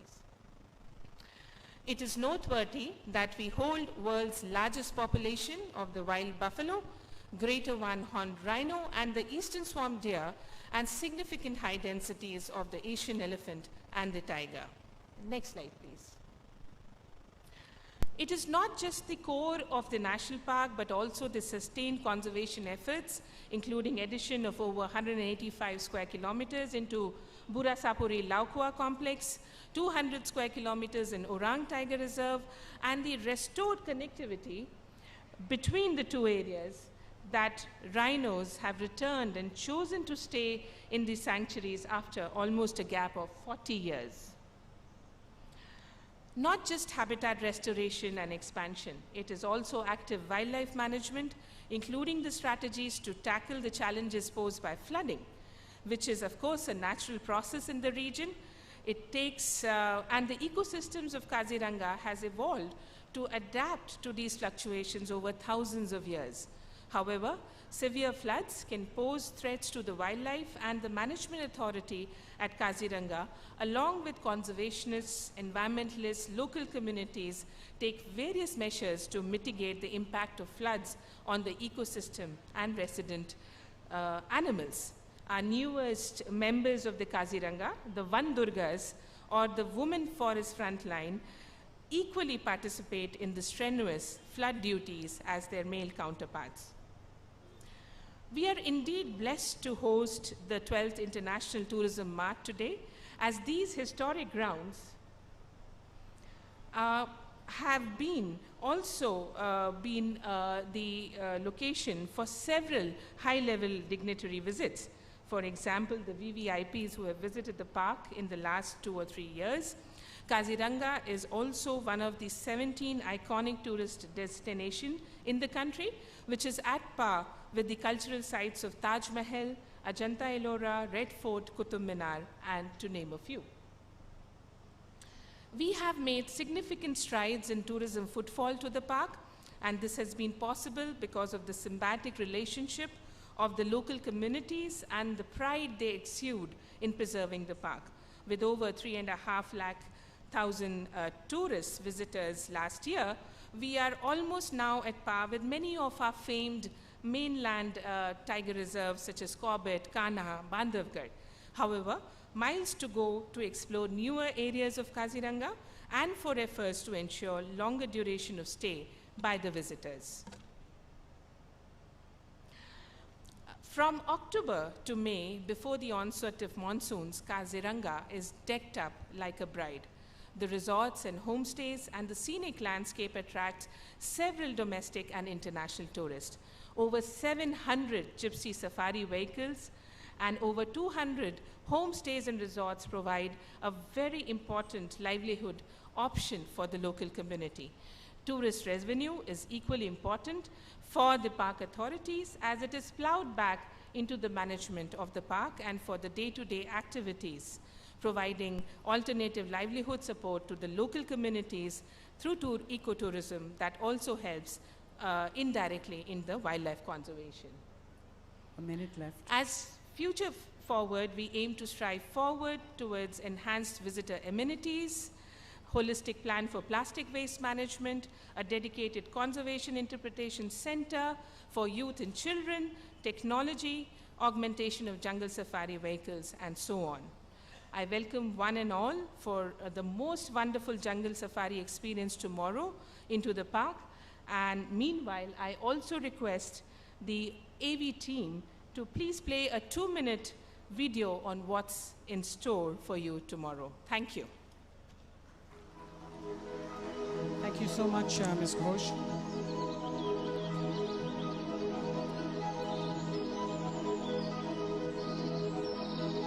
Kaziranga, Kaziranga,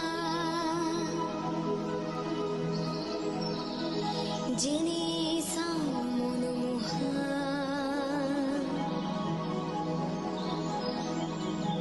Nana Jivo Jonture Bhora.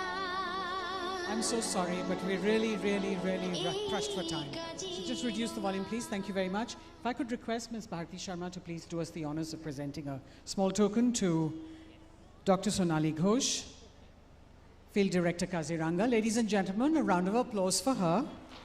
Thank you. If I could request Mr. Somyadeep Datta to please come up. He's on his way. Felicitated with numerous honors and awards, among which is Assam Gaurav, an Ashok Fellowship, and many more for his writings, for his conservation efforts, and the promotion of wildlife.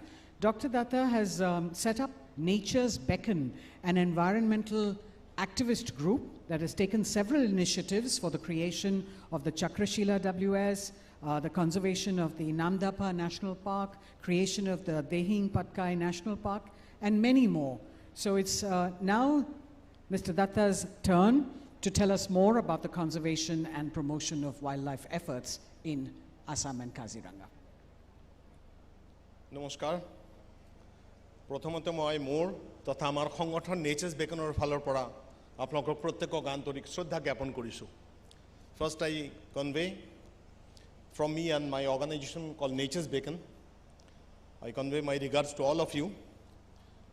Ministry of Tourism, Government of India, all 8 states tourism, and all friends, conservationists, the people involved in tourism, we convey our regards to all of you.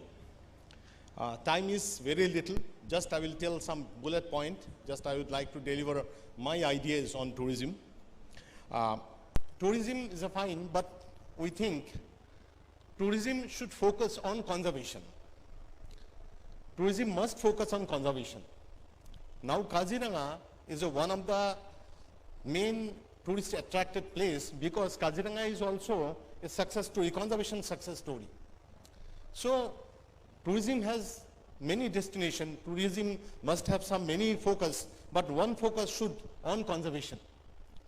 Tourism not only could not focus on consumerism, only on the consumerism.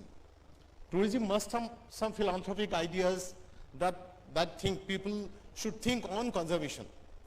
Conservation in a sense, when we go inside the forest, sanctuaries and national park, basically nature-based tourism, people should think the ecology about the whole area.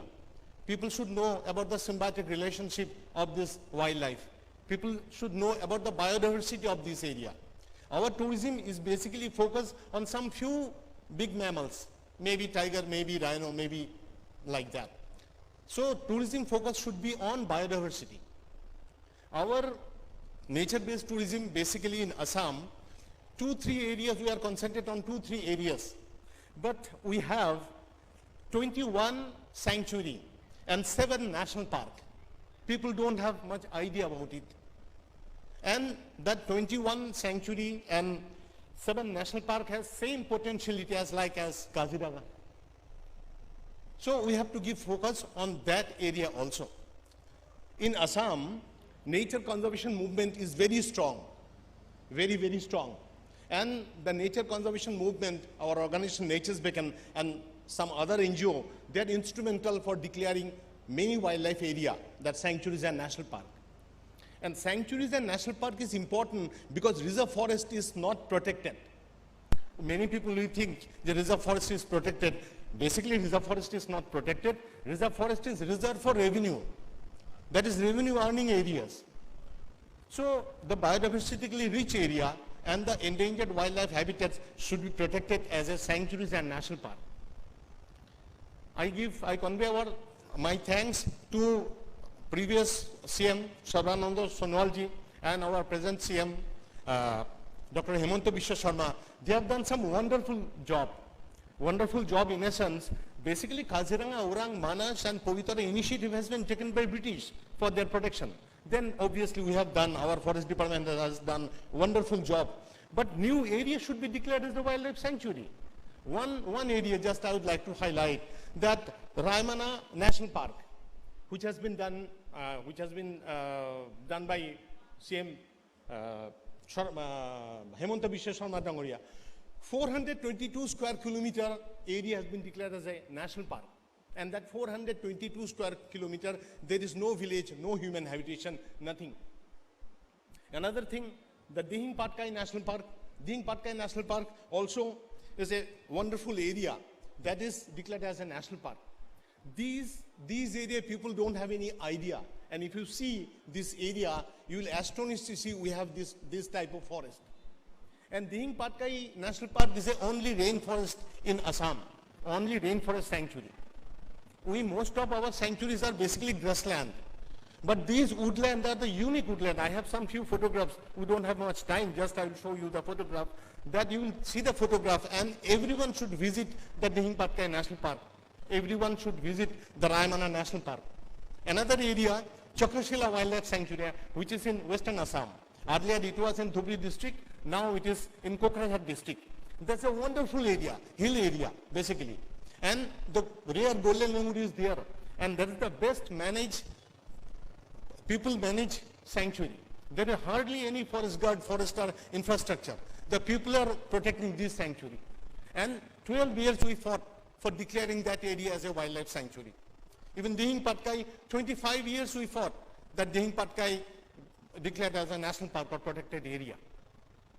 And Chakrashila Wildlife Sanctuary in Kaziranga, Manas, there's a wonderful area. People should come here. But you cannot do activity-based tourism here. In Kaziranga, you have to do jeep safari or you have to do elephant safari with a regulated manner. But we have ample of scope of other sanctuary, whereas no big mammals are not there, elephant is not there, big carnivores are not there. There is no scope for casualty with wildlife. Like Chakrashila Wildlife Sanctuary, we can do trekking there, we can do day-long bird watching, we can do inside, we can do tent inside, we can do tenting, we can do meditation program inside, we can do even night trekking. There is many scope, but we have to know all these things. We always concentrate on some areas, and we have to come up with that dilemma. I have told you, we have 21 sanctuary and 7 national parks. We have to give focus all the sanctuaries and national parks. One thing is very important, the conservation movement should get support from the tourism industry. Support in a sense is not that we are getting money, we are getting revenue, it's not that. That the local people should get support. Support, now what type of support? It's not terms of money. For the human resource development, we need to develop some regional books. We have to develop some regional communication tools in regional languages. Then fringe people should know. If fringe people have no idea about conservation, fringe people have no idea about tourism, then tourism will not sustain in long term. So tourism industry should give focus with local people in a sense. Everybody is not getting money out of tourism. It is not possible. Maybe 10%, maybe 20% people will get benefit from the tourism. But the rest of the 80% people should understand the conservation aspect of that tourism. Then 80% people should feel that we are also getting beneficiary from the tourism activity. And our biggest challenge is that we have to preserve our biodiversity, our natural forest and natural wetland.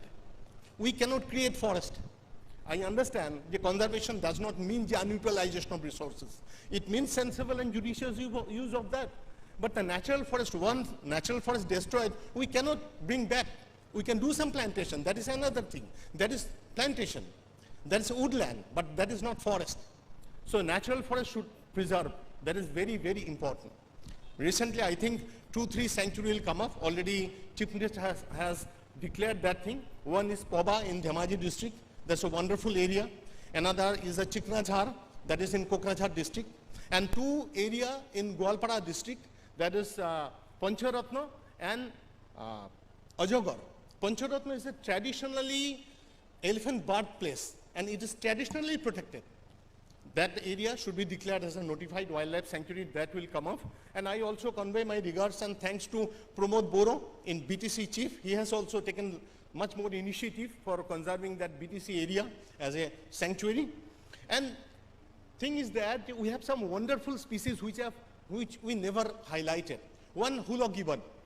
We have only ape found in India, hula gibbon, but we have not given on hula gibbon. We have not given focus. We have not given focus the habitats of the hula gibbon. I have some slides, just I would show some slides. Is the first slide? Okay, it's not in order.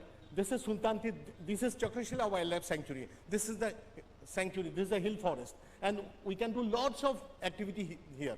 And there is 2 wetland, internationally important wetland, Dhir and Diplai. There's a wonderful wetland. Next slide. They've been running. Okay, yeah. This is fast. This is Chakrashila Wildlife. This is okay. No, earlier. Golden Lengur. Yeah, this is Golden Lengur from Chakrashila. Okay, fine. Next. This is Golden Lengur from Chakrashila. Next slide. This is Coppersmith Budway. These are from rainforest, Dehing Patkai. This is the ground vegetation of Dehing Patkai. Next slide. You see the quality of the forest. This is the rainforest area. People don't have an idea. Just if you see the forest, then you can feel what type of forest, what type of national park we have. Next slide, you see the forest.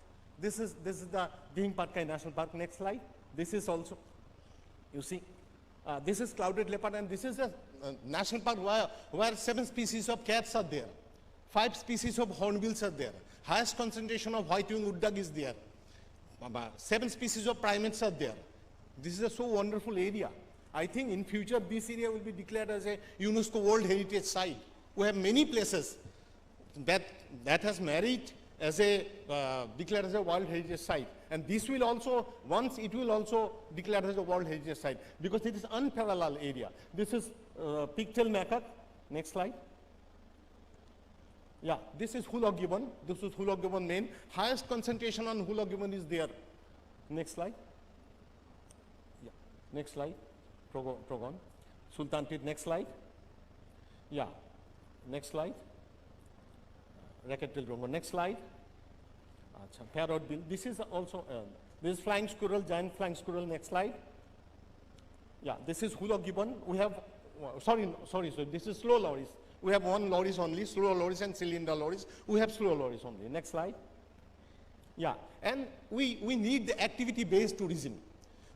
The other tourism is bit costly tourism. If we want to involve community, if you want to involve the Assamese people, the French people, then we must do the activity-based tourism. Because people are fighting for this area declared as a wildlife sanctuary. I have told you, the 12 years people of Assam fight for the Chakrashila Wildlife Sanctuary. 25 years people of Assam fight for the Dihing Patkai National Park. Now the local people, how they will involve themselves? If there is no small activity, then big money involved activities people cannot afford. People are thinking that this thing is not for us, these are for money people. That thing we have to think. That tourism industry should think that thing also. Just small activity, not in national park, not in sanctuary, not in World Heritage Site, but we have many places. Time. Okay, next slide. And the village population we have to grow. Next slide. Okay, fine. Okay, we have to develop books on regional language, on our sanctuaries, national park, biodiversity, with symbiotic relationship, with the food chain, everything. Next slide. Okay, we are already doing this thing, but we need the tourism industry should support this type of activity. Next slide. This is our protected area. Next slide. Yeah, and this is, the political will is there. We need political will, because the Kaziranga, now poaching is zero. The same Kaziranga, same forest department, same staff, 40-30 ऐसे poaching होते थे, कम हो गया, zero हो गया, because political will बहुत जरूरत है. So we have to sensitize the political people. Hemanta Biswa Sharma is fine. He understands the thing. He has tried his level best to preserve our biodiversity. In future शायद होगा. तो ये भी एक case study है. Other politicians should understand that thing. Other politicians should throw this thing. And that work has been done by tourism also. This is also a case study. Hemanta Biswa Sharma, Chief Minister hai. He is also Assamese guy. He is doing also conservation movement here. He with us. Thank you very much for patient hearing. Thank you very much. Thank you very much, Mr. Datta. Just remain here. If I could request Ms. Bharati Sharma to please present a small token. Ladies and gentlemen, a very respected and environmentally aware activist, Soumyadeep Datta, who has founded Nature's Beacon and is doing groundbreaking work in Assam to protect the environment and also to increase tourism. We'll now move to Colonel Ranveer Singh Jamwal, who is the director of the National Institute of Mountaineering and Adventure Sports, NIMAS, at Derang in Arunachal Pradesh. This institute offers various adventure sports courses, including mountaineering, paragliding, and whitewater rafting. Could I request Colonel to please come up? He's recognized for being the first Indian to summit the 7 summits, the highest peaks on each continent, including Mount Everest, 3 times, making him a prominent figure in the Indian mountaineering community. Colonel Jamwal will explain to us how he is changing the concept of adventure tourism in the Northeast, especially in Arunachal Pradesh, with several groundbreaking expeditions. And my request to you, Colonel, is to stay within the 10-minute slot. Thank you. I'll surely do, ma'am. Good afternoon, everyone. I extend my heartiest gratitude to the Ministry of Tourism for this opportunity to share my insights and for their unwavering support in promoting the Northeast region as a premier destination for adventure and ecotourism. It is a privilege to speak today on a topic close to my heart, the boundless adventure tourism potential of Arunachal Pradesh. Known as the land of dawnlit mountains, Arunachal is a treasure trove of unparalleled natural beauty, untamed rivers, and majestic peaks. As the director of NIMAS, I have had the honor of witnessing how adventure tourism not only transforms lives, but also paves the way for sustainable development and livelihood generation. Today, I will share with you how Arunachal Pradesh, with its raw and untouched landscapes, can emerge as a global adventure tourism hotspot.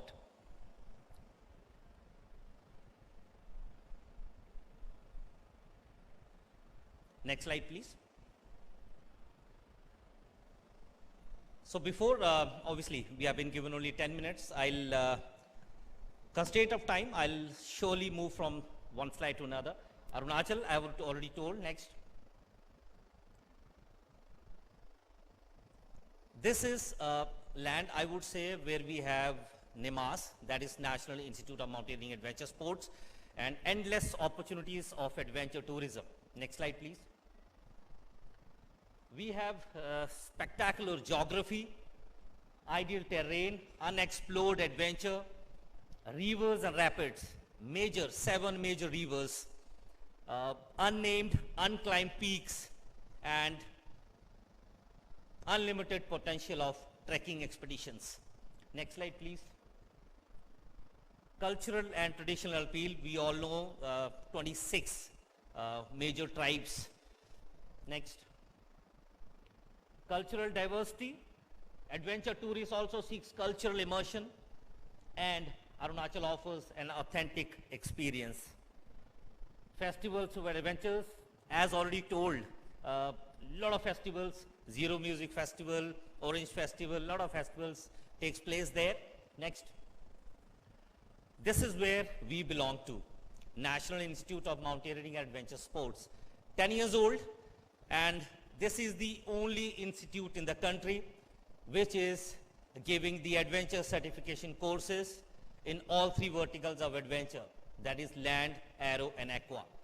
In land, we have mountain terrain biking, sport climbing, trekking, mountaineering expeditions, and we also giving courses in basic, intermediate, and advanced mountaineering expeditions also. In aero, we train in paramotor trike, and paragliding.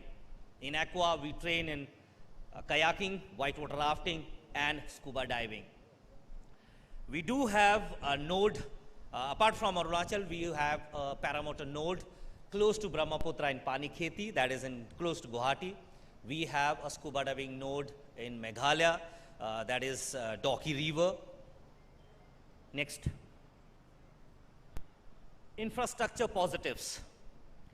Growing tourism infrastructure, improved road connectivity, airports like Tezu, Holongi for seamless access, eco-friendly campsites and homestays. And I must admit, last year we did Har Shikhar Tiranga mission, wherein we climbed the highest peak of all 28 states of India.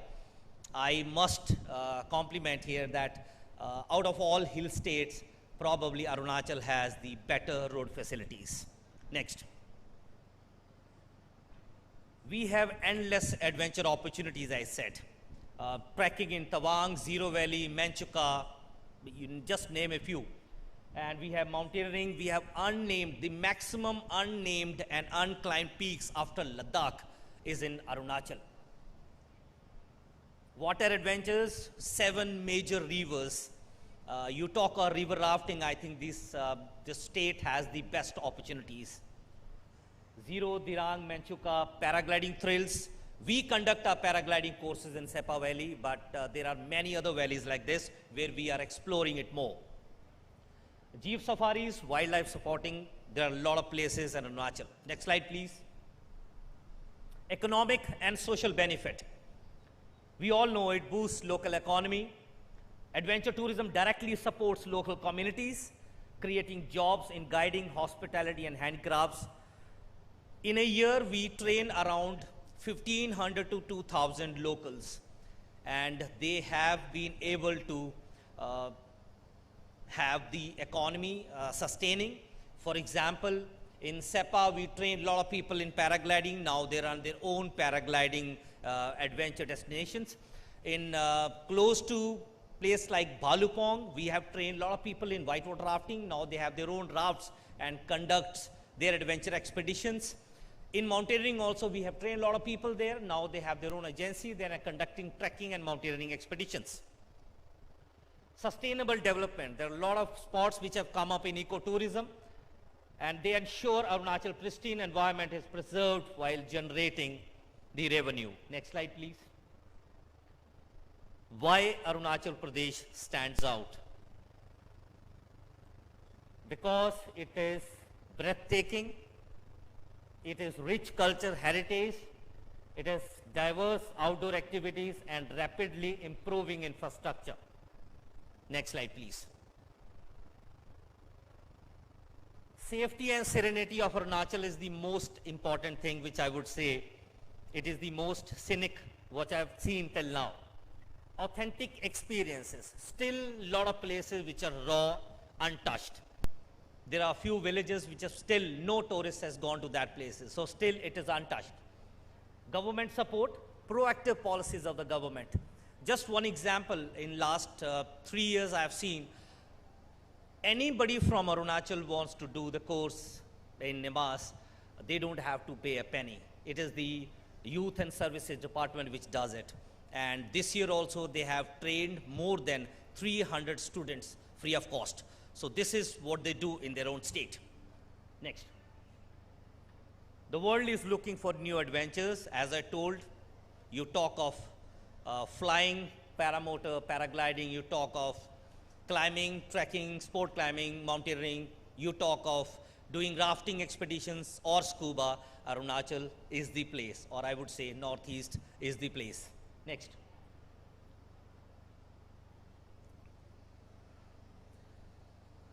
So as I conclude, I want to leave you with a glimpse of the immense potential that Arunachal Pradesh holds for adventure tourism. This short video captures the essence of our pristine landscapes, the thrilling experience we offer, and the transformative journey that Nimas is proud to lead. Let this inspire all of us to envision Northeast India and Arunachal as a global adventure tourism destination. Thank you. May I request for the audio, please?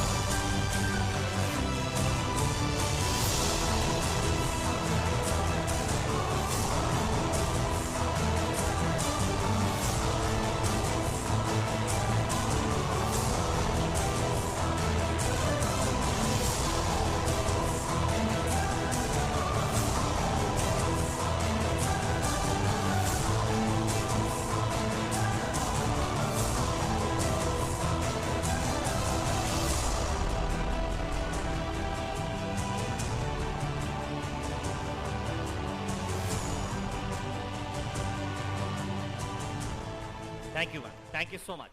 Colonel, may I request you to just come into the center of stage as we give you a small little token to take back with you. Thank you for bringing Nimas to life here. I'm sure a lot of people will sign up now for mountaineering courses. Thank you very much. We're moving on to Green Route that was set up in 2007 in Shillong, Meghalaya, to promote socially responsible tourism in Northeast India. Focusing on rural tourism, it showcases unique tribes and their lifestyles. Initially, they were a rural tour operator, Now they work with local communities on resource management, sanitation, environmental conservation, and preserving traditions, culture, and heritage through various programs. We have with us the founder director of Green Route, Ashley Erasmus Lingdo. May I request Ashley to please come up? And he's going to tell us more about exploring caves, a niche adventure sport. And apparently, there isn't a better place to do this than Meghalaya, with its seemingly never-ending networks of caves, many of which have been included in the list of the world's longest and deepest caves. You've got 10 minutes, Ashley. Go ahead. Hi everyone, I'm Ashley. I'm here to represent my company, Green Route, as well as a colleague of ours who was supposed to give this presentation. He's unfortunately unwell, and we wish him a speedy recovery. As you see, we're going to talk about caves, and I'm going to quickly go through because we've just got 10 minutes. So as you know, we have a huge network of caves in Meghalaya, and we have almost 1,750 caves and counting. I have been very fortunate to work with Sir Brian Kharpran, who heads Meghalaya Adventure Association. They work with professional cavers from across the world with research work and scientific expeditions. We concentrate on these particular caves for tourism. Mausmai Cave, which is in Sora, Arwa Caves, these are more of expedition and what do we call as caves that are easier to access for travelers. Mamlo Cave is about 4 kilometers, 5 kilometers of vertical caving, horizontal caving, wading through water. So it's got a bit of everything. Mamlo Cave, you need adventure gear, you need helmets, you need flashlights. And we also have trained guides who carry waterproof bags so you can take pictures in the caves as well. This is what we have in the caves of Meghalaya. And Meghalaya is amazing with the kind of network of cave systems and passages across. That means East Khasi Hills, Jaintia Hills, Garo Hills. We have some of the largest caves, the longest caves. Until today, we have teams that are still going there on expeditions, mapping out these caves. And these caves are not just for travelers and tourists, but they're also for a lot of research work. So this is what I'll just go back. Can we go back? So this is what we find in our caves. We have a huge ecosystem inside these caves. We have bats, we have insects, we have fish that we do not see in the outside world. We also have a lot of cave fossils. We have stalactites, stalagmites. We have a lot of rock formations. We also have different gradients of caves in Meghalaya. Some of them are, like I said, you need to do a bit of rappelling, a bit of going down into the caves. And some caves have to be accessed by kayaking or in pack rafts. Krem Shimpe in Jaintia Hills is one kind of cave that you have to enter through a river system. So as you can see, these are some of the caves towards Jaintia Hills and Garo Hills. The blue color is because of the limestone content. Why the caves have become a huge success, especially for tourism, is the sustainability. We thank the tourism department in Meghalaya that has encouraged us in training the locals, to come together. We're training them in adventure activities. We're creating employment, as well as, practicing very sustainable and clean tourism, because we're looking after the environment. We're looking after these formations that have been there for millions of years. These are some of the formations. I'm quickly going through.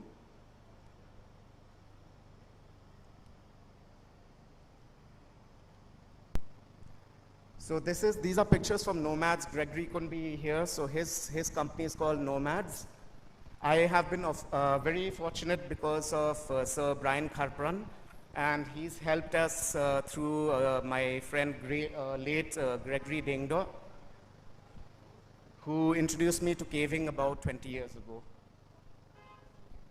So as you can see, we also provide the protective gear when you get into the caves. And yeah, so I think that's it with the time constraint that we have. I've tried to go as fast as I can. Thanks. Really interesting stuff, Ashley. How long does a tour last? Some caves are about 4 to 5 hours. Like Maumlo, it's a beginner's cave, a beginner's sort of caving system. So it's got a bit of wading through water, a bit of vertical climbs, a bit of rappelling, crawls. So how fit do you need to be to go into a cave? Maumlo requires a little bit of fitness. Otherwise, Arwa and Mausmai caves are more of the, the caves that are as a showpiece. So they're electrified, so it's easy to walk in and walk out. But you do see these formations in these caves. Fabulous. Ladies and gentlemen, a round of applause for Ashley as we present him with a small token.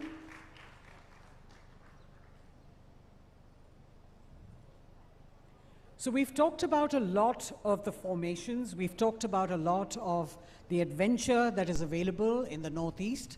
How many of you drink wine? Nobody. Nobody drinks wine. Or are you waiting for the sun to go down? All right. Did you know that there was a village there is a village in Mizoram called Nalan in Champai district near the Indo-Myanmar border, which is known for its extensive grape cultivation. And we have with us Francis Silo Halan, the consultant of the Halan Grape Farming and Processing Cooperative Society, who will tell us, Francis, could I request you to please come up?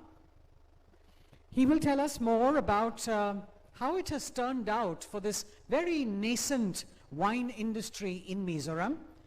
They began exporting wine outside of the state only last year and have had a long-standing prohibition policy in place in the state. So let's learn more about the wine tourism as an emerging tourism segment. Francis, it's over to you. Good evening. So I will not take much of the time. Wine is not about, to talk about. It's about drinking, So as we see, the topic is emergence of Mizoram as a wine destination. So when we talk about wine tourism, we think about Nasik in Maharashtra and Bangalore in Karnataka, and they may be Europe and America, like the Sonoma County, the Napa Valley, and the vineyard in Bordeaux, France, and like Italy. So now, next slide, please. So we are talking about Nalan, which is a village in Champai district. As you can see, it is located in the northeast corner of Mizoram, which is bordering Myanmar. So the grape variety is known as Vitis labruscana. It is native to North America. From North America, it spreads all over the world. In India, it is known as Bangalore Blue in Karnataka. So in the early 90s, farmers from the region started cultivating these grapes, and it adapts very well to the soil and the microclimate. So the whole district take up cultivation of grapes and winemaking. Winemaking in the initial stage was at a cottage scale. The farmers themselves, they grew the grapes, they harvest, they process, and it's a homemade wine. So, it's been sold across the state. Next, please. So, before we get to the vineyard, we'll see how to get there. So, as you can see, this is the map of Mizoram, and connectivity is through flight from Delhi, Kolkata, Imphal, Guwahati, it goes on. So, road connectivity from the neighboring state. In fact, from Myanmar also there is a connectivity, and Bangladesh side, that side of the country also. We are sharing through international boundary. One is with Myanmar, and one is with Bangladesh. Next, please. So these are the vineyards in the Champai district. Next, please. So as you can see, the vineyards are on the slopes of the hill. Normally in India, in Maharashtra and Karnataka, you'll find the vineyards in the plain, low-lying areas. But there, the altitude is around 1,500 from the sea level, meters from the sea level. So the grapes are, the whole viticulture is done with manually. So we cannot do mechanical, farming because of the topography. As you can see, this is one of the product which is made in the Nalan winery. So the product is called Isabella. So let me talk about the processing a bit. Okay, so the grapes, they are pruned in the month of February and January, and harvest is done during July and August. So usually we pick the grapes in the morning and chill it to retain the freshness. And normally it's fermented around 20 bricks, and it is very young. We don't age, so it is an entry-level wine, young and fresh and fruity. So normally we serve chilled at around, let's say, 16 to 18 degrees Celsius. So please, next. So this is one of the unit in our winery. Next, please. And these are some of the stalls which we participate in the event. And yes, last year, 2023, we organized a festival called the Grape Escape with the support from the state government as well as the Ministry of Tourism, Government of India. So we have, these are some of the previous slide, please. Can we go back? Yeah. So as you can see, some of the activities are highlighted here. So here we have a representative from the All India Wine Producers Association from Nasik. So they are there for the festival. And that was the pilot project. So now we are planning to come back with a bigger event. Next, please.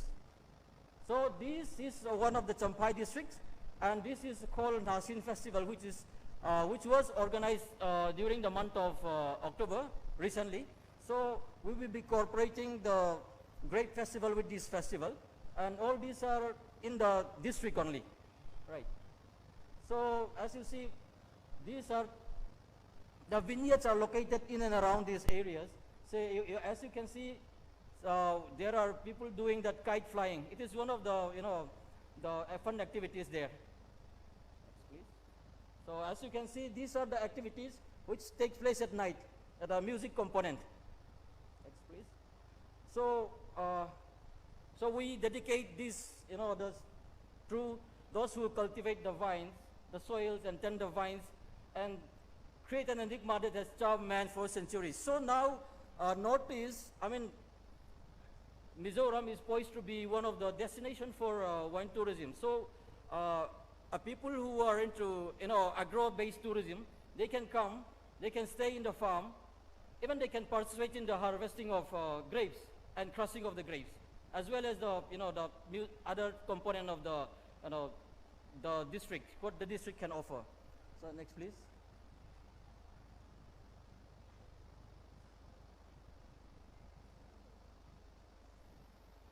Okay, I think I'll end up with that. So we have displayed some of the wines in the Mizoram stall. So I think some of you might have seen and taste the wine. Thank you. I wish you had brought samples of the wine. I'm sure they would have all enjoyed the Isabella wine from your state. So if I could request Ms. Bharti Sharma to please present a small token to Francis Silo, Hanal. Thank you so much. Ladies and gentlemen, a round of applause for the attempt at making good wine.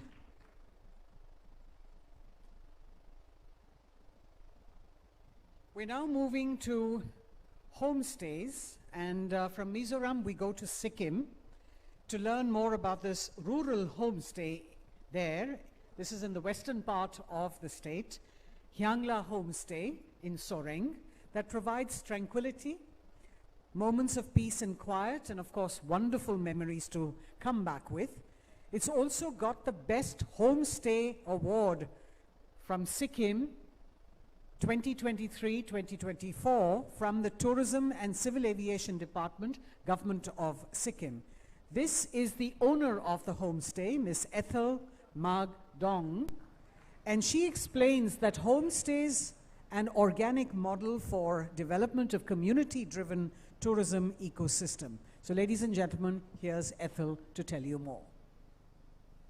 Good evening, ladies and gentlemen. So I'm Ethel Magdong from Hayangla Namsha Retreat, Sikkim. I'll be presenting a case study on homestay and organic model for development of community-driven tourism ecosystem.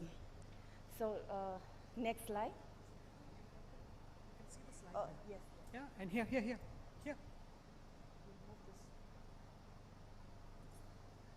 Point it forward and just move. Move the slide, please.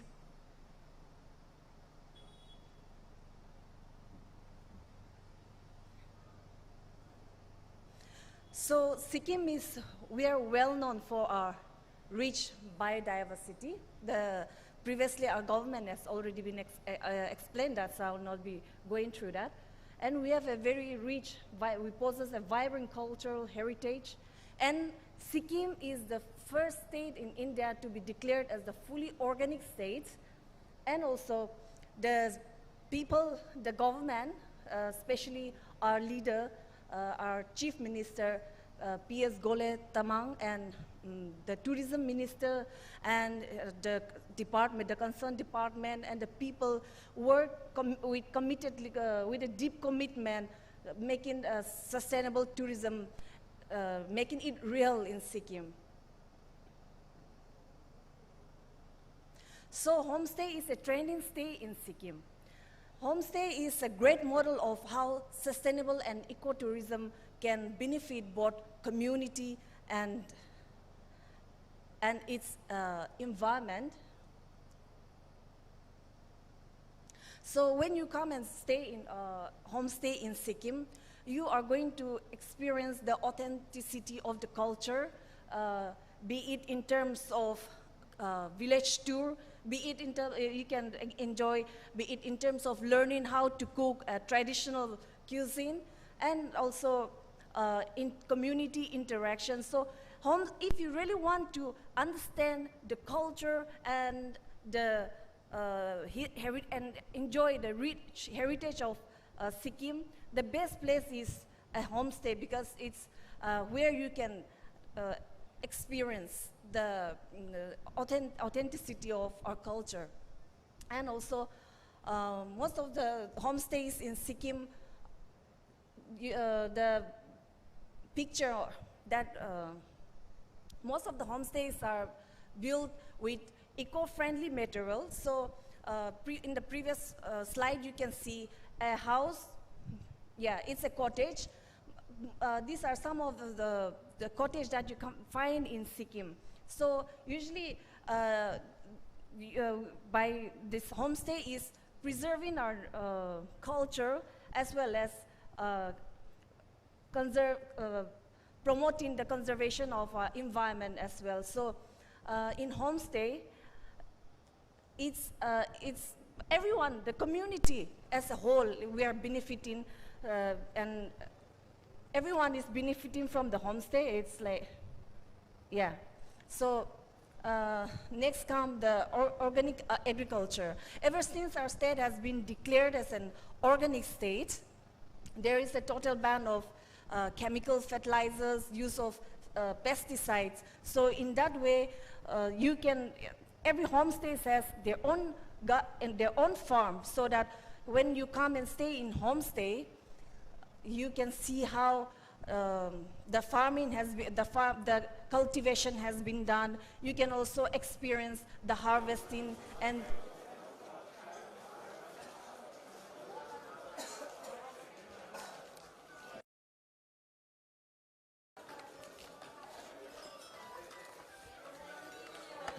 in rural Sikkim, because people really want to experience the first-hand experience of how the agriculture, how the farming, be it a dairy thing, how it has been done. And these are some of the local food that we have.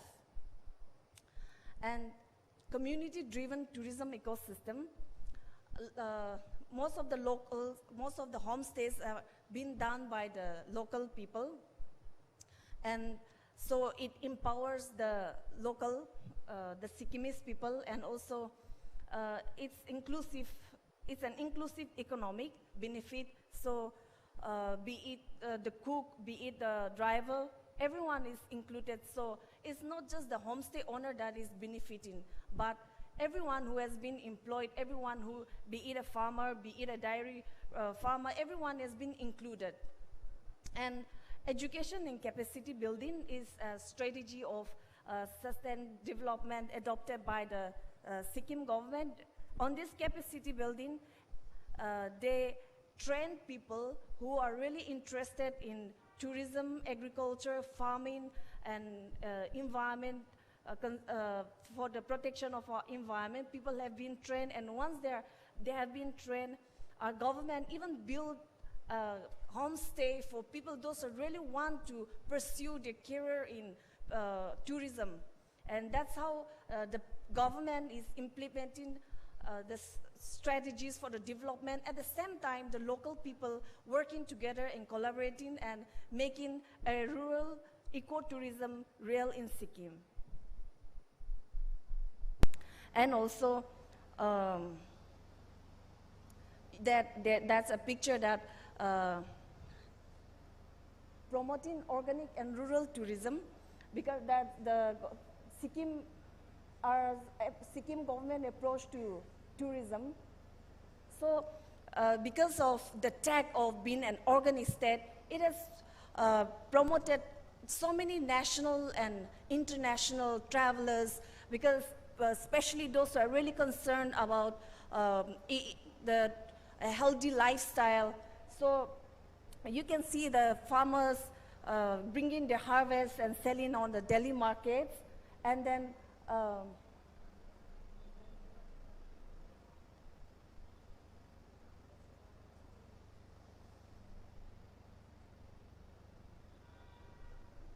infrastructure development. Our government has invested a huge amount for the infrastructure development. There are so many infrastructure development in terms of monasteries, religious sites, and also for, we recently have already launched a roadway, a longest roadway that you can see. So not only not only for the agri-tourism, but Sikkim has so much to explore, and it's only through the homestay you can get accessible to all this. And next is preserving our biodiversity.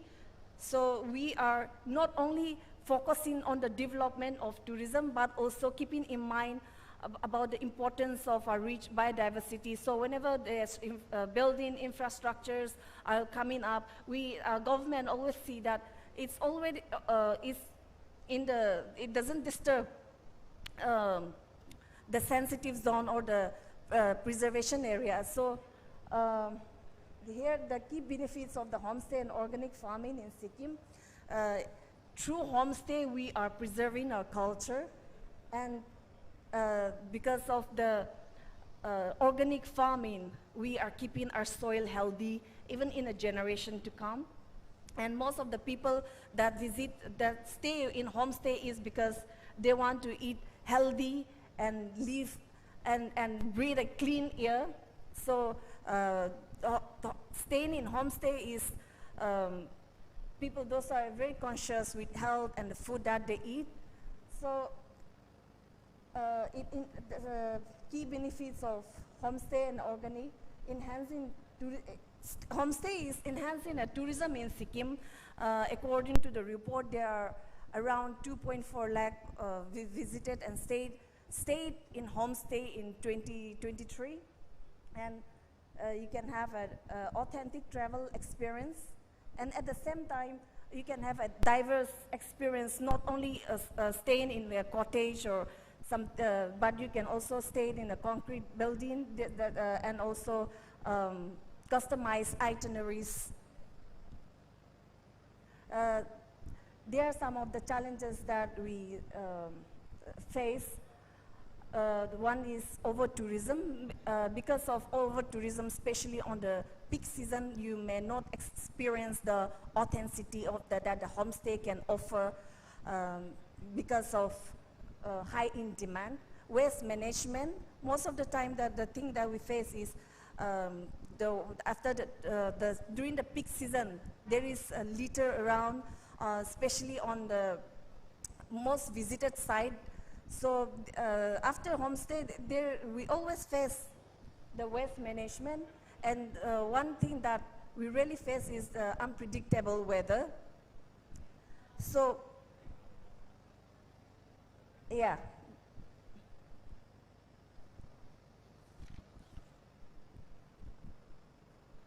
So it's not there. It's not happening. So maybe I'll end up here. Thank you so much. Thank you so much, Ethel. Bharti, may I request you to please present a small token to Ethel as she goes back to Sikkim and her homestay, Hyangla Homestay, ladies and gentlemen, in West Sikkim.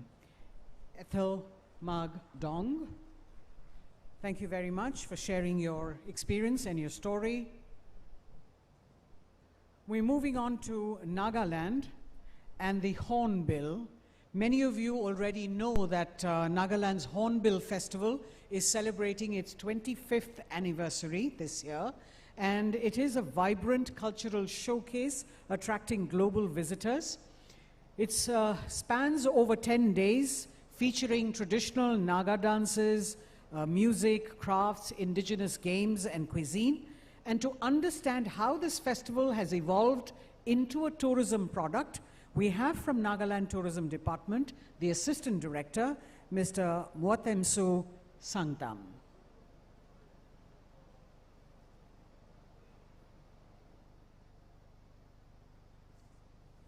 Ten minutes, sir. Thank you, ma'am.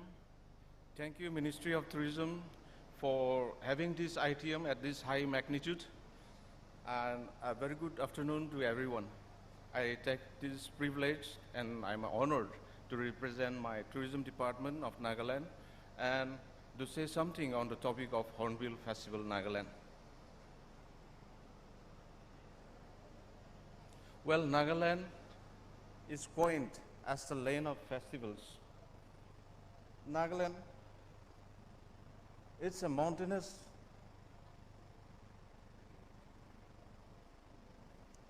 Nagaland is a mountainous area, and there are 18 indigenous tribes.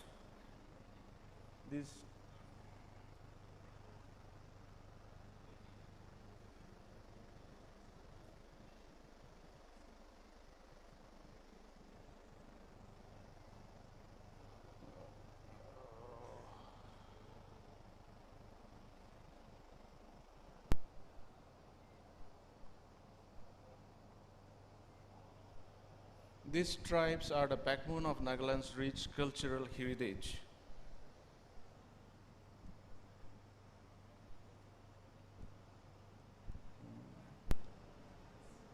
Well, Nagaland's strategic focus on tourism is not only driving economic growth, but also plays a crucial role in preserving of culture and conservation of her rich natural heritage. The successful promotion of events like the Hornbill Festival highlights Nagaland's cultural diversities, uniqueness of tradition, cuisine, and organic products that attracts both domestic and international tourists as a hot tourist spot destination, offering visitors an unparalleled cultural and natural experience, a home away from home.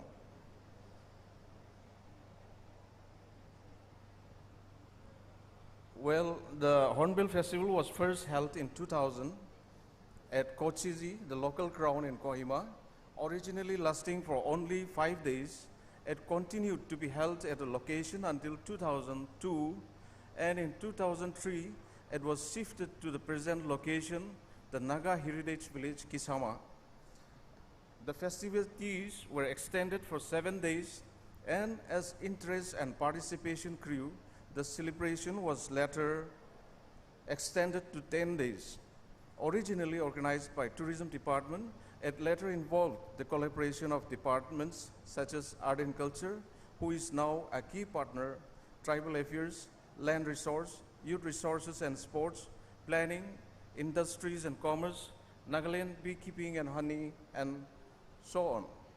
The Hornbill Festival has emerged as a significant catalyst for economic growth in the region. Its impact extends far beyond cultural celebration. It plays a crucial role in enhancing the economy, promoting suitable development, and fostering community engagement.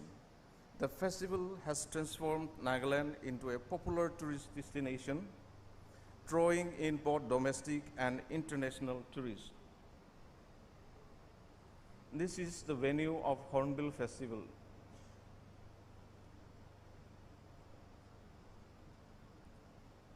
Well, the Hornbill Festival was first held, no, this is gone.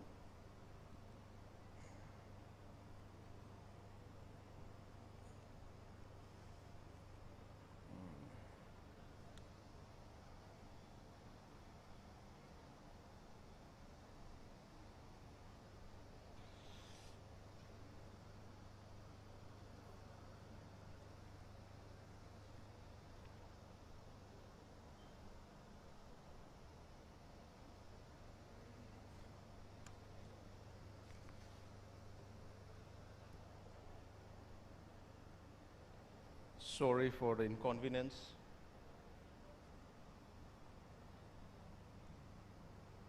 This is fire making activity. Well, the Hornbill Festival has emerged as a significant catalyst. I've gone through this. Very sorry. Launched in 2013, the Naga Chef competition serves as an essential platform for promoting local chefs and celebrating the rich culinary heritage of Nagaland. It highlights the unique flavors, ingredients, and traditional cooking techniques of the Nagas and provides the chefs with the opportunity to showcase their talents in front of a wider audience. The culinary competition has become a vital part of the festival, empowering local chefs and enriching the gastronomic landscape of Nagaland. This surge in tourism not only increases the demand for accommodation and transportation issues, but also invigorates the local economy, benefiting restaurants, markets, and vendors.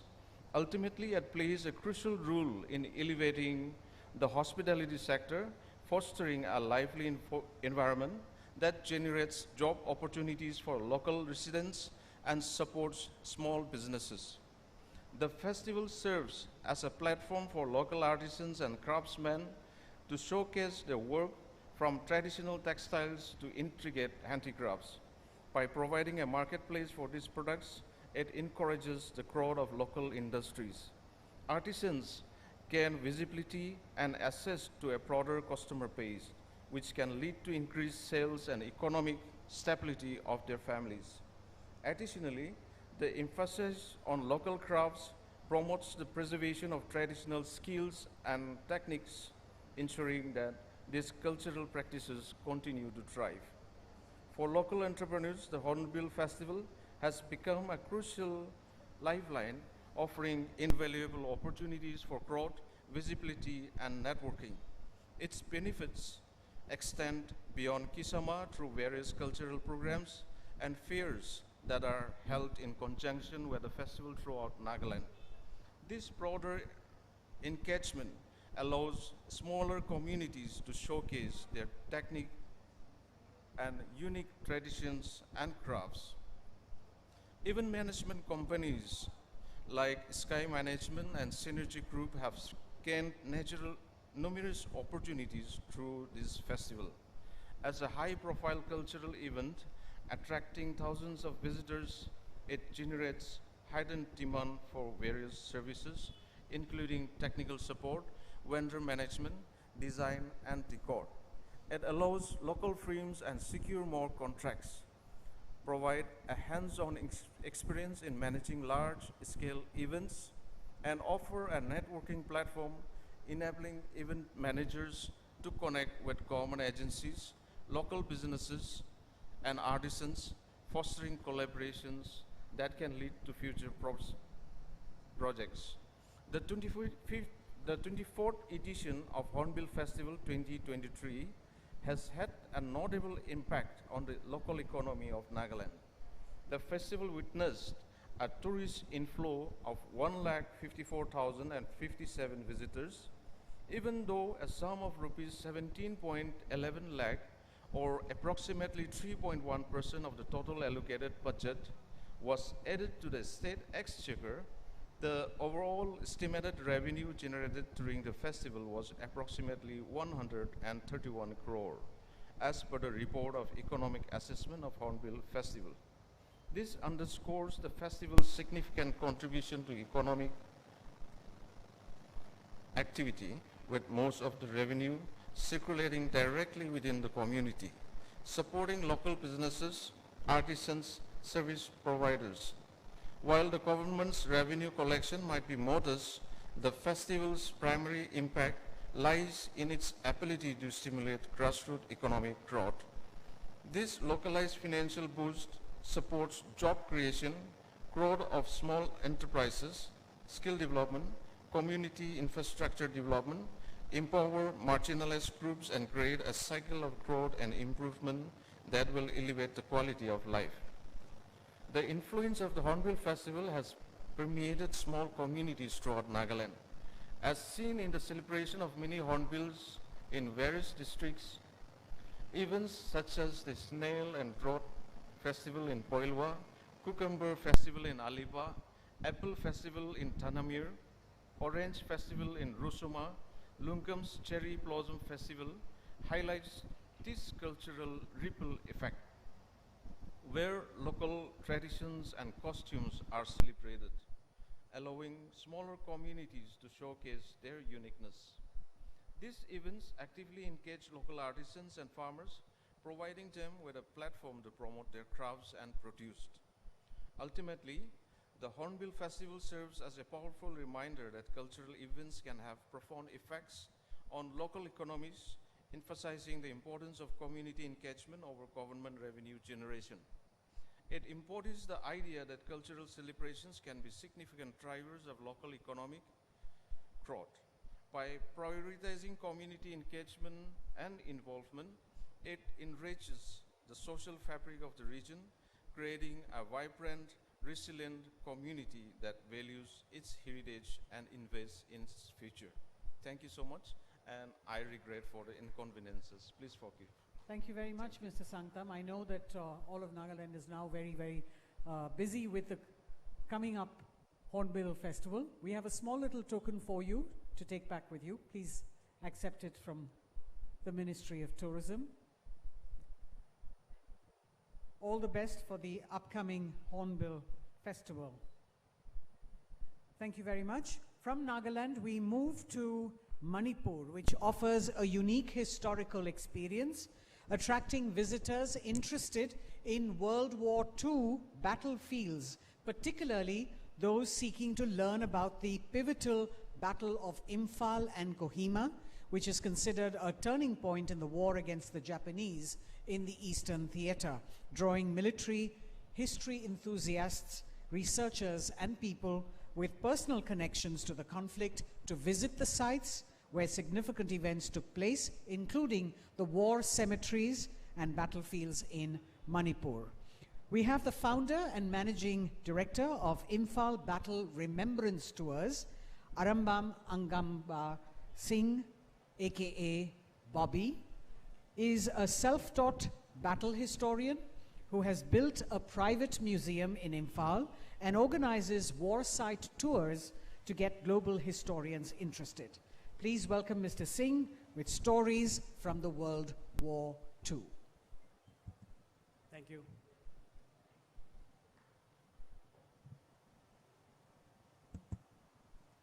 Very good afternoon.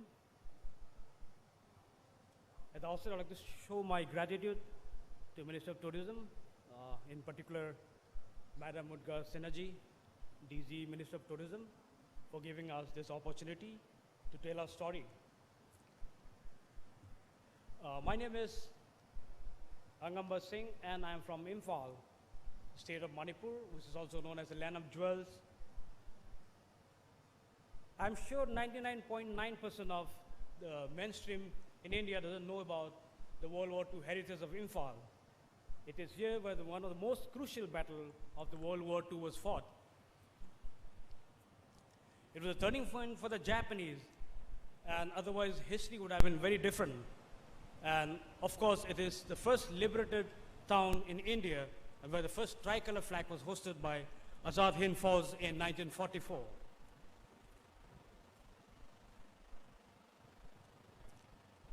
So back home, I started something small but very, very significant mission, which we named the Imphal Battle Remembrance Tour.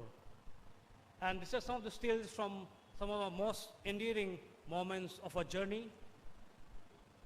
On the left, on the first row, on the still, here the Japanese lady who has this special talent or the extrasensory power with which she could connect with the dead Japanese souls. And this is one of the tours. And these are the moments that have inspired us to move even further passionately. And of course, on the extreme right, we have few domestic travelers coming all the way to buy our story of the battle. And this is something that has inspired us to move even further. Well, this is a bit about the battle war tourism. The French has a better word, it's called the pilgrimage. It gives a very spiritual perspective to the war tourism. And the first guy was the Henry Gaze, which he took a group at the Battle of Waterloo site. It was in 1854. And immediately after First World War, Michelin brought out the First World War guidebook, and this was something that has a profound effect in whole of this tourism industry. And there's also an increased sensitivity to remember and commemorate the war grave, the souls. And First World War and Second World War battlefield tours today attracts thousands of visitors all across the world. So coming back to Imphal, why Imphal is important?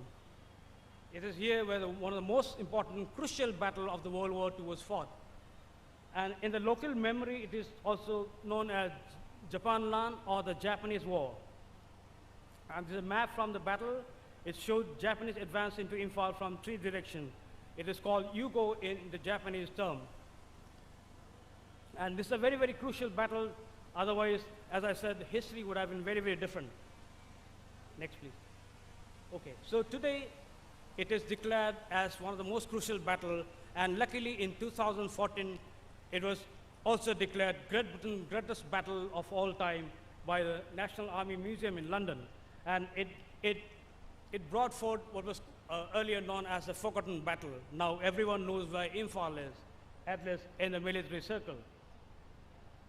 So we have 2 World War II cemeteries which are maintained by the Commonwealth War Grave Commission, and India is the largest contributor of fund in this commission.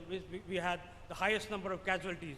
Indian Army was the largest voluntary army at that time, and we had the highest number of casualties in the World War II. And we have museums that dedicates to this war history. And of course, we have good amenities back in Imphal, and also is well connected for the major cities. Back, please. So we have some of the products that is very popular with people all across, and this is one of those. It's called the Battle of Bishanpur Tours, and it is, as per the military historian, this battle fought along this axis was one of the most crucial battles. If the Japanese had won here, things would have been very, very different, and history would have been different. And here on the right is the third picture shows the vice president of Toyota company in India actually visiting one of the remote sites at a place called Morinokochi, or the height, forest wooden heights, to offer a prayer. And down below it is the INA museum in a place called Moirang, where the first Indian tricolor flag was hosted. And on the fourth, if you can see an old house, which was the INA's headquarters in 1944 in Moirang. Next, please. So these are some highlights from the Bishanpur tour. You can have an access to Indian Peace Memorial, Imphal Peace Museum, which has been commissioned with the funding from Nippon Foundation, a Japanese agency. Then we have the Indian National Army Museum, all Silchar track. Of course, Loktak Lake, everyone knows about it. And then we have the Kaibulamzao National Park again. Next, please.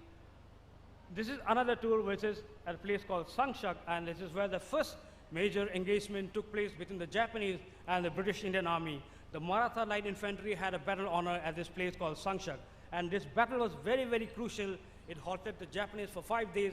In meantime, allowing Slim to reinforce the garrison in Imphal.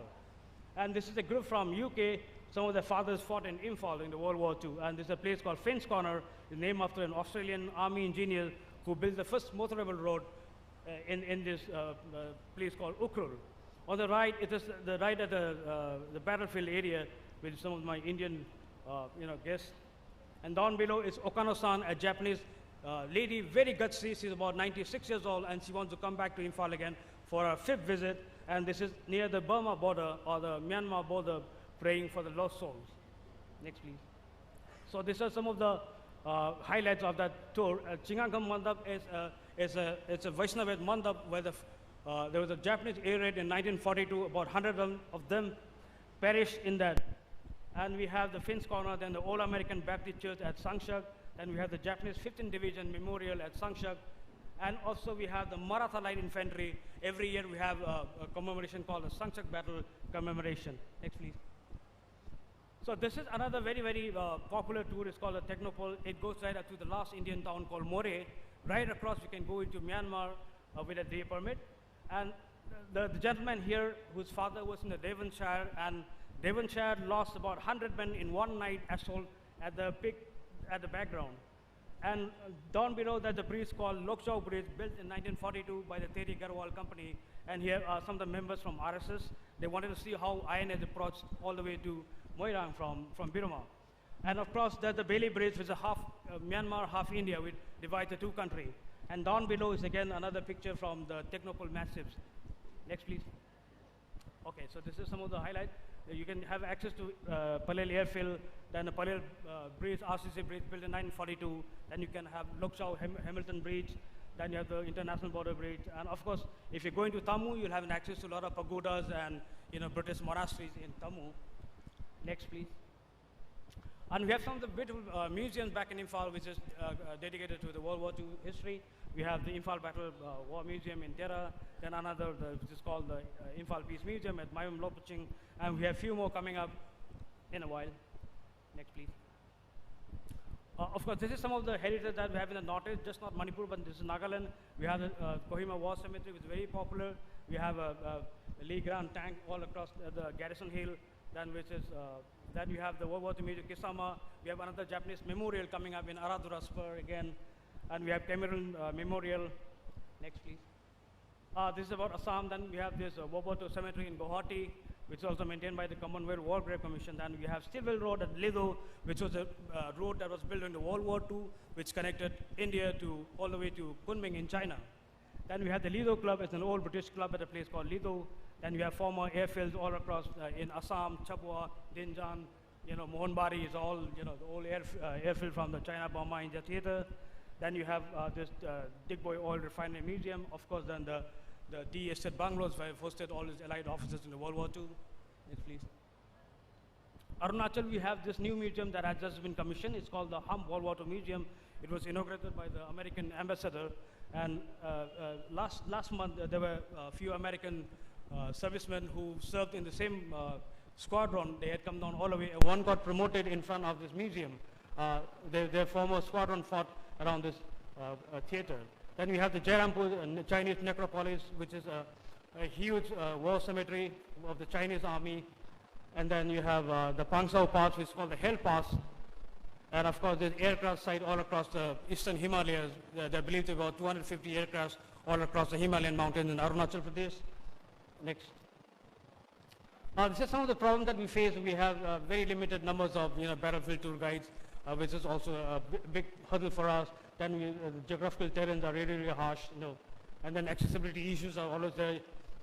Most of the battlefields are in the interior areas, and you need, always have 4x4 vehicle to reach those places. And then, of course, stay facilities at remote areas are a big issue again. And there's no self-explanatory information sites. Next. Thank you so much for your patience and Thank you very much, Mr. Singh, and congratulations for the work that you do. We have a small little token that we'd like you to take back with you. Please come.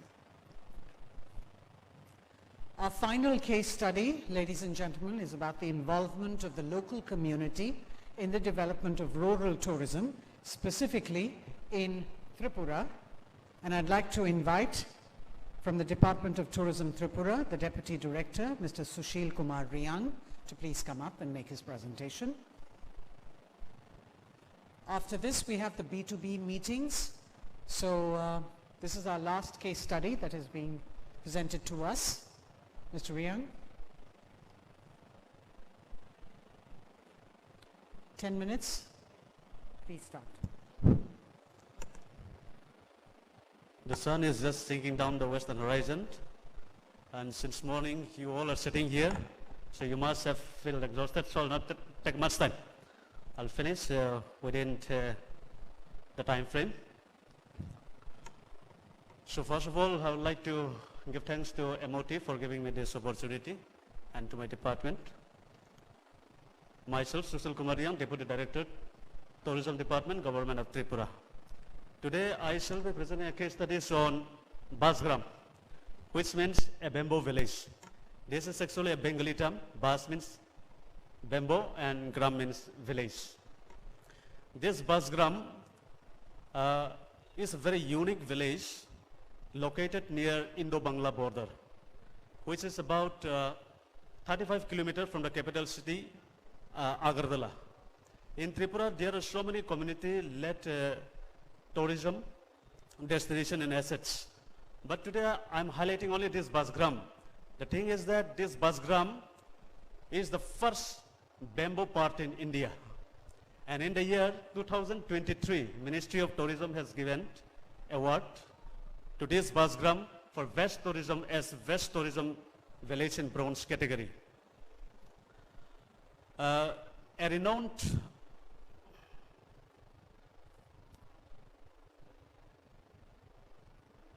renowned environmentalist and social entrepreneur, Mr. Manna Rai, is the owner of this enterprise, that is the bamboo enterprise.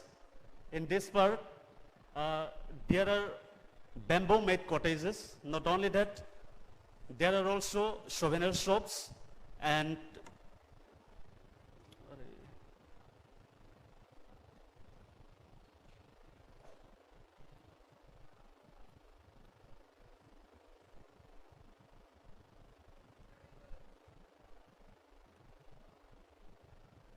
there are also souvenir shops and then meditation center and yoga center in this part. This part is surrounded by large green tea gardens and nature lakes, so one can enjoy the beauty of the tea garden along with this bamboo park.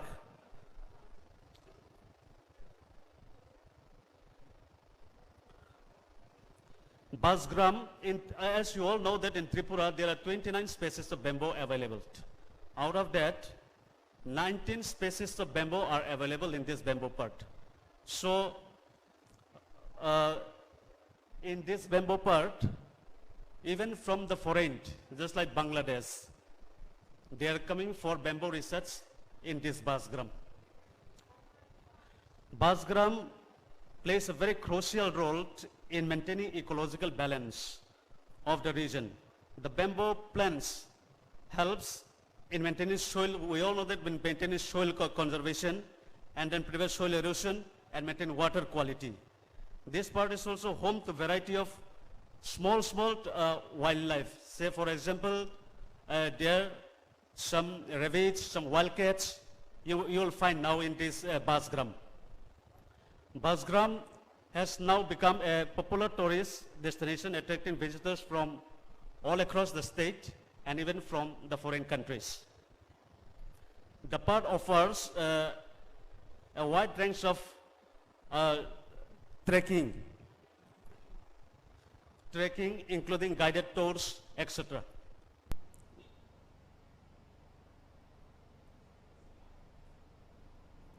These are some of the glimpses This is some of the glimpses of cottage and accommodation in Basgram.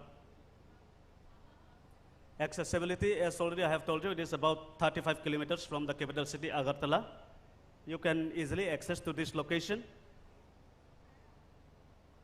This is the tourist footfall and some of the glimpses of Basgram.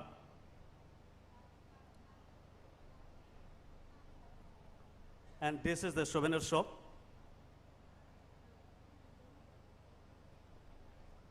Since we are running out of time, I'll not take much time, but I have a very small request to all of you.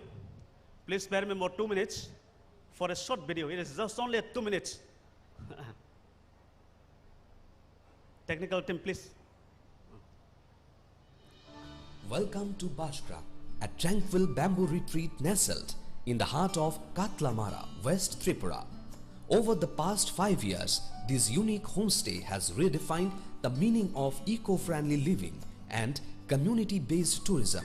Located just 1 kilometer from the Katlamara bus stand, 40 kilometers from Agartala railway station and 35 kilometers from Maharaja Bir Bikram Airport, Bajgram is a haven of sustainable hospitality. Operated by the Bamboo Enterprise, this retreat embodies a commitment to holistic wellness, eco-conscious development and community empowerment. Beyond relaxation, guests can immerse themselves in the rich culture of Tripura. This eco-retreat not only focuses on guest satisfaction but also actively supports rural livelihoods. Looking ahead, Bajgram aims to expand its offerings with bamboo eco-tours guided experiences that explore bamboo's versatility in construction, crafts and cuisine. Guests can stay in innovative bamboo-themed accommodations, indulge in farm-to-table dining and participate in mindfulness workshops for eco-conscious living. Whether you are seeking relaxation, cultural immersion or a deeper connection to nature, Bajgram promises an unforgettable experience.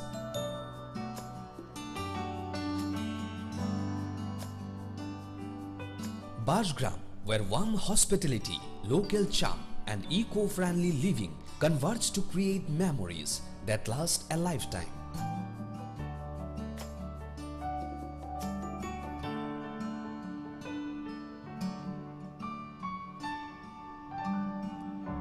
Thank you all.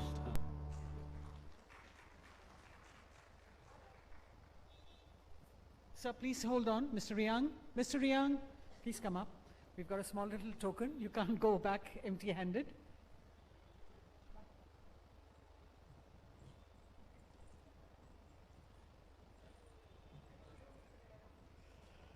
Ladies and gentlemen, a round of applause. We've had so many case studies, 6 of them that have been shared with you.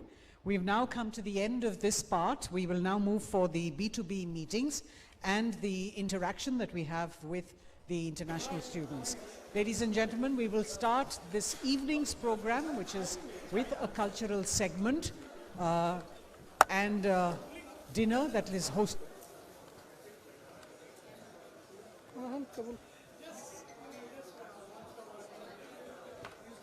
All the buyers and sellers are requested to please move on to the assigned table and carry on with the discussion.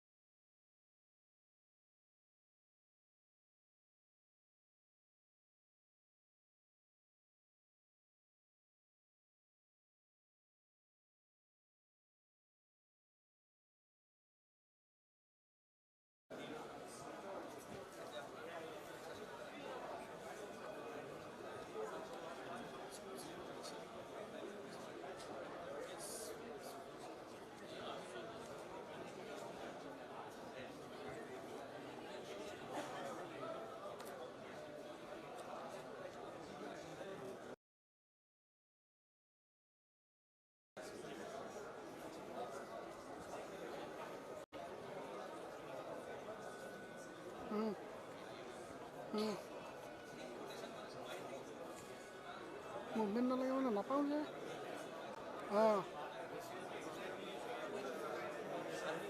ওলাই গৈছে নেকি নোৱাৰি গোটেই tripod নাই হাতত লৈ লৈ কৰি আছোঁ ট্ৰাইপড আছে কিন্তু হাতত কেনেকৈ কৰিব নিমিলে নহয় নিমিলে কিন্তু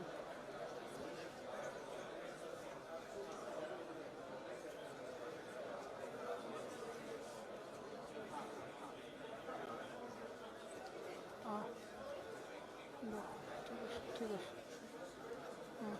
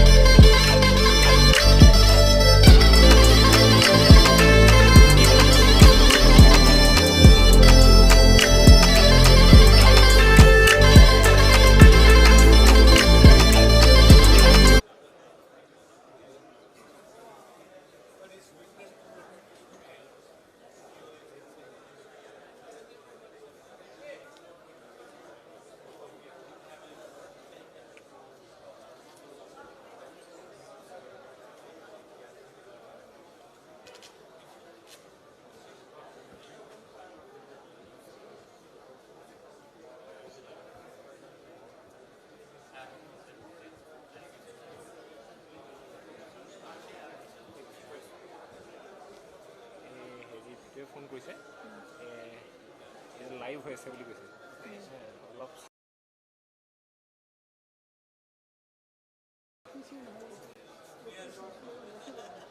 কবিবই ন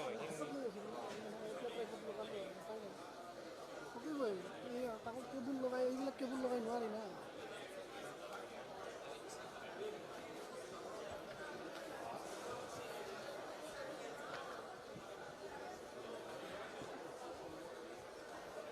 ইয়াৰ পৰাই কৰিব ন ইয়াৰ পৰাই কৰিব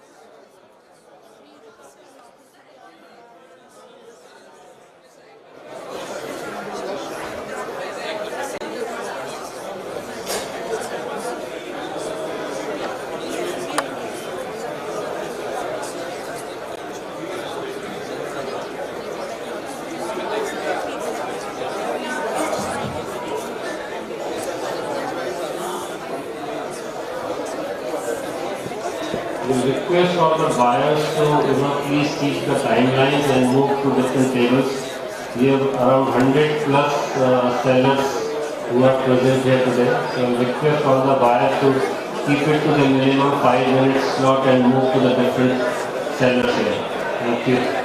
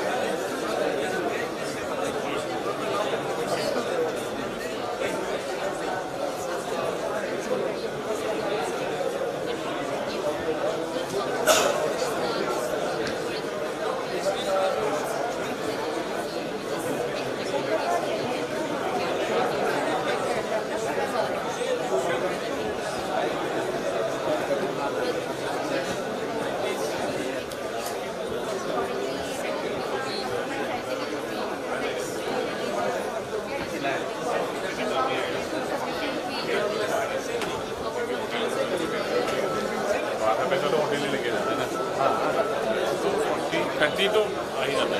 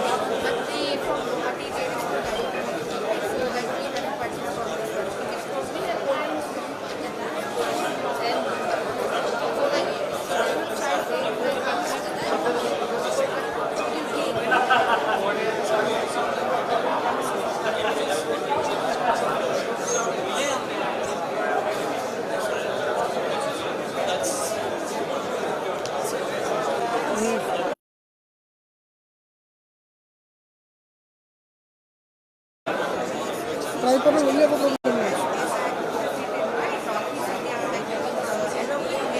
প্ৰব্লেম পাইছিলোঁ আজি মই আজি নাই সেইটো